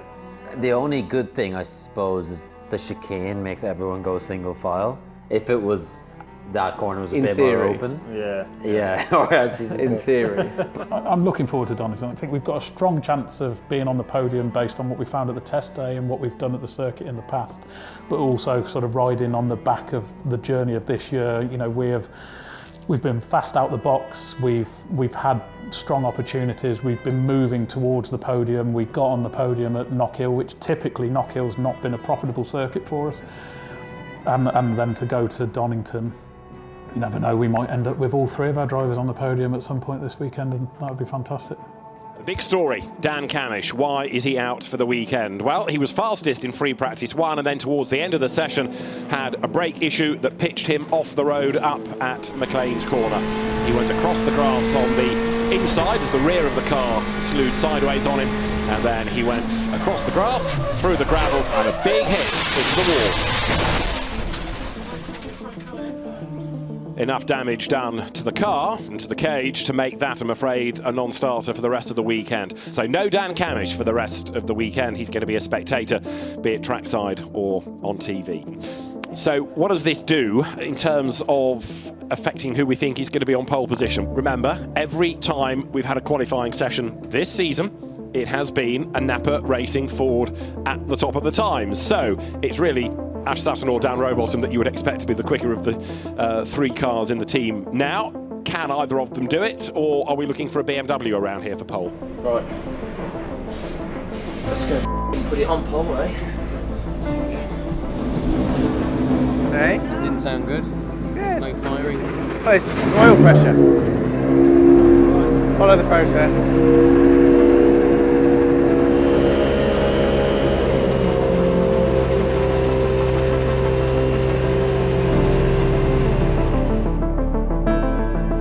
Sometimes I actually think about Harry and Heidi and Freddie before qualifying. I tend to overthink some things when I'm out on the track. You know, if I overthink, I think about my braking point, thinking about my racing line too much. So when I think about the kids or think about anything else, subconsciously I just start driving better. All right, mate. Have a good one. Make up for Knockhill, hopefully. That's what we need. Get us near the front. I think as drivers get older, your threshold of risk changes.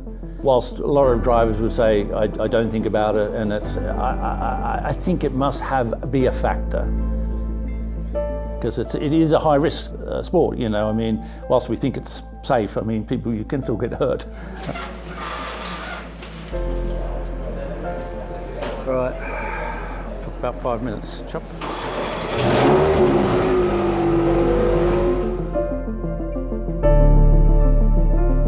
The cars now set to make their way to the end of the pit lane and get qualifying underway. So the pit lane is going to open in about 90 seconds time, ready to get things underway for our 8th qualifying session of the season.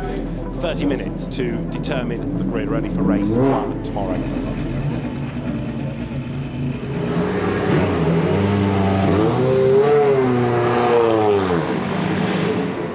So, lots of the cars good to go. Melbourne hairpin is always a key overtaking effort. Doesn't always work, and incidents aplenty can be found down there. Your first push lap was your best sector 1. In sector 2, we're Okay, sector 3, we have 2/10. Adam Morgan does a 1:34.926, only a tenth off what George Gamble did in FP2. We've got a red flag. We have. We have a red flag, so no more times allowed. And whoever it is that's caused that will be, it's Nick Halstead. Okay, we got red flag, red flag.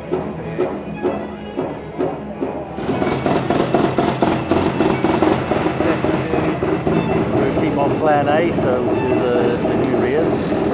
Any balance adjustments suggested? At the moment, currently, we are P13.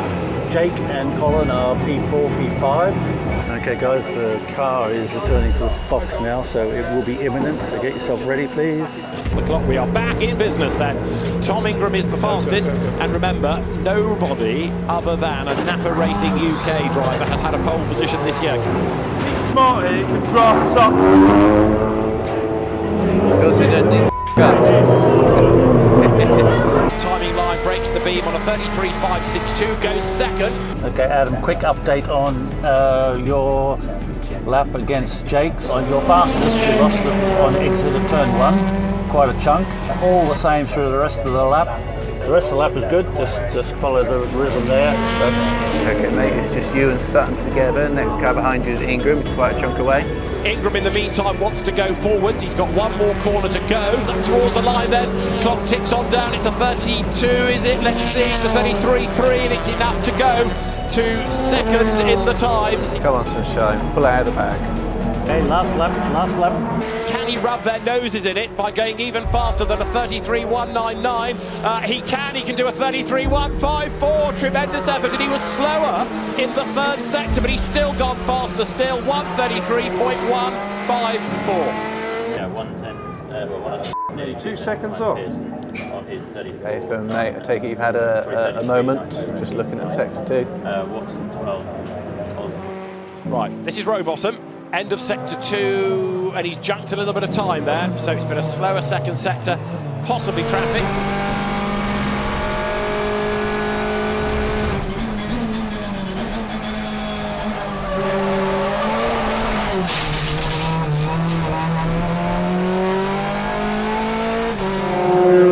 There's a few people on the laps at the moment. That was a really good lap there. That was a good.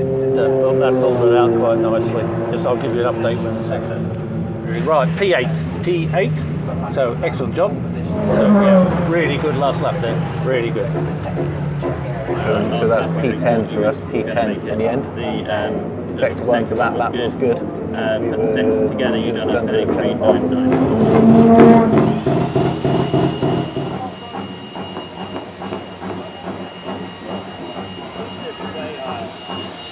Slow speed turns, high speed turns. Both. Slow speed. Mainly, no, Redgate, Old Hairpin and McLean's high speed stuff. Considering it's such a long It just feels in the chicane. Is in. If I try and roll that brake and send it in, just push it, just wash it straight on. Right. So we've got like high speed wash on a corner where you're heavily braking. On a corner where you've got to carry minimum. Yeah. There's just not enough rear support. Does that make sense? So just to try and gauge for me, would you be happy with that car in a race situation? Just where Well, it's more of a race car than a quali car. Yeah, that's for sure. But is it actually? I'd be happy to race that, or it's still a bit loose for a race. Too loose. Just so I'm trying to gauge sizes. Depends how hot the track gets, I guess. But yeah. I'm sorry, I haven't given you a car you needed. that's not you, mate. We haven't figured it out together. Really good, really good. Very good, very good. Still got it.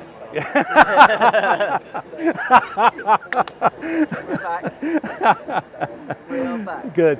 If you want a screen, there's no screens in there. You want to wander over and look at the screen on the pit wall. But really good. I know we had to push you a bit on. I wonder if the last lap would have been better. Yeah, but down, was it? So yeah, that was a long way out. You know, a tenth and a half down in sector 1. So it wasn't as much. If it were green, that would be disappointing. But it's okay. Yeah. Right. Okay. Offset is okay. Go and look at the screen. Yeah. So it is, mate. Yeah, I know. So that last lap was good, really. Yeah. That was. Oh, thank you. Yeah. I feel like we're getting into the swing of it now. Ah, good. Just a steady day tomorrow now, eh? That was okay. Yeah, good last run, really. I think the track looked like it was evolving, so you really needed to be putting it together on that last lap, and that's what he did. So I'm really pleased with that. That feels like the Adam that we had last year at times, and it'd be good for his confidence. You can see he's relieved. He can do it. It's just doing it and then building the confidence in there, because no matter how many times you say you can do it, you don't necessarily, your mind doesn't believe it until it happens. But he put in some great results last year as well, and this is now, with Knockhill in here, it's starting to feel like, last year now. So, and we can move from here. I know we can improve from here as well. So this is really good. Yeah, I'm very pleased. So we've just finished quali with P8. It was a bit of a last lap wonder, but looking at it, that's last 2 Saturdays, Knockhill and here at Donington, where we've done the business. We've done what we needed to do. We're inside the top 8. Let's just hope Sunday is slightly different to Knockhill Sunday. I've had 2 really crap rounds on the bounce, and I just want to get one now where I just come away on a Sunday knowing we've maximised our efforts. I've done what I needed to do. I know the team's going to do their bit, so let's just come away with some good points and a little bit of champagne. So this is Caroline, my wife. How long are we married for now? 5 weeks? 5 weeks, yeah. 5 weeks. Yeah. Where's your wedding ring? I haven't got it on. It's upstairs somewhere, but it doesn't fit. That's all I had leading up to the wedding. I won't wear a ring. I'm not going to wear it. I'm too macho for wedding rings. I'd never even heard of Knockhill until I met Adam. You didn't know what a touring car was, did you? Nope. And now you're a... Expert. Like a wag. Is it a wag? What's a touring car? Wag? I don't know. Tag. And now we are 5 weeks into our marriage and 3 kids in. Yeah. So it's pretty busy at the minute. Yeah, it's busy at home. As the years have gone on, I've become a bit more of a worrier than when he first started. Sometimes if I'm holding one of the babies, I might squeeze them a little bit too tight. they moan a little bit. I remember the first time that I saw Adam have a crash. That kind of changed it a little bit for me. But I know that they're very safe in those cars, which is reassuring. Have you just got more used to me crashing now? It's just not as bad now. First couple were quite scary, and now it's like, oh, he's crashed again. Yeah. I mean, I'm pretty confident that you're always going to be. I'm going to get out. That you're always going to be okay. Cars are genuinely. I mean, apart from that freak accident at Croft a few years ago, do you remember that in the wet? And it was wet, and then someone had dropped a load of oil. I think about 8 cars went off at Sunny Inn. I think 2 people ended up in hospital, but that was a very freak accident. But I think now, touch wood, it can always happen at any time, but touch wood, the cars are bulletproof. They're pretty safe. So you don't have to worry too much.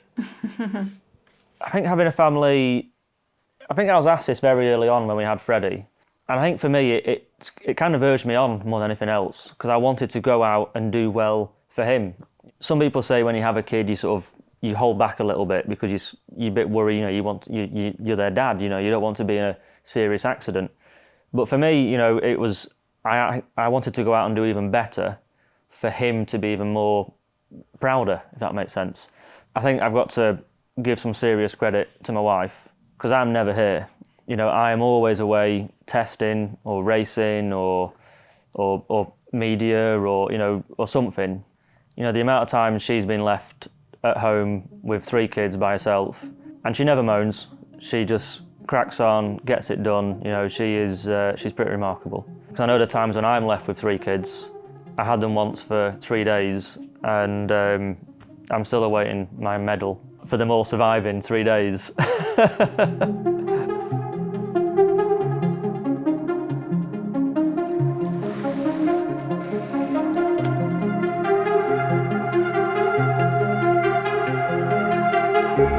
We are race day, Donington Park, on the GP loop. First time in 21 years.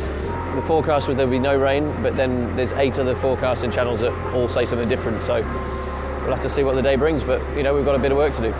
Obviously with Dancam out this weekend, we've got manufacturing team points to score, so it's important that we need to capitalise on that for Napa Racing. So we've got to survive and also collect as many points as possible.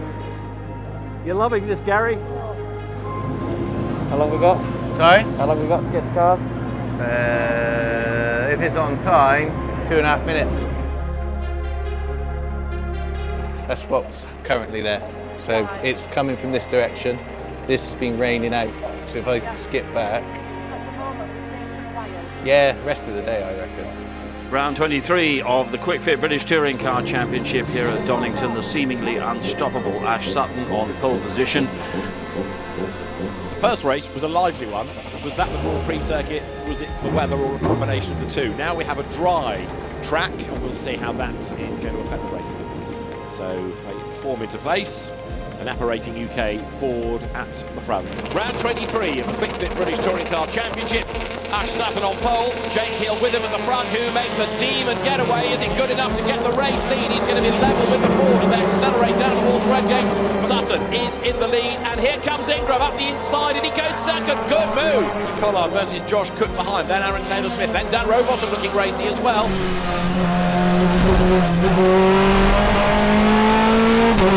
Now Rowbottom tries to get up the inside of Butcher, but Butcher is on the move. Rowbottom is on the hybrid, but looked powerless to stop Chilton, who comes up to have a go against him as they go down through the Craner curves. Rowbottom really having to work it hard to hang on to his place. Is this the dive? There's a look, he's alongside. Sutton gives him room. They come out side by side. They're going to be side by side down the Craners. We know how brave Ingram is round the outside. He is not going to lift. He will not lift. And he'll have the inside line for the old hairpin. Sutton briefly goes back ahead, but Ingram to take the race lead down to the old hairpin. He goes through. Yeah, the Vauxhall's going well here. Oh, the other two. And very close as well. Yes. Mikey Doble being given a bit of an assist by Andrew Watson down to the Melbourne hairpin. This might all end in tears, mightn't it, for Power Max Racing. Side by side off Goddard's they come. Mikey Doble going for Jack Sears Trophy honours. Watson, I think, goes through on the inside, coming out of Hollywood through the top of the Craner curves. They're the race leaders. And Jake Hill, after his early good pace, has also got a bit stuck behind Sutton. Coming up to the final corner, that's where he's gone straight on. Yeah, probably safe to go for that. We're still nearly a second off Colin and Jake's fastest time. Really? 8 tenths. He'll come. Last race when we're on pole. Can't believe Jake isn't going to have a go at some point. Oh, Sutton had to defend big time into the chicane. Going through is Rory Butcher ahead of Adam Morgan. Both cars showing signs of contact. Adam Morgan also being given a driving standards flag for track limit abuses, and he makes a go to the outside, can't get past.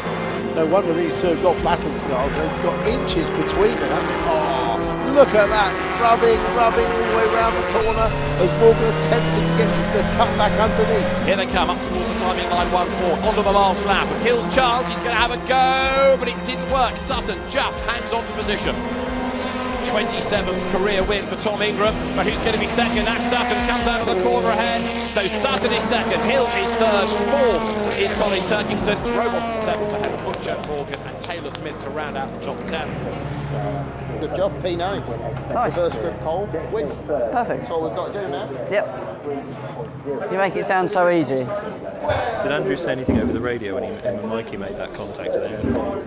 Didn't even know they did crash into each other. Crash would be a strong word. There's definitely been a contact. Shunted into each other, haven't they? They shunted into each other then. I don't think it was a shunt, that's quite good. But there was a love together with anyone.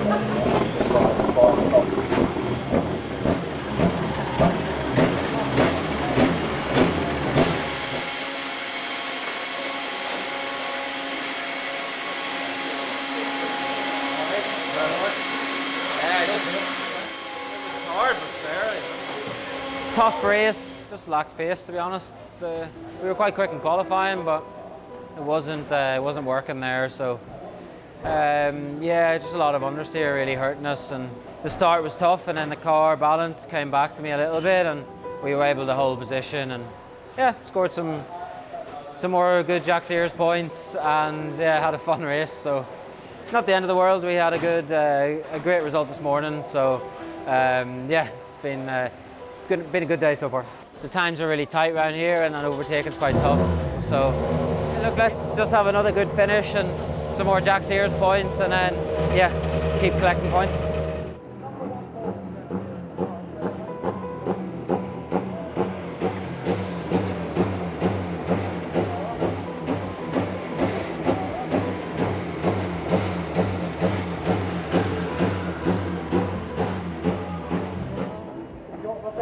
It's alright, it's only a headlight.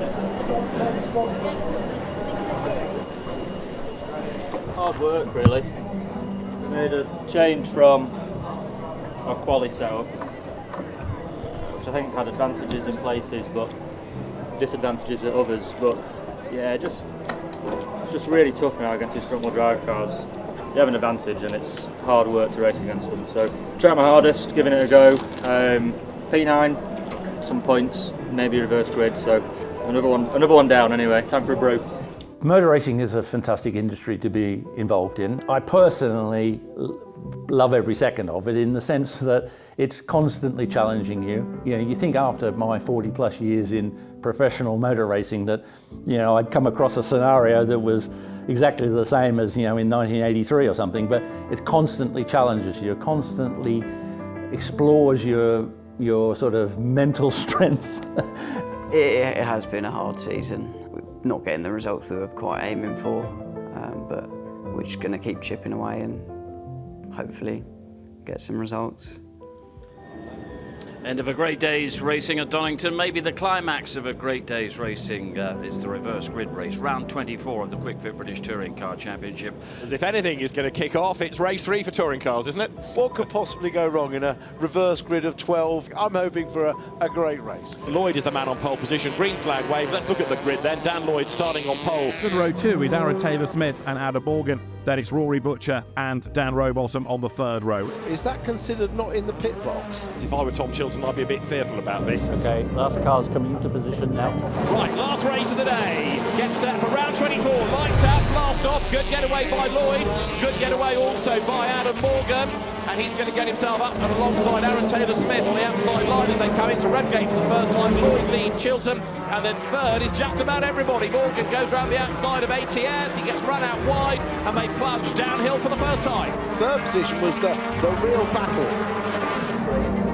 Fantastic racing then as they come onto the Grand Prix loop for the first time. Tom Chilton, a 5-second penalty for a false start. He was in advance of his grid box. He gets a 5-second penalty. So now up comes Ingram on the inside. A bold move which came off beautifully. Wow, this is a really inspired Ingram.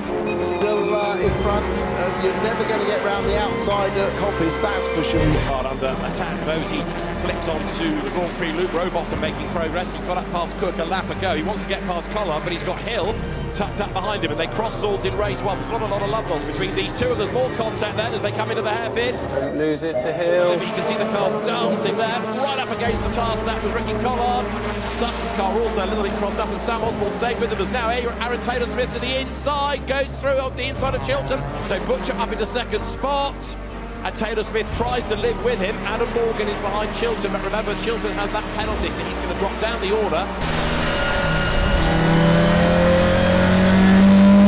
Dan Lloyd has 7 laps of hybrid use available, and there was that Hill clipping the tyres. Lots of debris on the road, others run over it. Well, no, it was Adam who started that. And the safety car deployed. Safety car, ready. Safety car. Get on the track, that's better. Okay, Adam, the safety car in this lap, safety car in this lap. And across the timing line we go. Back racing then. Yeah, Morgan's going well in this race, found some speed, definitely. Okay, end of this one, it'll be 4 laps to go out at the end of this one. Head down now, focus ahead. Up the inside, throws it, Dan Rowbottom gets past Chilton. Chilton has to go wide into the gravel, just position the car when he has to, and off goes wide is Rowbottom. So gives the place to Collard. He worked hard to get ahead of the Toyota earlier on, but he ran wide out of copies, drops back behind the Toyota then as they flick through the S's. Bit of smoke out of Rowbottom's car there. Has he got a problem? He's got left rear damage, His car's hobbled. He hit the tyres very hard. Right. He was kicking him, so he's got a puncture, I think, or is he just a tyre rubbing on the bodywork? But that's a Left front puncher, left front puncher. Left front puncher, boys. He has got a problem. He's got a puncture. Yeah. That's why he couldn't turn in. More bodywork is shed and Robo's race effectively done and dusted. He'll limp to the pit lane. If you can get him to even put a tyre on and finish a lap down, we need him to finish if possible. Yeah. If you can get it back, we want to put a tyre on because we've got to think about manufacturer points.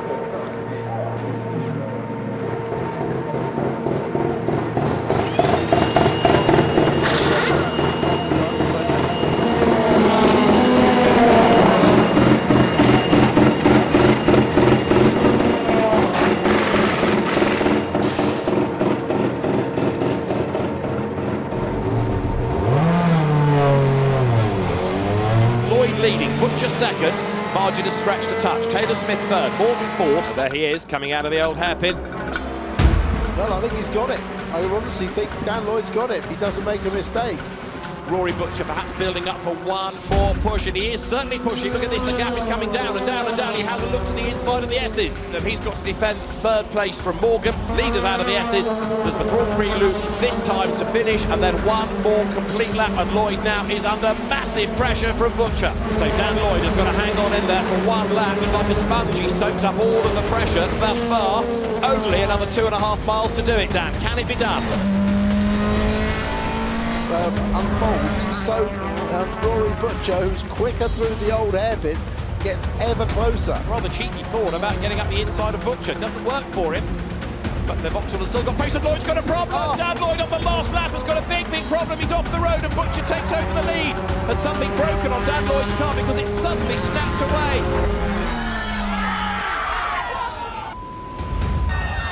And within about 4 corners of the flag, Dan Lloyd is off the road and Rory Butcher is set for a win. Unbelievable on the final lap of the race. Come on, Ratty. Rory Butcher out of the last corner. He inherits the win. He's in front when it matters. Checker flag at the ready, and Rory Butcher wins to a delighted team. It's a 1-4 as well, because with Taylor Smith second and Morgan third, Collard Baggs fourth, fifth is Sutton, sixth Turkington, seventh is Ingram, Hill eighth, Osborne ninth, Jelly 10th. But poor old Dan Lloyd. What a pain in the bum, wouldn't it? Guys, thank you very much, appreciated. Not the end we wanted. Arses. Can't believe it. I don't think we can quite believe what we've just seen either. But poor old Dan Lloyd, so disappointed, trying to explain exactly what happened. Hello, family. So we've just finished race 3. We've had a nice little podium to finish the day out, which is always nice. You know, it makes the drive home a little bit sweeter, and I will be having a couple of my friend Stella Artoris tonight when I get home. So Donington GP finished, and another great weekend for the team after such a strong Knockhill. So I'm standing here with a trophy, Aaron's behind me with a trophy, so lots of smiles. So the Jack Sears Trophy, where all the points are added up over all 3 rounds. But for the first time, we have 2 winners tied on points. Please welcome Andrew Watson and Sam Osborne. Well done. So the yeah, won the Jack Sears Trophy this weekend, took that championship lead, scored some great overall points for the 9th and 11th. So yeah, we really needed this weekend. So I think we had 6 rounds in a row with 0 points. Coming here, we needed some good results, and to end up on the podium with 2 other point scores as well, you know, pretty happy with that. Pretty good weekend, and the lads here at Team BMW WSR have done a mega job all weekend. In 3rd place, Adam Morgan with his 4th podium.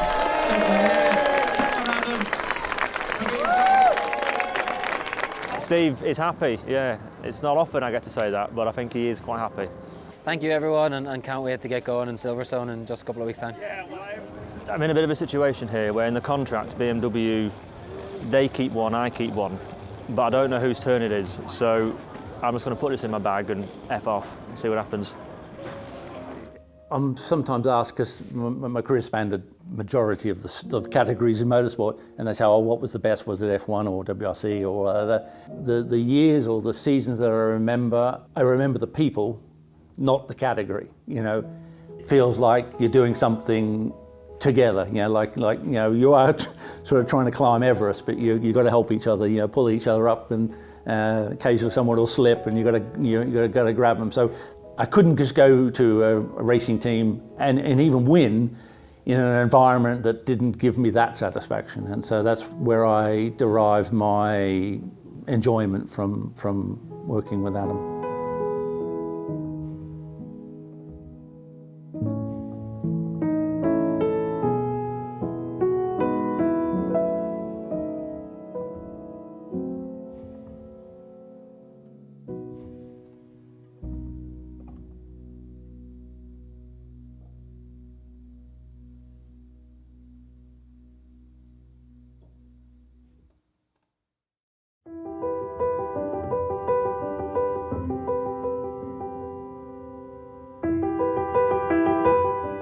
It's around 9.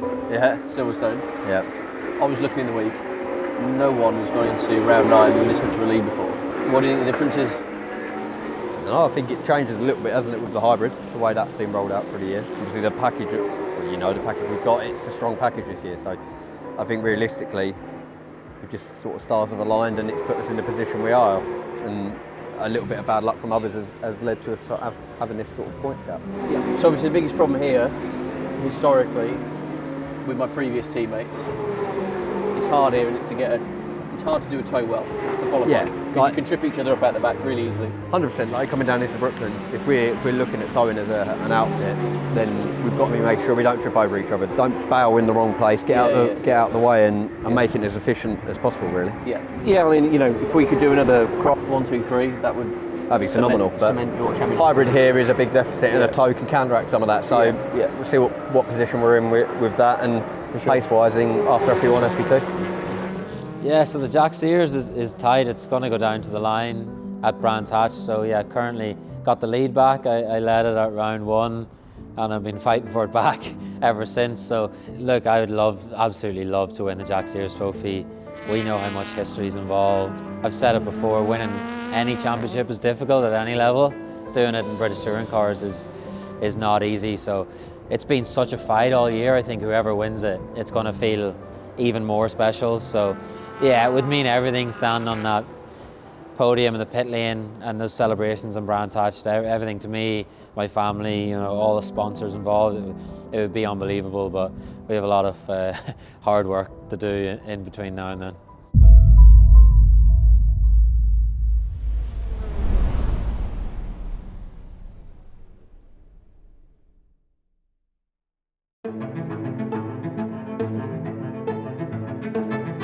Here we are at Silverstone, ready for qualifying. I had a great run this morning. We were P1 in free practice 2, which is great, and yeah, another touring car stat ticked off the bucket list. Yeah, car's feeling great. The team are doing a great job, but you know, qualifying's where it counts. So yeah, fingers crossed we have a good clean run here. How many laps are they going to disallow based on? Quite a few, I would suggest. Right, car 33. Yep. Tommy. So we're following you for the first run, and you're supposed to follow us for the second run. I wasn't in on any of those discussions. Oh right. So the plan, we've not changed our run plan. Oh. So I don't know what discussions we had. If he thinks he can make it fit. For you, and that meant that we're twice past. Redo what you did earlier. Yep. Nice one. Stay safe. All right, thanks.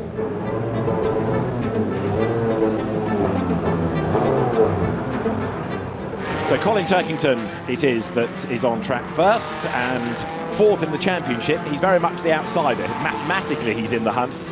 But of course if you were BMW, you've got this problem. Yes, you'd like both your drivers to be up there, but in order for them to be in the mix, they've got to work together. One's got to help the other really, and that ain't going to happen, I don't think. Whereas Ash Sutton does have a Dan Camish and a Dan Rowbottom not that far adrift, so they could be more use if needed. What do we read into Andrew Watson then being quickest in FP2? Anything? Yeah, the Power Max cars are quick here. Yeah. Both him, Mikey Doble, they've been quick. Looking at the speed traps, the Astra is well up on the speed traps. Mikey Doble up to second, going back to this Vauxhall Astra point. Right, Ash Sutton, he's up to third fastest now. So it's Hill, Camish, Sutton, Turkington, Ronan Pearson fifth. Sam and I were going to try and work together, but unfortunately we got out of sync quite early on. Ingram's gone fastest though, with a personal best in sectors 1 and 3, an absolute best in the middle. Andrew Watson is the slowest at the moment, just behind Bobby Thompson, so there are 2 drivers you can anticipate to improve. Time for a 2-tyre fronts if they need it at the end, and a big lock up for Morgan. That will have put a bit of a nasty flat spot on his set of tyres. Fucking hell, come on, man. It's just not good enough. Now that's Andrew Watson that you're looking at, and he's another driver who has got to try to improve, not only because he's not in the top 10, but he's actually the slowest. He's not done a proper lap time. Rowbottom up to 8th, gets inside the top 10. And that's at the expense then of Tom Chilton, who's going to be pushed out of that. No, he doesn't get in because Dan Rowbottom's lap is disallowed for track limit offences, so 8th fastest. Okay, mate, just reviewing the data. On your fastest lap, you didn't do the big heavy step on braking, so I think we know where you are. Let's see if we can squeeze a 10 out of this bugger, get a bit higher up. Rowbottom is 8th this time, and he's keeping that one. Jake Hill quickest, 57.658, quicker by 16 one-thousandths of a second. Jake Hill to the top of the times. Rowbottom is 8th, Butcher is 9th, Pearson is 10th. They're all improvers. Right, Ash Sutton goes across the line, up to 5th fastest, so that's okay, that gets him through. Turkington is up to 7th, but he was in the top 10 anyway. That puts Rowbottom 10th, he's vulnerable. We're currently P12, but yeah, good improvements there in sectors 1 and 2, but we're still missing that 2/10 that we had earlier on in sector 2. The biggest hat tip you could argue is to Mikey Doble. He's still there within the top 4 because Sam Osborne has gone 3rd. The Valvoline Ford into the top 3 at 57.726. That puts Dan Rowbottom out of the top 10. So Sam wins, Dan loses out. Aaron Taylor-Smith up to 2nd. Fantastic. That puts Sutton on the bubble. Sutton is on the bubble in 10th. And Rowbottom is also pushing because he's done a personal best. So yeah, in qualifying, this is my hero moment actually. Yeah, I only put one good lap together in qualifying, and it was the very last lap in the very last minute. And just so I'm coming into Brooklands, the left, I've got a load of waffle in my ear and I can't hear because I'm concentrating. So I go back saying, repeat. I'm risking knocking Ash out. I'll do it. And I've got Malcolm Spectrum, the team manager, going, please lift before you get to the line, because if you finish this lap, you're going to knock Ash outside of the top 10. If you remember, it was the last top 10 shootout of the year. Rowbottom might just squeeze through for one more lap, and that could turn out to be crucial. There's traffic ahead. He was up in sector 1, he was down in sector 2. He's used all the hybrid. He comes up to break the beam. Rowbottom goes through, takes the flag, and he's 13th. He doesn't get in. Next one to look for is Sutton then. What can Ash do? He is in. He is 10th. Breaks the beam, and the net result is that the lap is no quicker. So that hurt, if I'm honest, because we would have been on for a good lap. I think we'd have been top 3, but that was the ultimate sacrifice. So Jake Hill, by 0.004 of a second, is the fastest. You've still got to remember that it's still racing. If there's an opportunity of car 32 getting a win cleanly, we're going to go for it. It's as simple as that, and it'll be down to kind of the higher management, the team to make the decision whether we need to concede a place or not. But from my point of view, I would like to race cleanly and fairly all the way to the end of the season. Yeah, so we're P12. Not terrible by any means, but it's so tight. So we just missed out in the top 10 shootout, which is a shame, but the car wasn't quite as good as it was in FP2. It had a bit more understeer, and around here that really kills your lap time. So struggled a little bit. Took quite a bit of driving to even get up to 12th. So yeah, not a disaster. The P12 on the grid for tomorrow. And the green flag is waved. The showdown is underway. 10 minutes, which doesn't sound a lot, but of course, again, to make your point, it's a short lap, so here you do get many more laps in than you would elsewhere.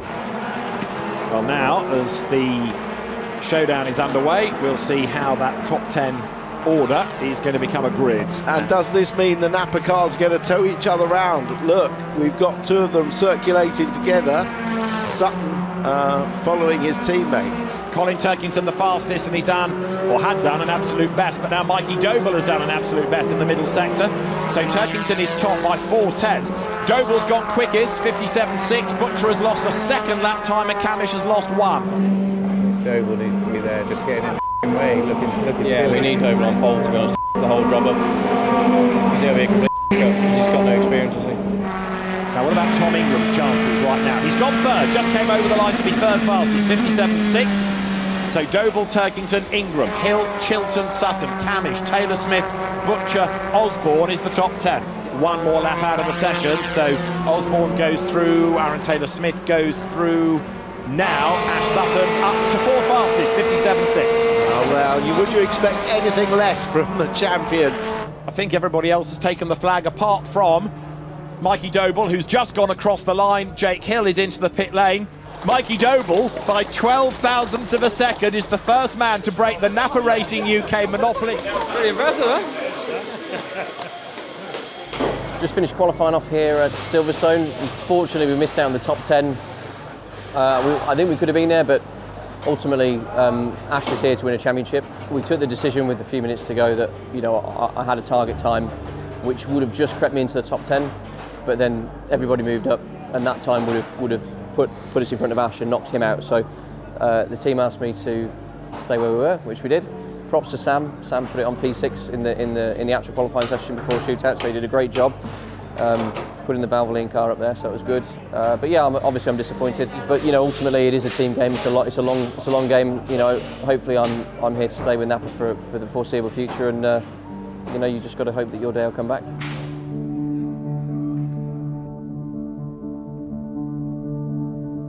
So here we are, Silverstone race day. Weather's very changeable at the minute. The rain's kind of hanging around. Car's quick, Mikey's on pole, which is incredible. Genuinely happy for him. He did a great job, drove really well the whole qualifying session, and Aaron's just ahead of me in P8. So yeah, we're really making it quite exciting. Building the cars and listening to people's comments about our three cars, PMR, you need to get new cars. I was about shut up. They are provenly quick at more than one track. Just because their chassis are like 6 years old doesn't mean anything. They are tired, don't get me wrong. They are old girls, but they've still got life kicking in them. So when we do a catch, so Cook behind you is on slicks, Pearson is on slicks just to your right. As soon as Tommy's done, we'll go down to the grid tape and I'll talk the wheels. Yeah. So, formation lap is underway. This is where drivers start to discover just how treacherous it is. Right, so this is going to be a fascinating race. Now, Mikey Doble has gone round again. Now, there was initially talk of 2 green flag laps. Then it was reduced to 1, and the pole position driver, I think, has gone round twice. So whether Mikey Doble... No, he's going to have to start at the back. So Mikey Doble's pole position is not going to be his. That gives Tom Ingram a gap ahead of him. We're about to go racing there. There's the cars accelerate now. Ready to go down towards Cops Corner. There's a BMW down the pit lane ready to go. We go racing. Hill makes a tremendous start there. He would on the wet tyres, and he grabs the race lead. They go diving down towards Cops. Jake Hill leads the way. Ingram is second. It's Turkington third. Doble is going to be last from the grid, and then others will join in from the pit lane. Jake Hill leads the way at the end of lap 1. Second is Ingram. Third is Andrew Watson, and he's on wet tyres, and the Astra goes to the inside line then. And there is Colin Turkington, who is about to get lent on. Is he by Aaron Taylor Smith? He gets run out wide, and then they all clatter. Yes, Turkington got a tap from Cook and a hit from others, and it's all gone wrong. Can't watch it anymore. Why? He's third. Second. That's what I mean. Can't watch it. Then, so it is Hill leading. This is for second, third and fourth. It's Watson, Osborne, Rowbottom right there. Morgan is fifth on the wet. Because Ash Sutton is in the pit lane. You're riding with him. So the championship leader is in. Camish is in. Ingram is in. So they're all coming in for wet tyres, because right now that is very much the way to go. What happened to Dave? He spin or something? I don't know. Okay, mate, we have had our final warning track limits. Final warning track limits, 7 to go. Now this battle pack is going on for 4th and 5th and 6th, and it's got the lapped Ingram behind it as Adam Morgan gets run out wide. He is in 6th place. So Rowbottom 3rd from 13th. Andrew Watson 2nd from 12th. Jake Hill leading from 4th on the grid. So there have been some big winners out of the tyre gamble, haven't there? Osborne and Morgan side by side. Adam Morgan goes through on the inside line. That secures 5th place for him. We're like 10 seconds behind Robo though. 5 to go, mate. 5 to go. Watson has 2 less laps of hybrid than you. Now for second place, they're side by side, down to the Left-hander of Brooklands, they come. Watson on the inside, Rowbottom on the outside line. The Napa Racing UK Ford tries to go to the outside line for Knockhill. Robo needs the cutback if he can do it, but Watson hangs him out to try. They lean on each other as Rowbottom found a bit more grip on the outside line. Let's see then as the two of them touch again, coming off the corner. Door him, door him, door him. Him. But the tighter inside line prevails for Andrew Watson. He goes back through on the inside. 2 laps remaining, mate. 2 laps remaining. Eyes forward. That's what I say. Bring it home. Rowbottom is second, coming out of Luffield. This time he's done it.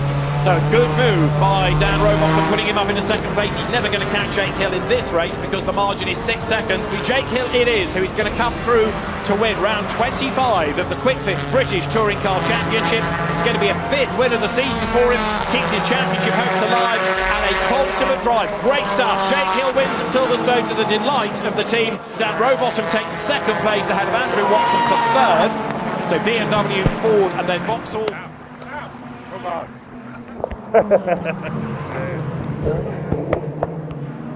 Done it.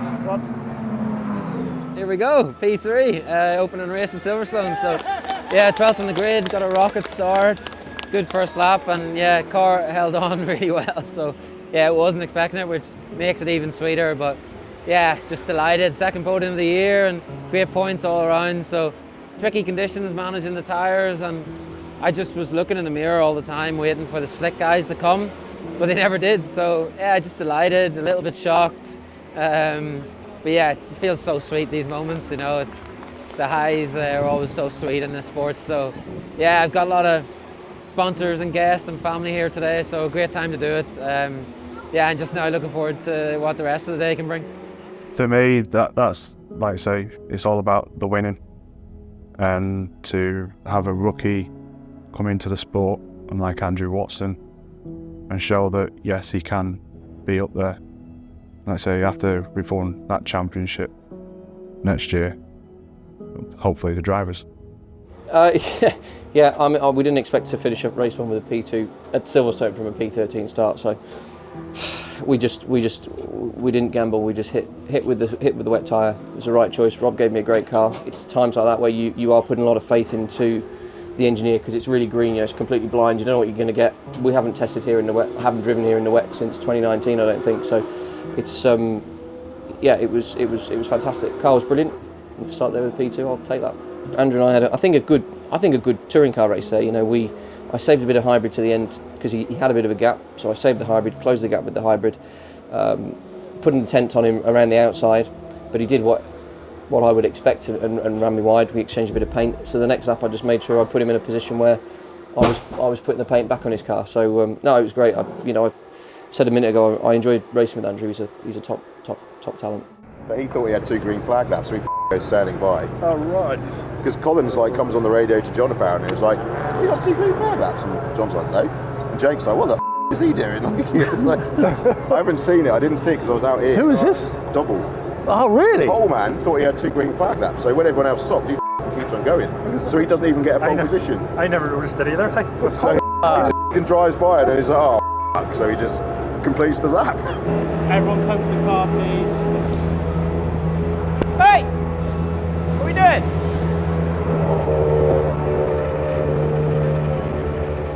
Okay, feedback from Ash. Obviously, he's interested in us to get past him. Lap 1, he really struggles under the brakes, turn 3 and 4, especially if you cause him to change direction while braking. He'll lock up.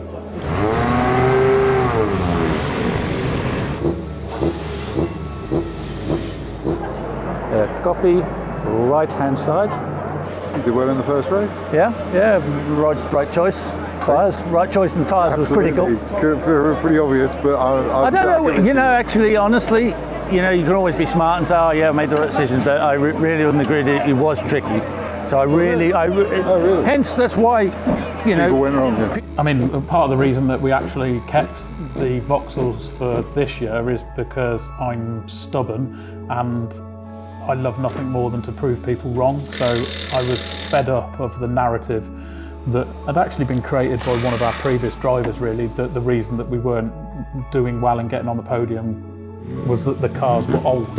I knew for a fact that the reason we weren't getting the results was not down to the car or the team. Bit of a gamble really, but I wanted to stick with the chassis to be able to prove to people by putting in good drivers and continuing doing what we have been doing, that we can still race at the sharp end. This is round 26 of the Kwik Fit British Touring Car Championship. Jake Hill is the man on pole. The lights in a moment will go red. Will then, as they are extinguished, see who makes the best start when we go racing. The BMW launches away. Not a great start by Rowbottom. Good start though by Adam Morgan from behind him from fourth on the grid. A good start by Andrew Watson in the Vauxhall. So Hill leads with a monster gap already. Morgan goes second. Watson is on the outside for third. It's side by side for fourth. Rowbottom is on the inside. He's got Rory Butcher with him. That was a bit of a rubbish start, wasn't it? Yeah. To the outside line there is Butcher. Watson versus Morgan. Rear wheel drive BMW to the inside of the front wheel drive Vauxhall. But Jake Hill is away and gone on the opening lap. This is Sutton in replay. Sutton looking for just into the oh, that was Jack Butel wiped out Ingram, didn't he? And just missed Sutton. Butcher behind is the fastest car on the track at the moment, so your better sector 1 is losing a little sector 2. Three abreast into Brooklands. Morgan on the inside. Round goes Rowbottom. He saves it with a big dab of throttle and down changes. Tries to rejoin, but 3 into 1 was never going to go into that corner. This is the replay of what happened to Dan Rowbottom. A little bit of a rub with Adam Morgan going into the corner, and then Robo's car gets away from him. He was lucky not to get wiped out by the traffic there, but he was able to recover it. Morgan didn't fire him, so you got behind him. No, I think it's cold toes. He did that all on his own. Yeah, unfortunately. Sutton trying to go all the way around the outside. Osborne should give him room as his teammate, but is he? That's going to let Gamble through as well. He's trying to let Sutton through, but he's let Gamble through at the same time. Sutton, in theory, should be able to make short work of the Toyota. He looks to the inside line, not going down towards Cops Corner. He's lined it up. He's going to be as late on the brakes as he dares be, and through he goes, and Osborne goes back with him. So Jake Hill is 1.7 seconds ahead. Second, Andrew Watson, and third, Aaron Taylor-Smith. Fourth is Morgan. Fifth is Butcher. Sixth is Lloyd. You've got Thompson 7th, Cook 8th, Crease 9th, Rowbottom is back up into 10th place. Going to change for second place. Look, the Vauxhalls have switched. Aaron Taylor-Smith is ahead of his teammate now, so Andrew Watson drops back into third, and the gap is going up all the time, so they need to stop squabbling, and if Aaron is the quicker, let him go. Morgan tries to get up the inside of Andrew Watson now as well. Couldn't watch so much. Couldn't watch the first race. And here is Rory Butcher around the outside at Brooklands of Andrew Watson. Good move. That gives him the place at Luffield. So the Toyota going forward, the Vauxhall falling back. So you have to say that Sutton's made extraordinary progress, hasn't he? Up to 8th. 7th. Rowbottom lets him go. So Dan Rowbottom again, the sacrificial lamb. But go on, Ash. He knows exactly what he's got to do. So he got safety car. So safety car deployed, trying to see a reason for it. It could presumably just be debris. I can't see it, but I tell you what I can see, the look on Jake Hill's face. There's the debris, and it's a Napa piece of bodywork, isn't it? Safety car in this lap, mate. Safety car in this lap. Red one, blue one. Red one, blue one. Let's get ready. So Hill will lead across the stripe this time by 0.8 of a second. Watson brakes very late, defends the inside. Sutton is alongside. Will they run wide? And will Sutton get the position? He does. The Vauxhall to the inside. Aaron Taylor-Smith goes through. He's got the race lead coming out of Woodcote Corner. Hill's got a problem. He's hemorrhaging position. Something's gone wrong with that BMW. And here comes Ash Sutton. He now is all over the back of the BMW. He goes to the outside line at Beckett's. He'll switch sides to the inside, surely coming off the corner. And Jake Hill, having dominated up to the safety car, now he's going backwards. Another place lost. Sutton is through. And was this why Hill ran wide? It was. Oh, he got Rowbottom. Yeah, well, Rowbottom was up against the pit wall, actually. Okay, let's keep an eye.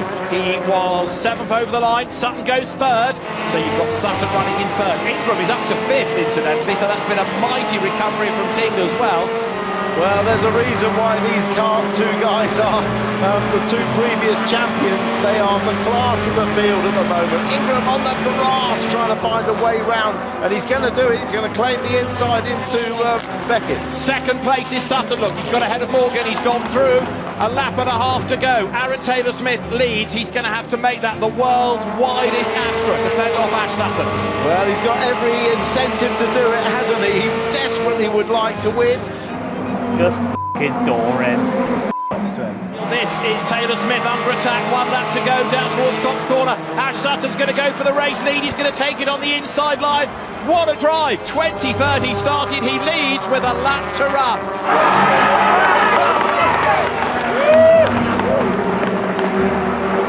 It's going to be career win 37, a 10th of the year for the championship leader. Ash Sutton wins from 23rd on the grid. What a drive. Tom Ingram takes third, 22nd on the grid. What a drive. And Aaron Taylor-Smith takes second place between the two championship fighters. Cheers, lads. Thanks. All right. Thank you, mate. All right. Good job. No, I'm happy now.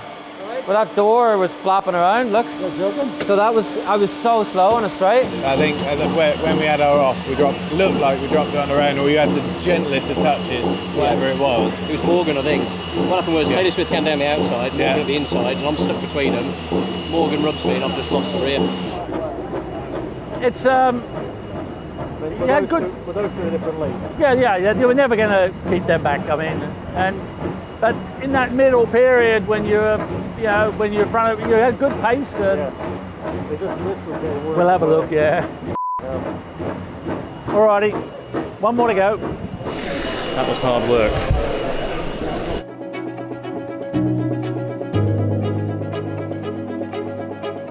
Race 3, Silverstone, P7, reverse grid. Let's see what this can do.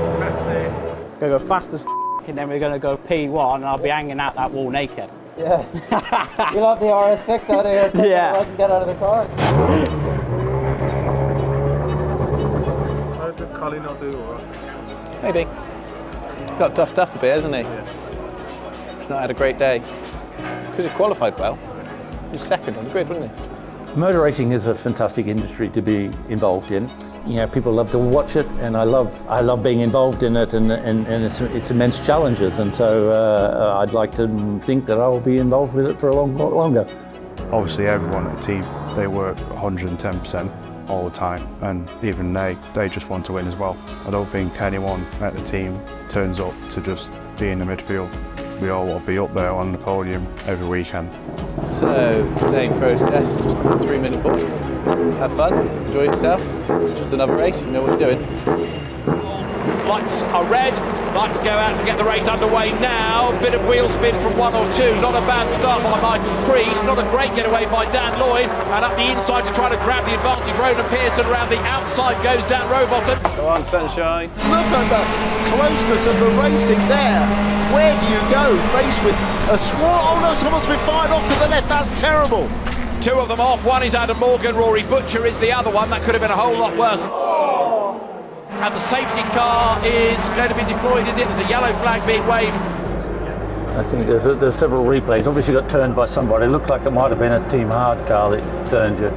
So the bearded Midlander it will be who breaks the beam as the race leader. Dan Lloyd in second place, Colin Turkington is third, and Ronan Pearson again going well fourth. Fifth is Michael Crease, but he's got Tom Ingram behind him and about to be alongside.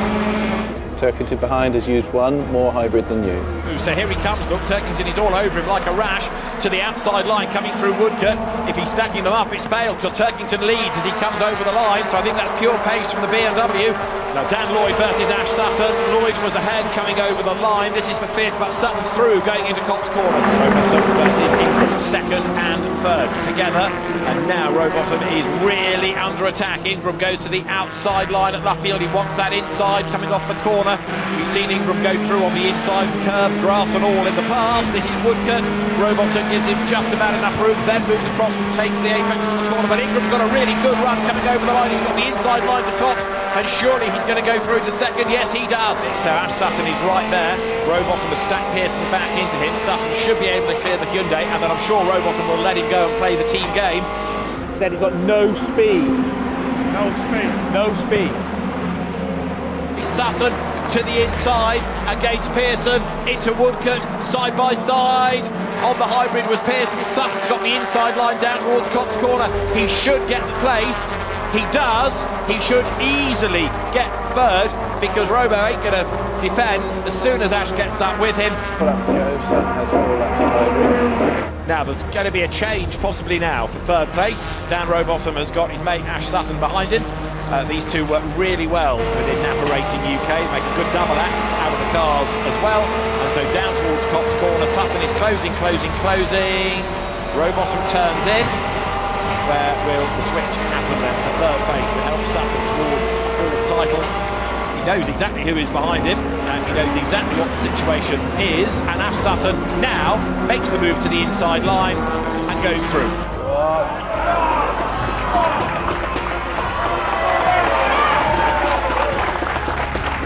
Colin Turkington is a winner at Silverstone. BMW wins for the 150th time in the BTCC. Tom Ingram second, he's ahead of Ash Sutton, which helps a little. So Sutton third, Dan Rowbottom is fourth, fifth Ronan Pearson, Josh Cook up with them at the end for sixth.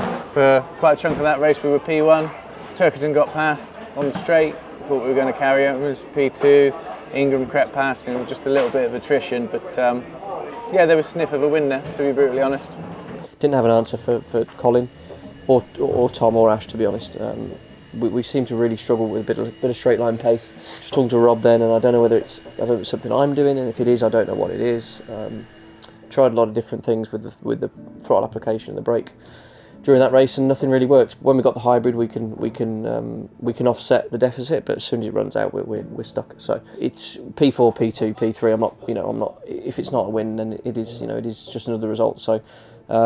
Overall a good day, a second, fourth and a 10th, good points. Looking forward to getting to Brands. I love the GP circuit, so hopefully round the year out with a win and a high. So we've just finished race 3, which was pretty hectic.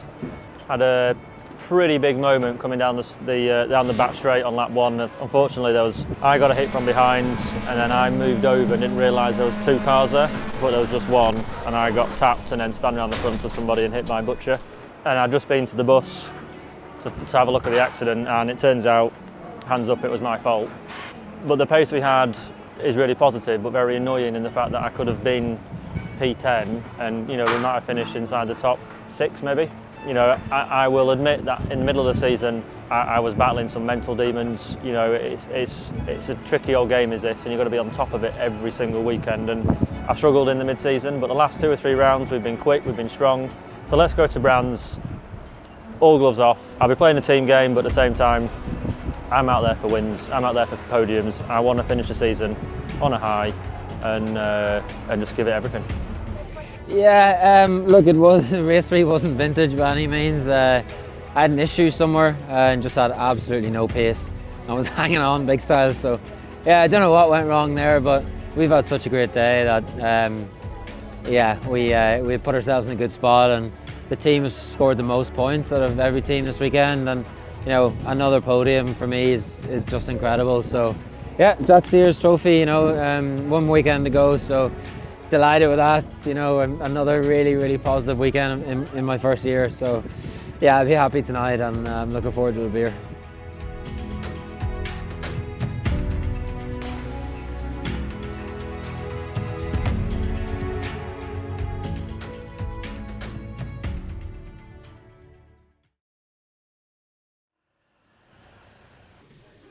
Where are you in the championship? So I'm leading the rookie championship, which is the important There is a bit. rookie championship, is there? Well, for anybody that's never scored an overall podium. So you could have done it for 10 years, but if you haven't scored a podium. And that is, what's that called? The Jack Sears Trophy. So Okay. Jack Sears was the first person to win British Touring Car. And are you leading that at the moment? Yep. By how much? 14 precious points.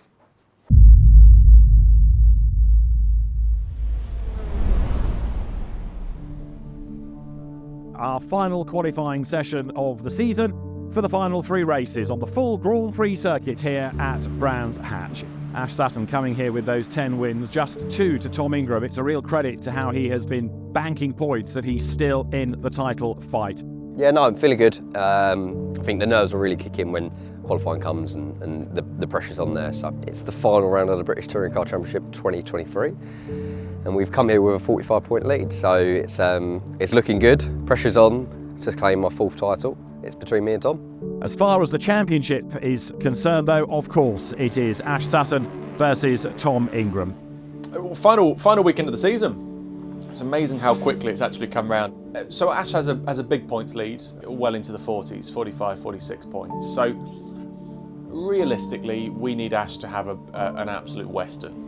But even if Ash were to have an absolute Western, we would then need a great weekend to then be able to overturn a 40-something point deficit. So yeah, we need a bit of luck, we need a little bit of lady luck, but it could very easily be over after the first race. Is he going to take, if you like, the weekend by the scruff of the neck and try and grab pole and try and win races, or is he just going to bank points? So Brands Hatch GP, for me, it's the best place in the country. You know, it's the best place to race. Achievements this weekend, you know, we're just going to get out there for race wins. You know, we've got nothing else to prove. We are where we are. Obviously, potentially, you know, there might be some opportunity for me to be pulled into play to help Ash. Part of being in the team that is Nappy. You know, we're all happy to help each other, which is great. But you know, potentially that might happen again. So who knows? Tom Ingram making his way down the pit lane. Just to remind you, it is 45 points between Ash Sutton and Tom Ingram. Colin Turkington fights back and goes quicker still on a 1:30.637. Then Stephen Jelly goes up to the top of the times. And then Sutton with his first flyer is up there on a 30.229, virtually 30.3. With Dan Rowbottom riding shotgun on the road, so Rowbottom is up to second. Yeah, to summarise, it is a supporting role. I mean, obviously I want to go out there for race wins, but ultimately, you know, if the championship is at stake, I think I'm prepared to do it. I think everybody in the team's prepared to do it. So, as I say, we're there to support, so fingers crossed. In terms of the approach to the weekend, you have to aim as high as possible in the overall standings. If you're in around the top 10 all weekend, or even scoring an overall podium like we have this year, it's very hard for people to beat you then. So, but yeah, it's going to be an interesting weekend. Very busy, a lot of guests, sponsors, a lot of media attention. You know, I'm really just going to try and enjoy it, and yeah, end the season on a high. And off the road has gone George Gamble, and he's damaged the front of the car and he's damaged the tyres. He's in red flag, red flag. Red flag, mate, red flag. Copy, red flag, red flag.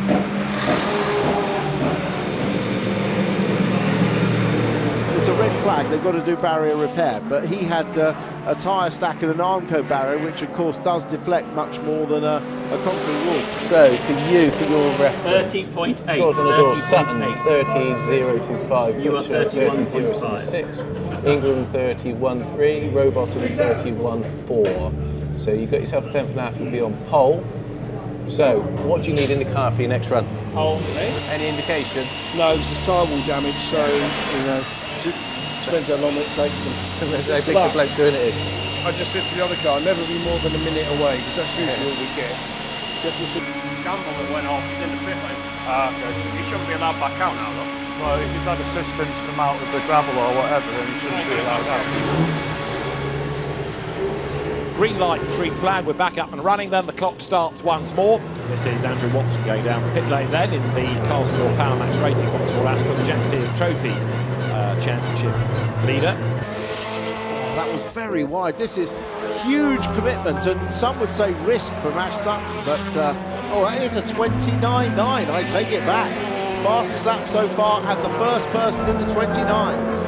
This is Mikey Doble we're with in the other of the Astras. And where is Doble at the time? It's 10th fastest, so he's ahead of Watson, which is what he needs to do for Jack Sears Trophy runners.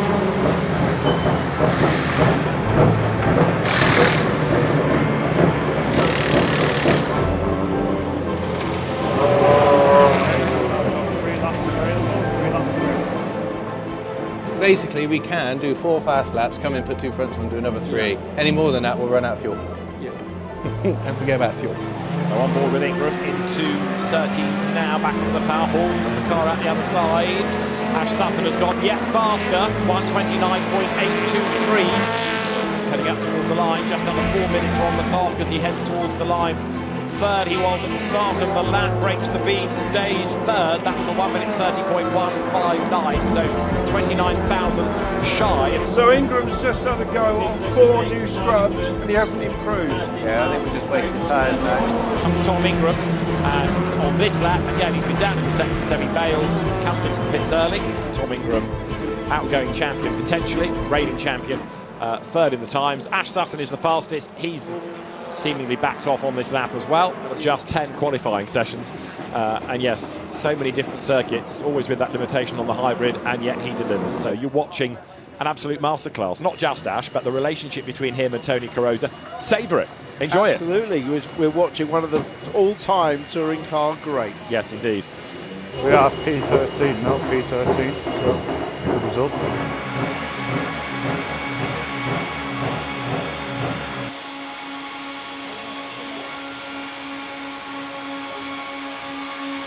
Happy enough. Made a little mistake on my best lap, but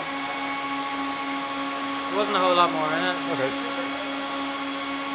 So, that lap, I mean, did anyone go quicker at the end? No, I didn't see anyone improving.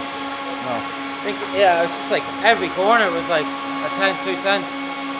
So, track definitely dropped away. Yeah, definitely. Just wondered if the brakes hold us back a little bit, but at least we have. Well, we've got plenty in the arsenal for tomorrow now. Yeah. The other thing as well, looking at that, there's only Doble in front of us. Yeah, alright. You know, Doble in front, everyone's behind. That's good, man. I'll take that. Yeah. Nice one. Cool, no worries. When I was in 18th, I was like, Yeah, no, you pulled it out. Yeah. But that lap that Gamble went off. Yeah. You were green, and then he went.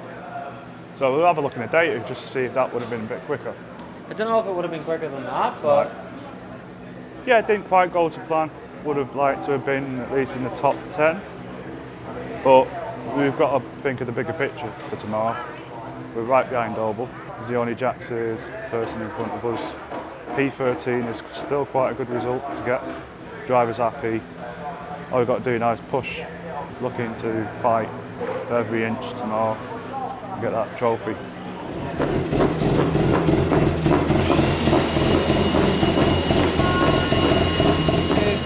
Yeah, I had to have a punt in the end.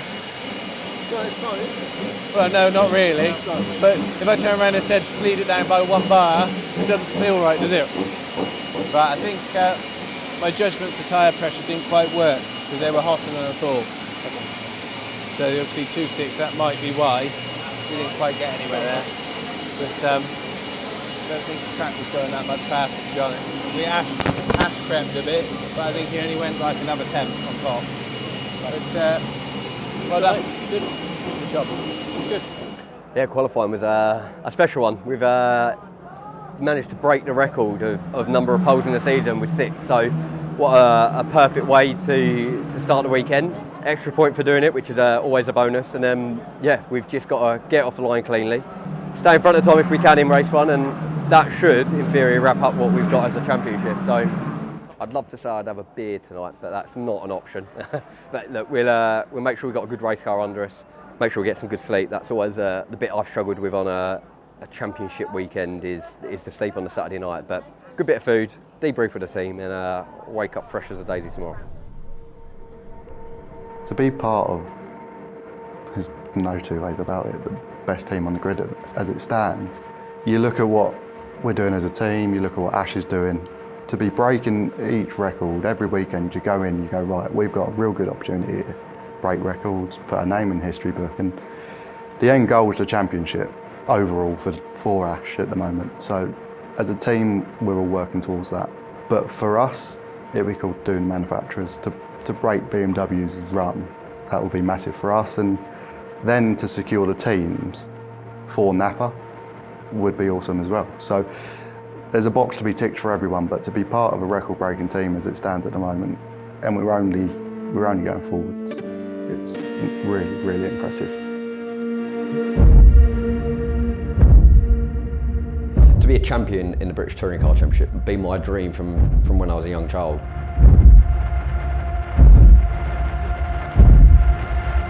There's 1,000,001 stars that need to align to make it happen. It's not an overnight process. It's not he's had the right car at the right time. Karting, looking up at the likes of Jason Plato, Matt Neal, those guys. How many years and hours and minutes and seconds and everything of blood, sweat and tears that go into that process. The stat that for me that I'm more excited about is being the only driver to win a championship in both rear-wheel drive cars and front-wheel drive cars. That's something that really goes down for me in the history books, to be the first. It doesn't necessarily feel like it's ours to win as opposed as more Ashes to lose. This is British touring cars. We know how quickly things can change. Like I said, surviving race one is crucial. We almost have one hand on the trophy. Qualified people yesterday, got a good chance of some silverware today. Obviously race one is going to be about protecting Ash as much as possible. Very much a supporting role today. Tom is, as we know, is last year's champion. He knows what he's doing. So we just need to try and put some distance between him and Tom, really.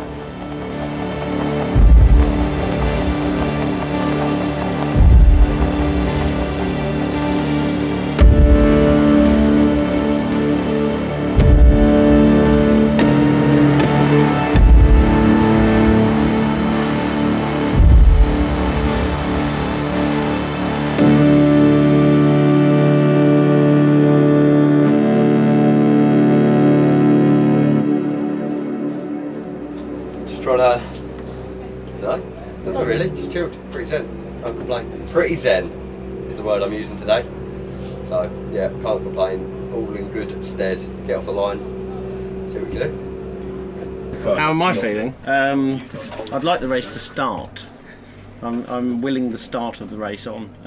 Yeah, I mean the job is to do exactly what we normally do. That's why we're in the position we're in. But obviously with what's at stake this weekend, yeah, there's a few more butterflies, a few more nerves. But as long as everybody just does what they've been doing all year, we'll be fine. But yeah, we'll see.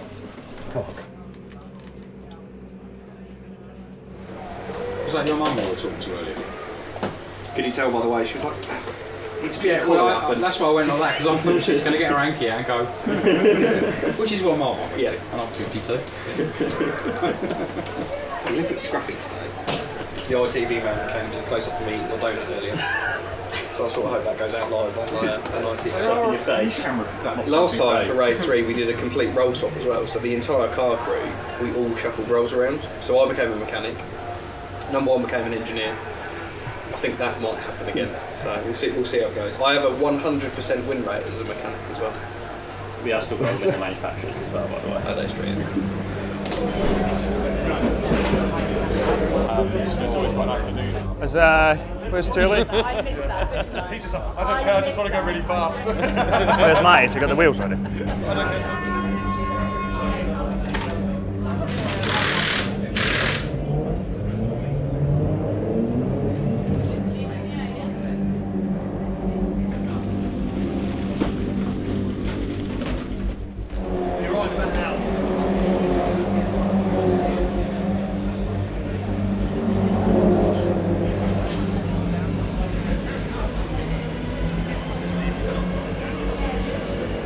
How many interviews have you done this morning? 2 minutes. Far 2 minutes.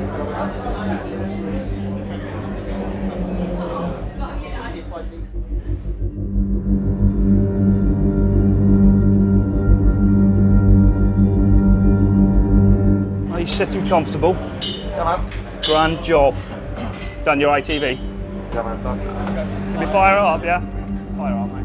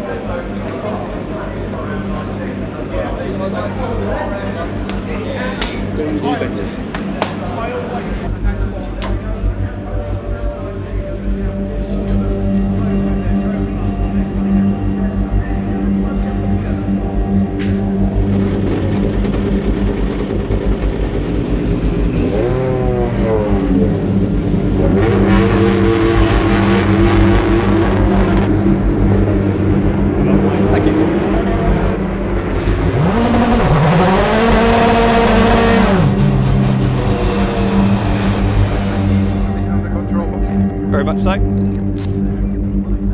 As under control as it can be at this point. Give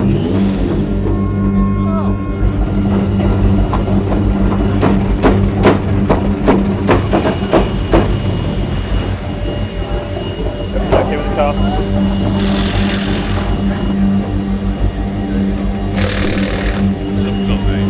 Yeah, Rory's on a medium now. Cars are on yellow. Yeah, Rory's on medium. What's Robo on? Medium. Thompson's on a soft. Quite interesting this, to be fair.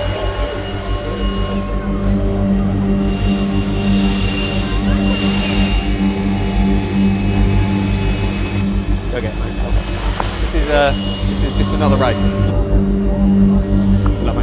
Ash Sutton starting on pole position. He is the hunt-head, and really, Tim, he wants to win the race and get it out of the way, get rid of the pressure. His whole mindset, demeanour, everything about the team is he's going out to win this race.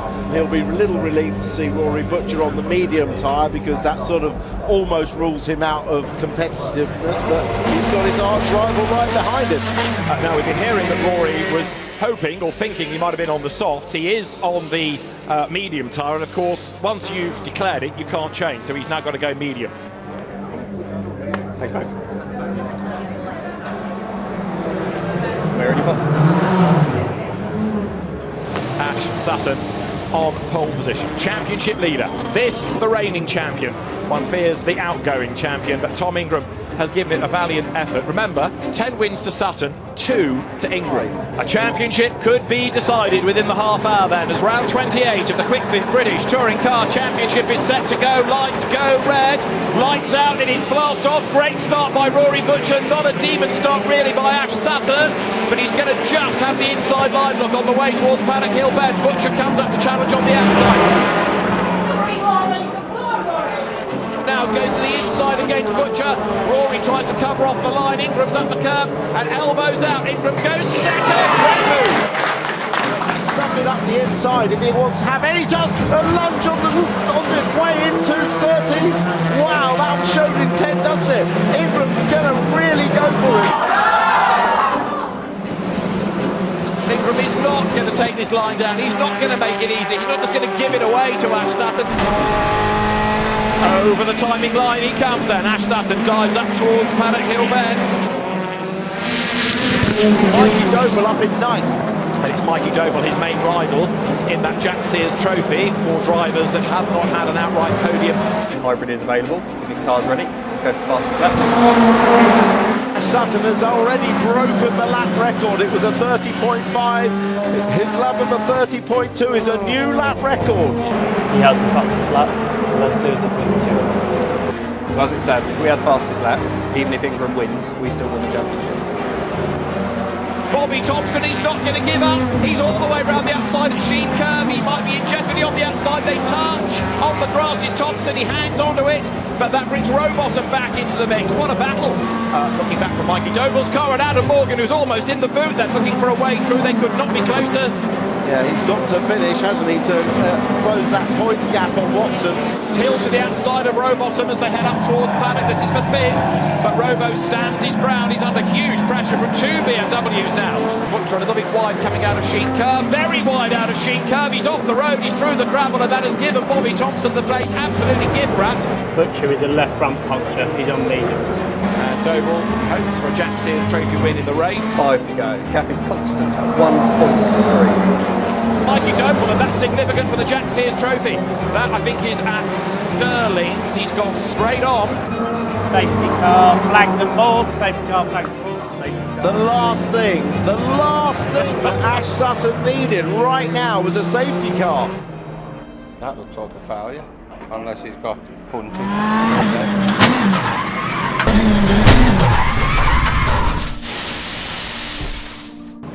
Okay, just letting you know there's a recovery truck on the circuit, but I'm sure we've passed it now. Mikey Doble asked to remove. The sweeping of the gravel is next. Safety car in at the end of this lap. Safety car in at the end of this lap. This is lap number 16. We'll get 2 racing laps. Ingram has 1 lap of hybrid. This is for the championship. Oh boy, Ash Sutton trying to get it signed and sealed right now as he crosses the line. and hybrid is being used by Ingram on this lap. This is his chance. He's got to do it on this lap. The blue light was flashing. This is his only lap. Look how it's helped him close up. Final lap. Ingram has no hybrid. With 1 lap to go, champion-elect Ash Sutton turns into Paddock Hill Bend. Another corner ticked off. Ash Sutton getting closer and closer and closer to the title. Come on, Ash. One more corner to go. Ash Sutton will bring it home. Race win number 11, title number 4. He's won in front-wheel drive and rear-wheel drive machinery. The 2023 Kwik Fit British Touring Car Champion. It's Ash Sutton. Ash Sutton wins the title in race 1 at Brands Hatch.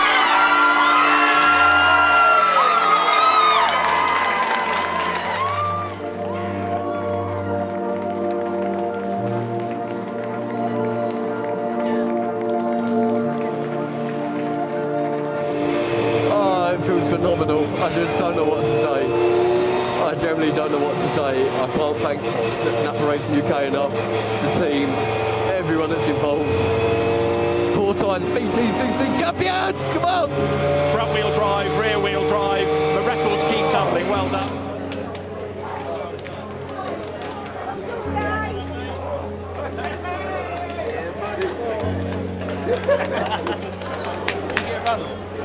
Probably. Well done, boys. Thank you, mate. Well done.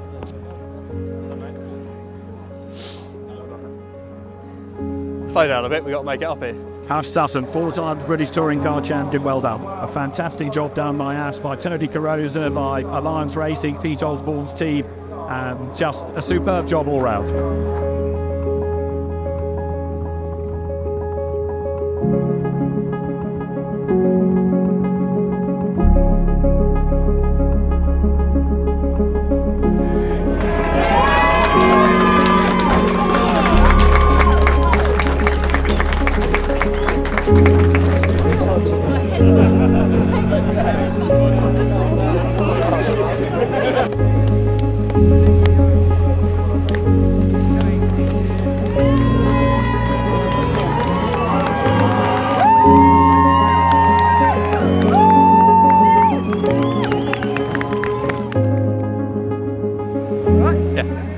Should we go to the podium? Yeah, you can relief now. Yeah, we can unleash the real Ash Sutton now, can't we? Yeah. Sort of, that kind of went to plan. I don't know where my emotions sit at the minute. I've not quite processed it, so we'll soon find out. I'm a mechanic for the next 2. Oh, is that what you're playing? Yeah. You're going to rotate the roles. Yeah. Who's engineering? Oh, I don't know. We'll get the junior Sophie, yeah.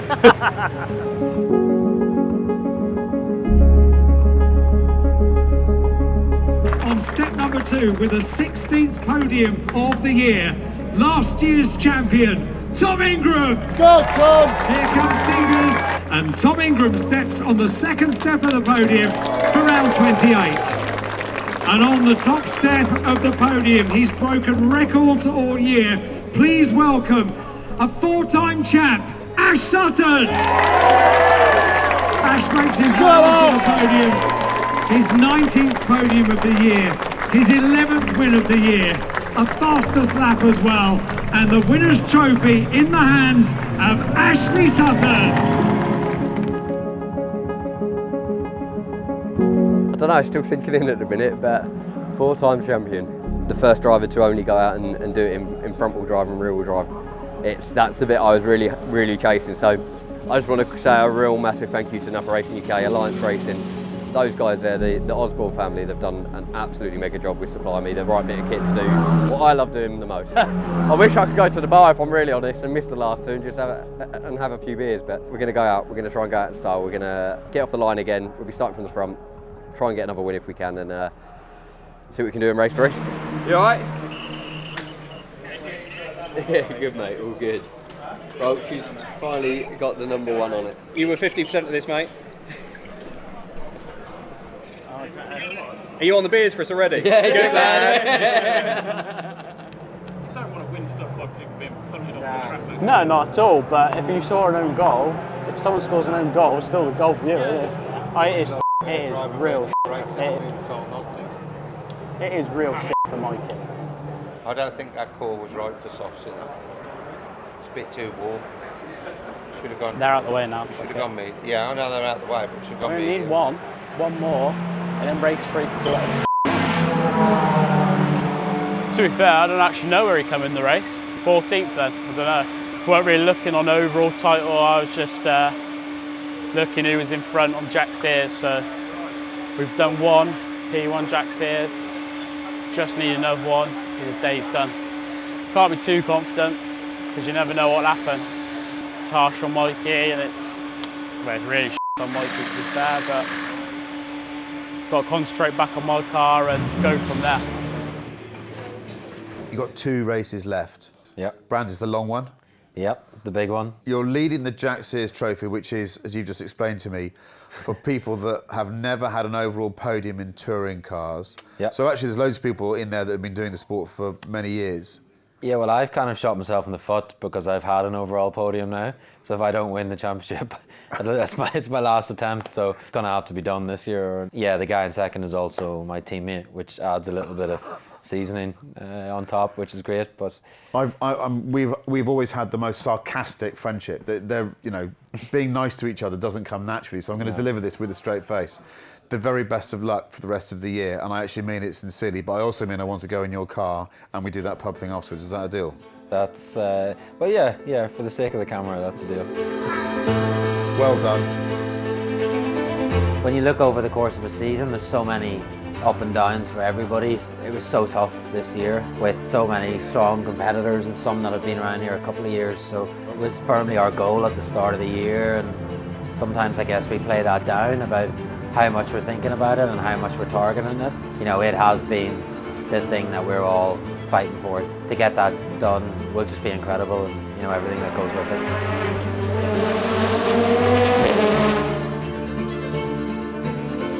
It's looking a bit easier. I just have to finish this race. And that's it. I say just, but in the British touring cars.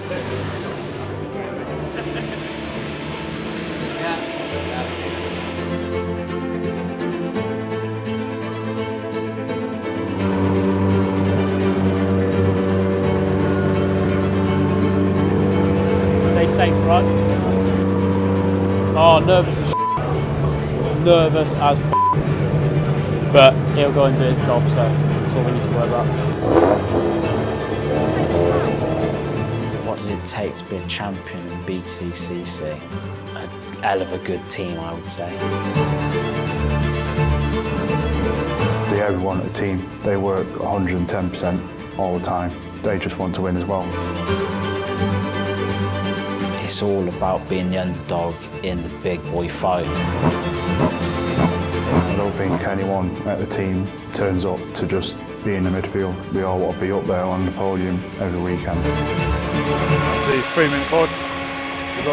Let us do the racing and let us get our results. We will get our results.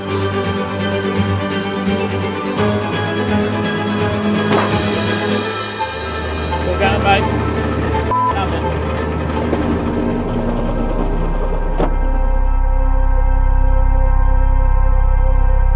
Yeah, I think unfortunately that was the nail in the coffin for the Jack Sears Trophy. It's probably game over, but yeah, I mean, we gave it our best shot. It wasn't meant to be this year, but at least we tried.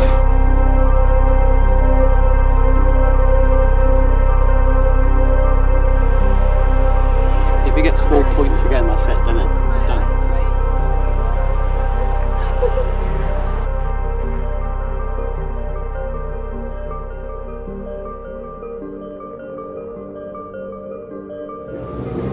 Last car rolling into position. Front of the grid is formed. Ash Sutton on pole.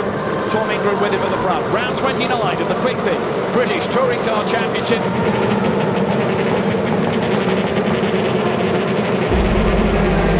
Good get away by Sutton. It's already away and gone.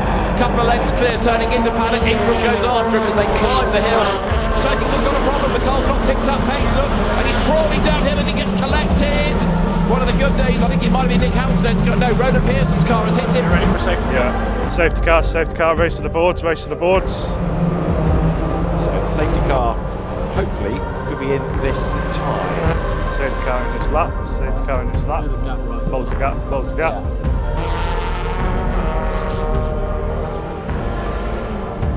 Sutton has gone. He's on. So Ash Sutton then charges away, trying to build that gap over Tom Ingram. So there's going to be a lot of shuffling around, I think, in this race as Jake Hill goes through with Dan Rowbottom right up behind him. Hill on the medium tyre, Robo on the soft. Rowbottom ahead of Thompson, but then Robo goes wide and Thompson fights back on the inside line heading up the hill. Further back, Andrew Watson is in 19. He just needs to bring this home, really, so he will win the Jack Sears. Andrew Watson coming up for attack now. Look, Mikey Dover has made good progress through the pack. Watson's dropping down through the order. Oh, contact! Aidan Moffat leaning on the Cupra. Jade Edwards gets caught up in it. Sam Osborne gets caught up in it. Andrew Watson's about to lose out to Mikey Doble. I'm not convinced that's just discretion because Doble's gone storming past him. There, Aaron Taylor-Smith rides the curb, goes wide. Rory Butcher on the inside line. More debris on the road there, but yeah, all of a sudden Aaron Taylor-Smith has got a problem because he drops right back.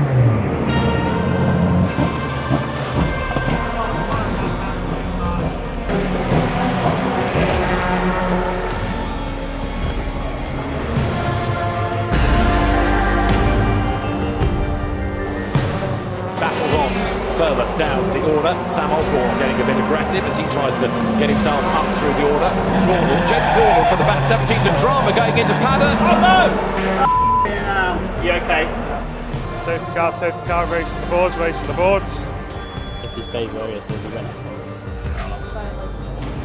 Yeah, he does. Do the points cover off now, yeah? Apparently so. Safety car coming in. We're racing again for the last lap of the penultimate round of the championship. Sutton, Ingram, Camish, Collard is the top four as they dive through paddock.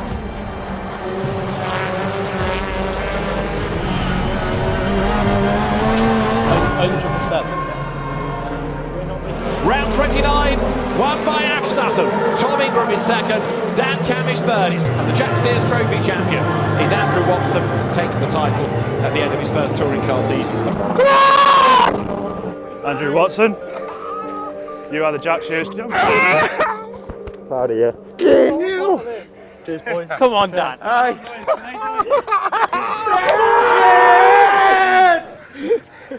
Well done, boys. Well done. 20 years old. Fantastic. Fantastic. What a result. Thank you so much. Cheers, mate. Thank you. That's f***ing wicked, Dan. Wherever you go, mate. It's only the best rookie, you know. Come on. Well done, mate. You deserve that. Well done, you. Cheers, thank you. I said, how'd you like that, your documentary? Good. You're getting all teary now, aren't you? I can see it in your eyes. It's not like welling up. Watson arrives in Park Fairmate for Power Max Racing.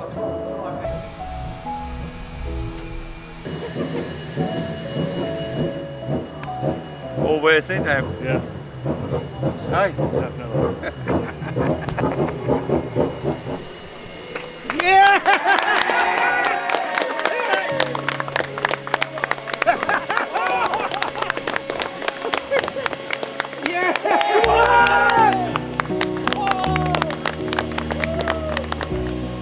Oh, cheers, mate.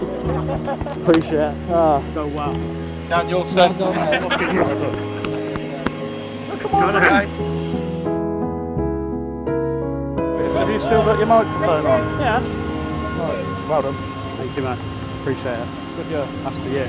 Part of me is in a bit of maybe disbelief. I know we've won it and all that. I did think to myself how I would feel at this point. I mean, I'm over the moon for the team and everyone for this, with all the hard effort that everyone's put in over this year. It's well deserved. I think longer, it's going to sink in. Absolutely great. He's done it. I might have given you a scare at times there, but we got the job done and just wrecked. All right. Thank you. Thanks. Good fight. Yeah. Bad.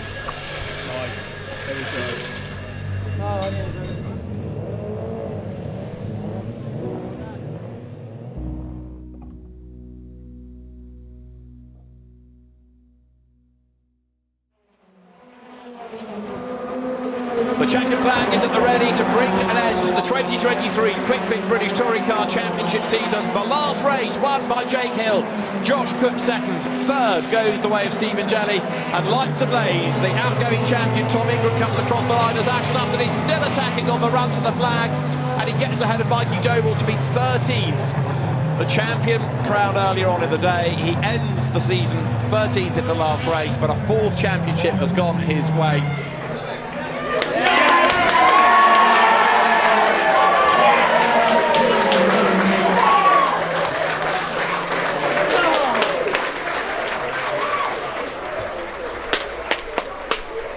Get in. Just yours? Or? Manufacturers. Really? Yeah. Yeah. Get in. Mate. Yeah.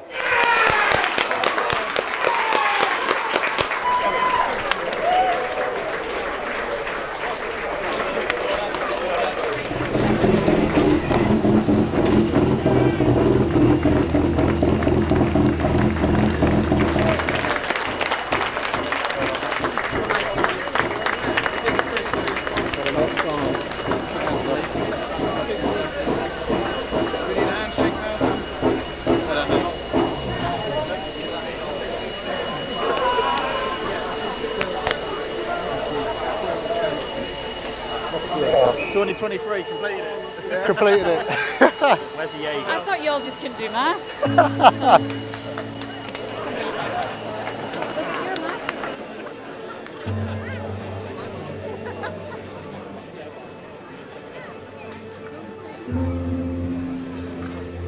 Well done, Dexter. Congratulations. Hey, Dexter, you can afford a smile.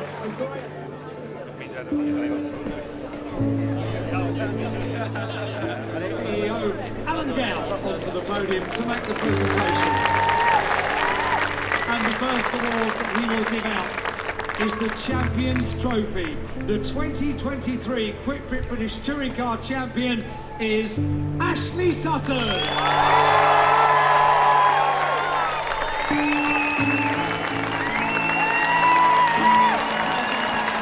Tom Ingram presents the trophy to Ashley Sutton.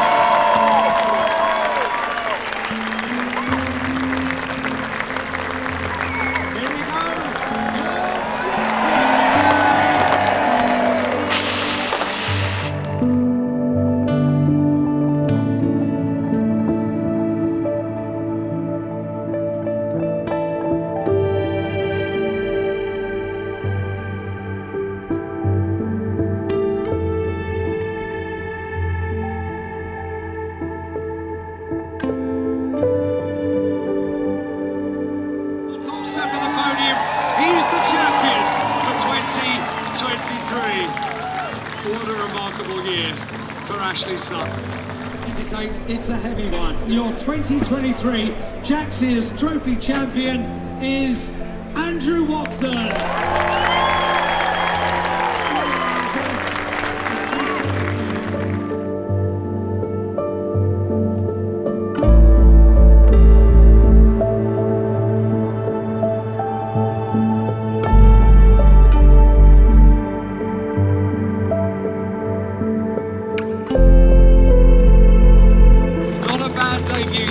BTCC for Andrew Watson and Jack Sears Trophy champion.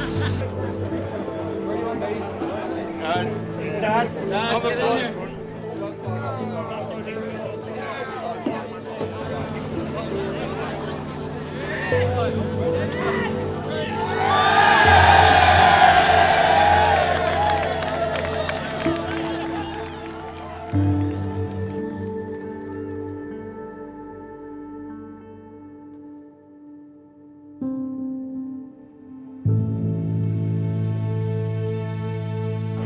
Adam, how's today been? Hard work, if I'm honest.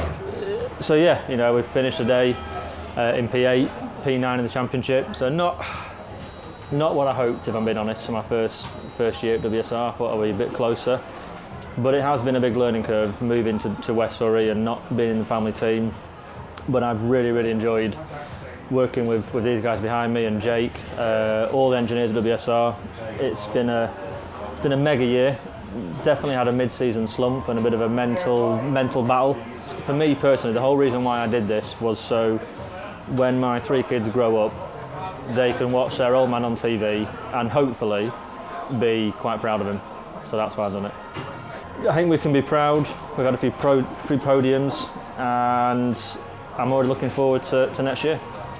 Yeah, disappointing weekend really. Well, not disappointing weekend. The team have won everything there is to win apart from the Jack Sears, I think. So it's been a great weekend. Been fantastic to be a part of Napa Race UK, but for me, we've just had a really off kilter weekend, you know. And you know, for me personally, it's just been a great, you know, Napa Race UK this year has just delivered, hasn't it? And you know, I need to thank all the guys, thank everybody that's allowed this to happen. You know, thanks to my long-term sponsors, Cataclean, for moving that position on and allowing me to have the opportunity. So looking forward to next year already. Gonna get down the gym, lose some more weight, see what 2024 brings. Well, what have we got here, Samuel? This is the biggest egg cup you can ever get, I think. Yeah, what a year. Thanks to this man. He's been flawless all year, all the team have. So it's their hard work and prep that, you know, it's a whole season and consistency and piecing together a championship is not easy. And these guys, dedication, 5 days a week, 7 days a week, 8 days a week. It's incredible what these guys do. So this was as much for them as it is for me. So can't thank them enough. Well, at the start of the year, look, we didn't know each other, did we? We turned up. No. Croft, wasn't it? You know, now it feels like we've known each other ages, years. years. Maybe too long, but I mean, we didn't really know what to expect, did we? And no, just move through it and go with the flow, and then Donington happened, and then came out the block strong, yeah. You know, and that set us up for a great year. So. Donington happened, and then the whole mood in the team changed. Whole mood. It was a positive. You're actually building the cars for a person that's actually got a chance of doing something. And now, 6 months later, he's done it. Best rookie in the country, possibly the world. With the biggest egg cup.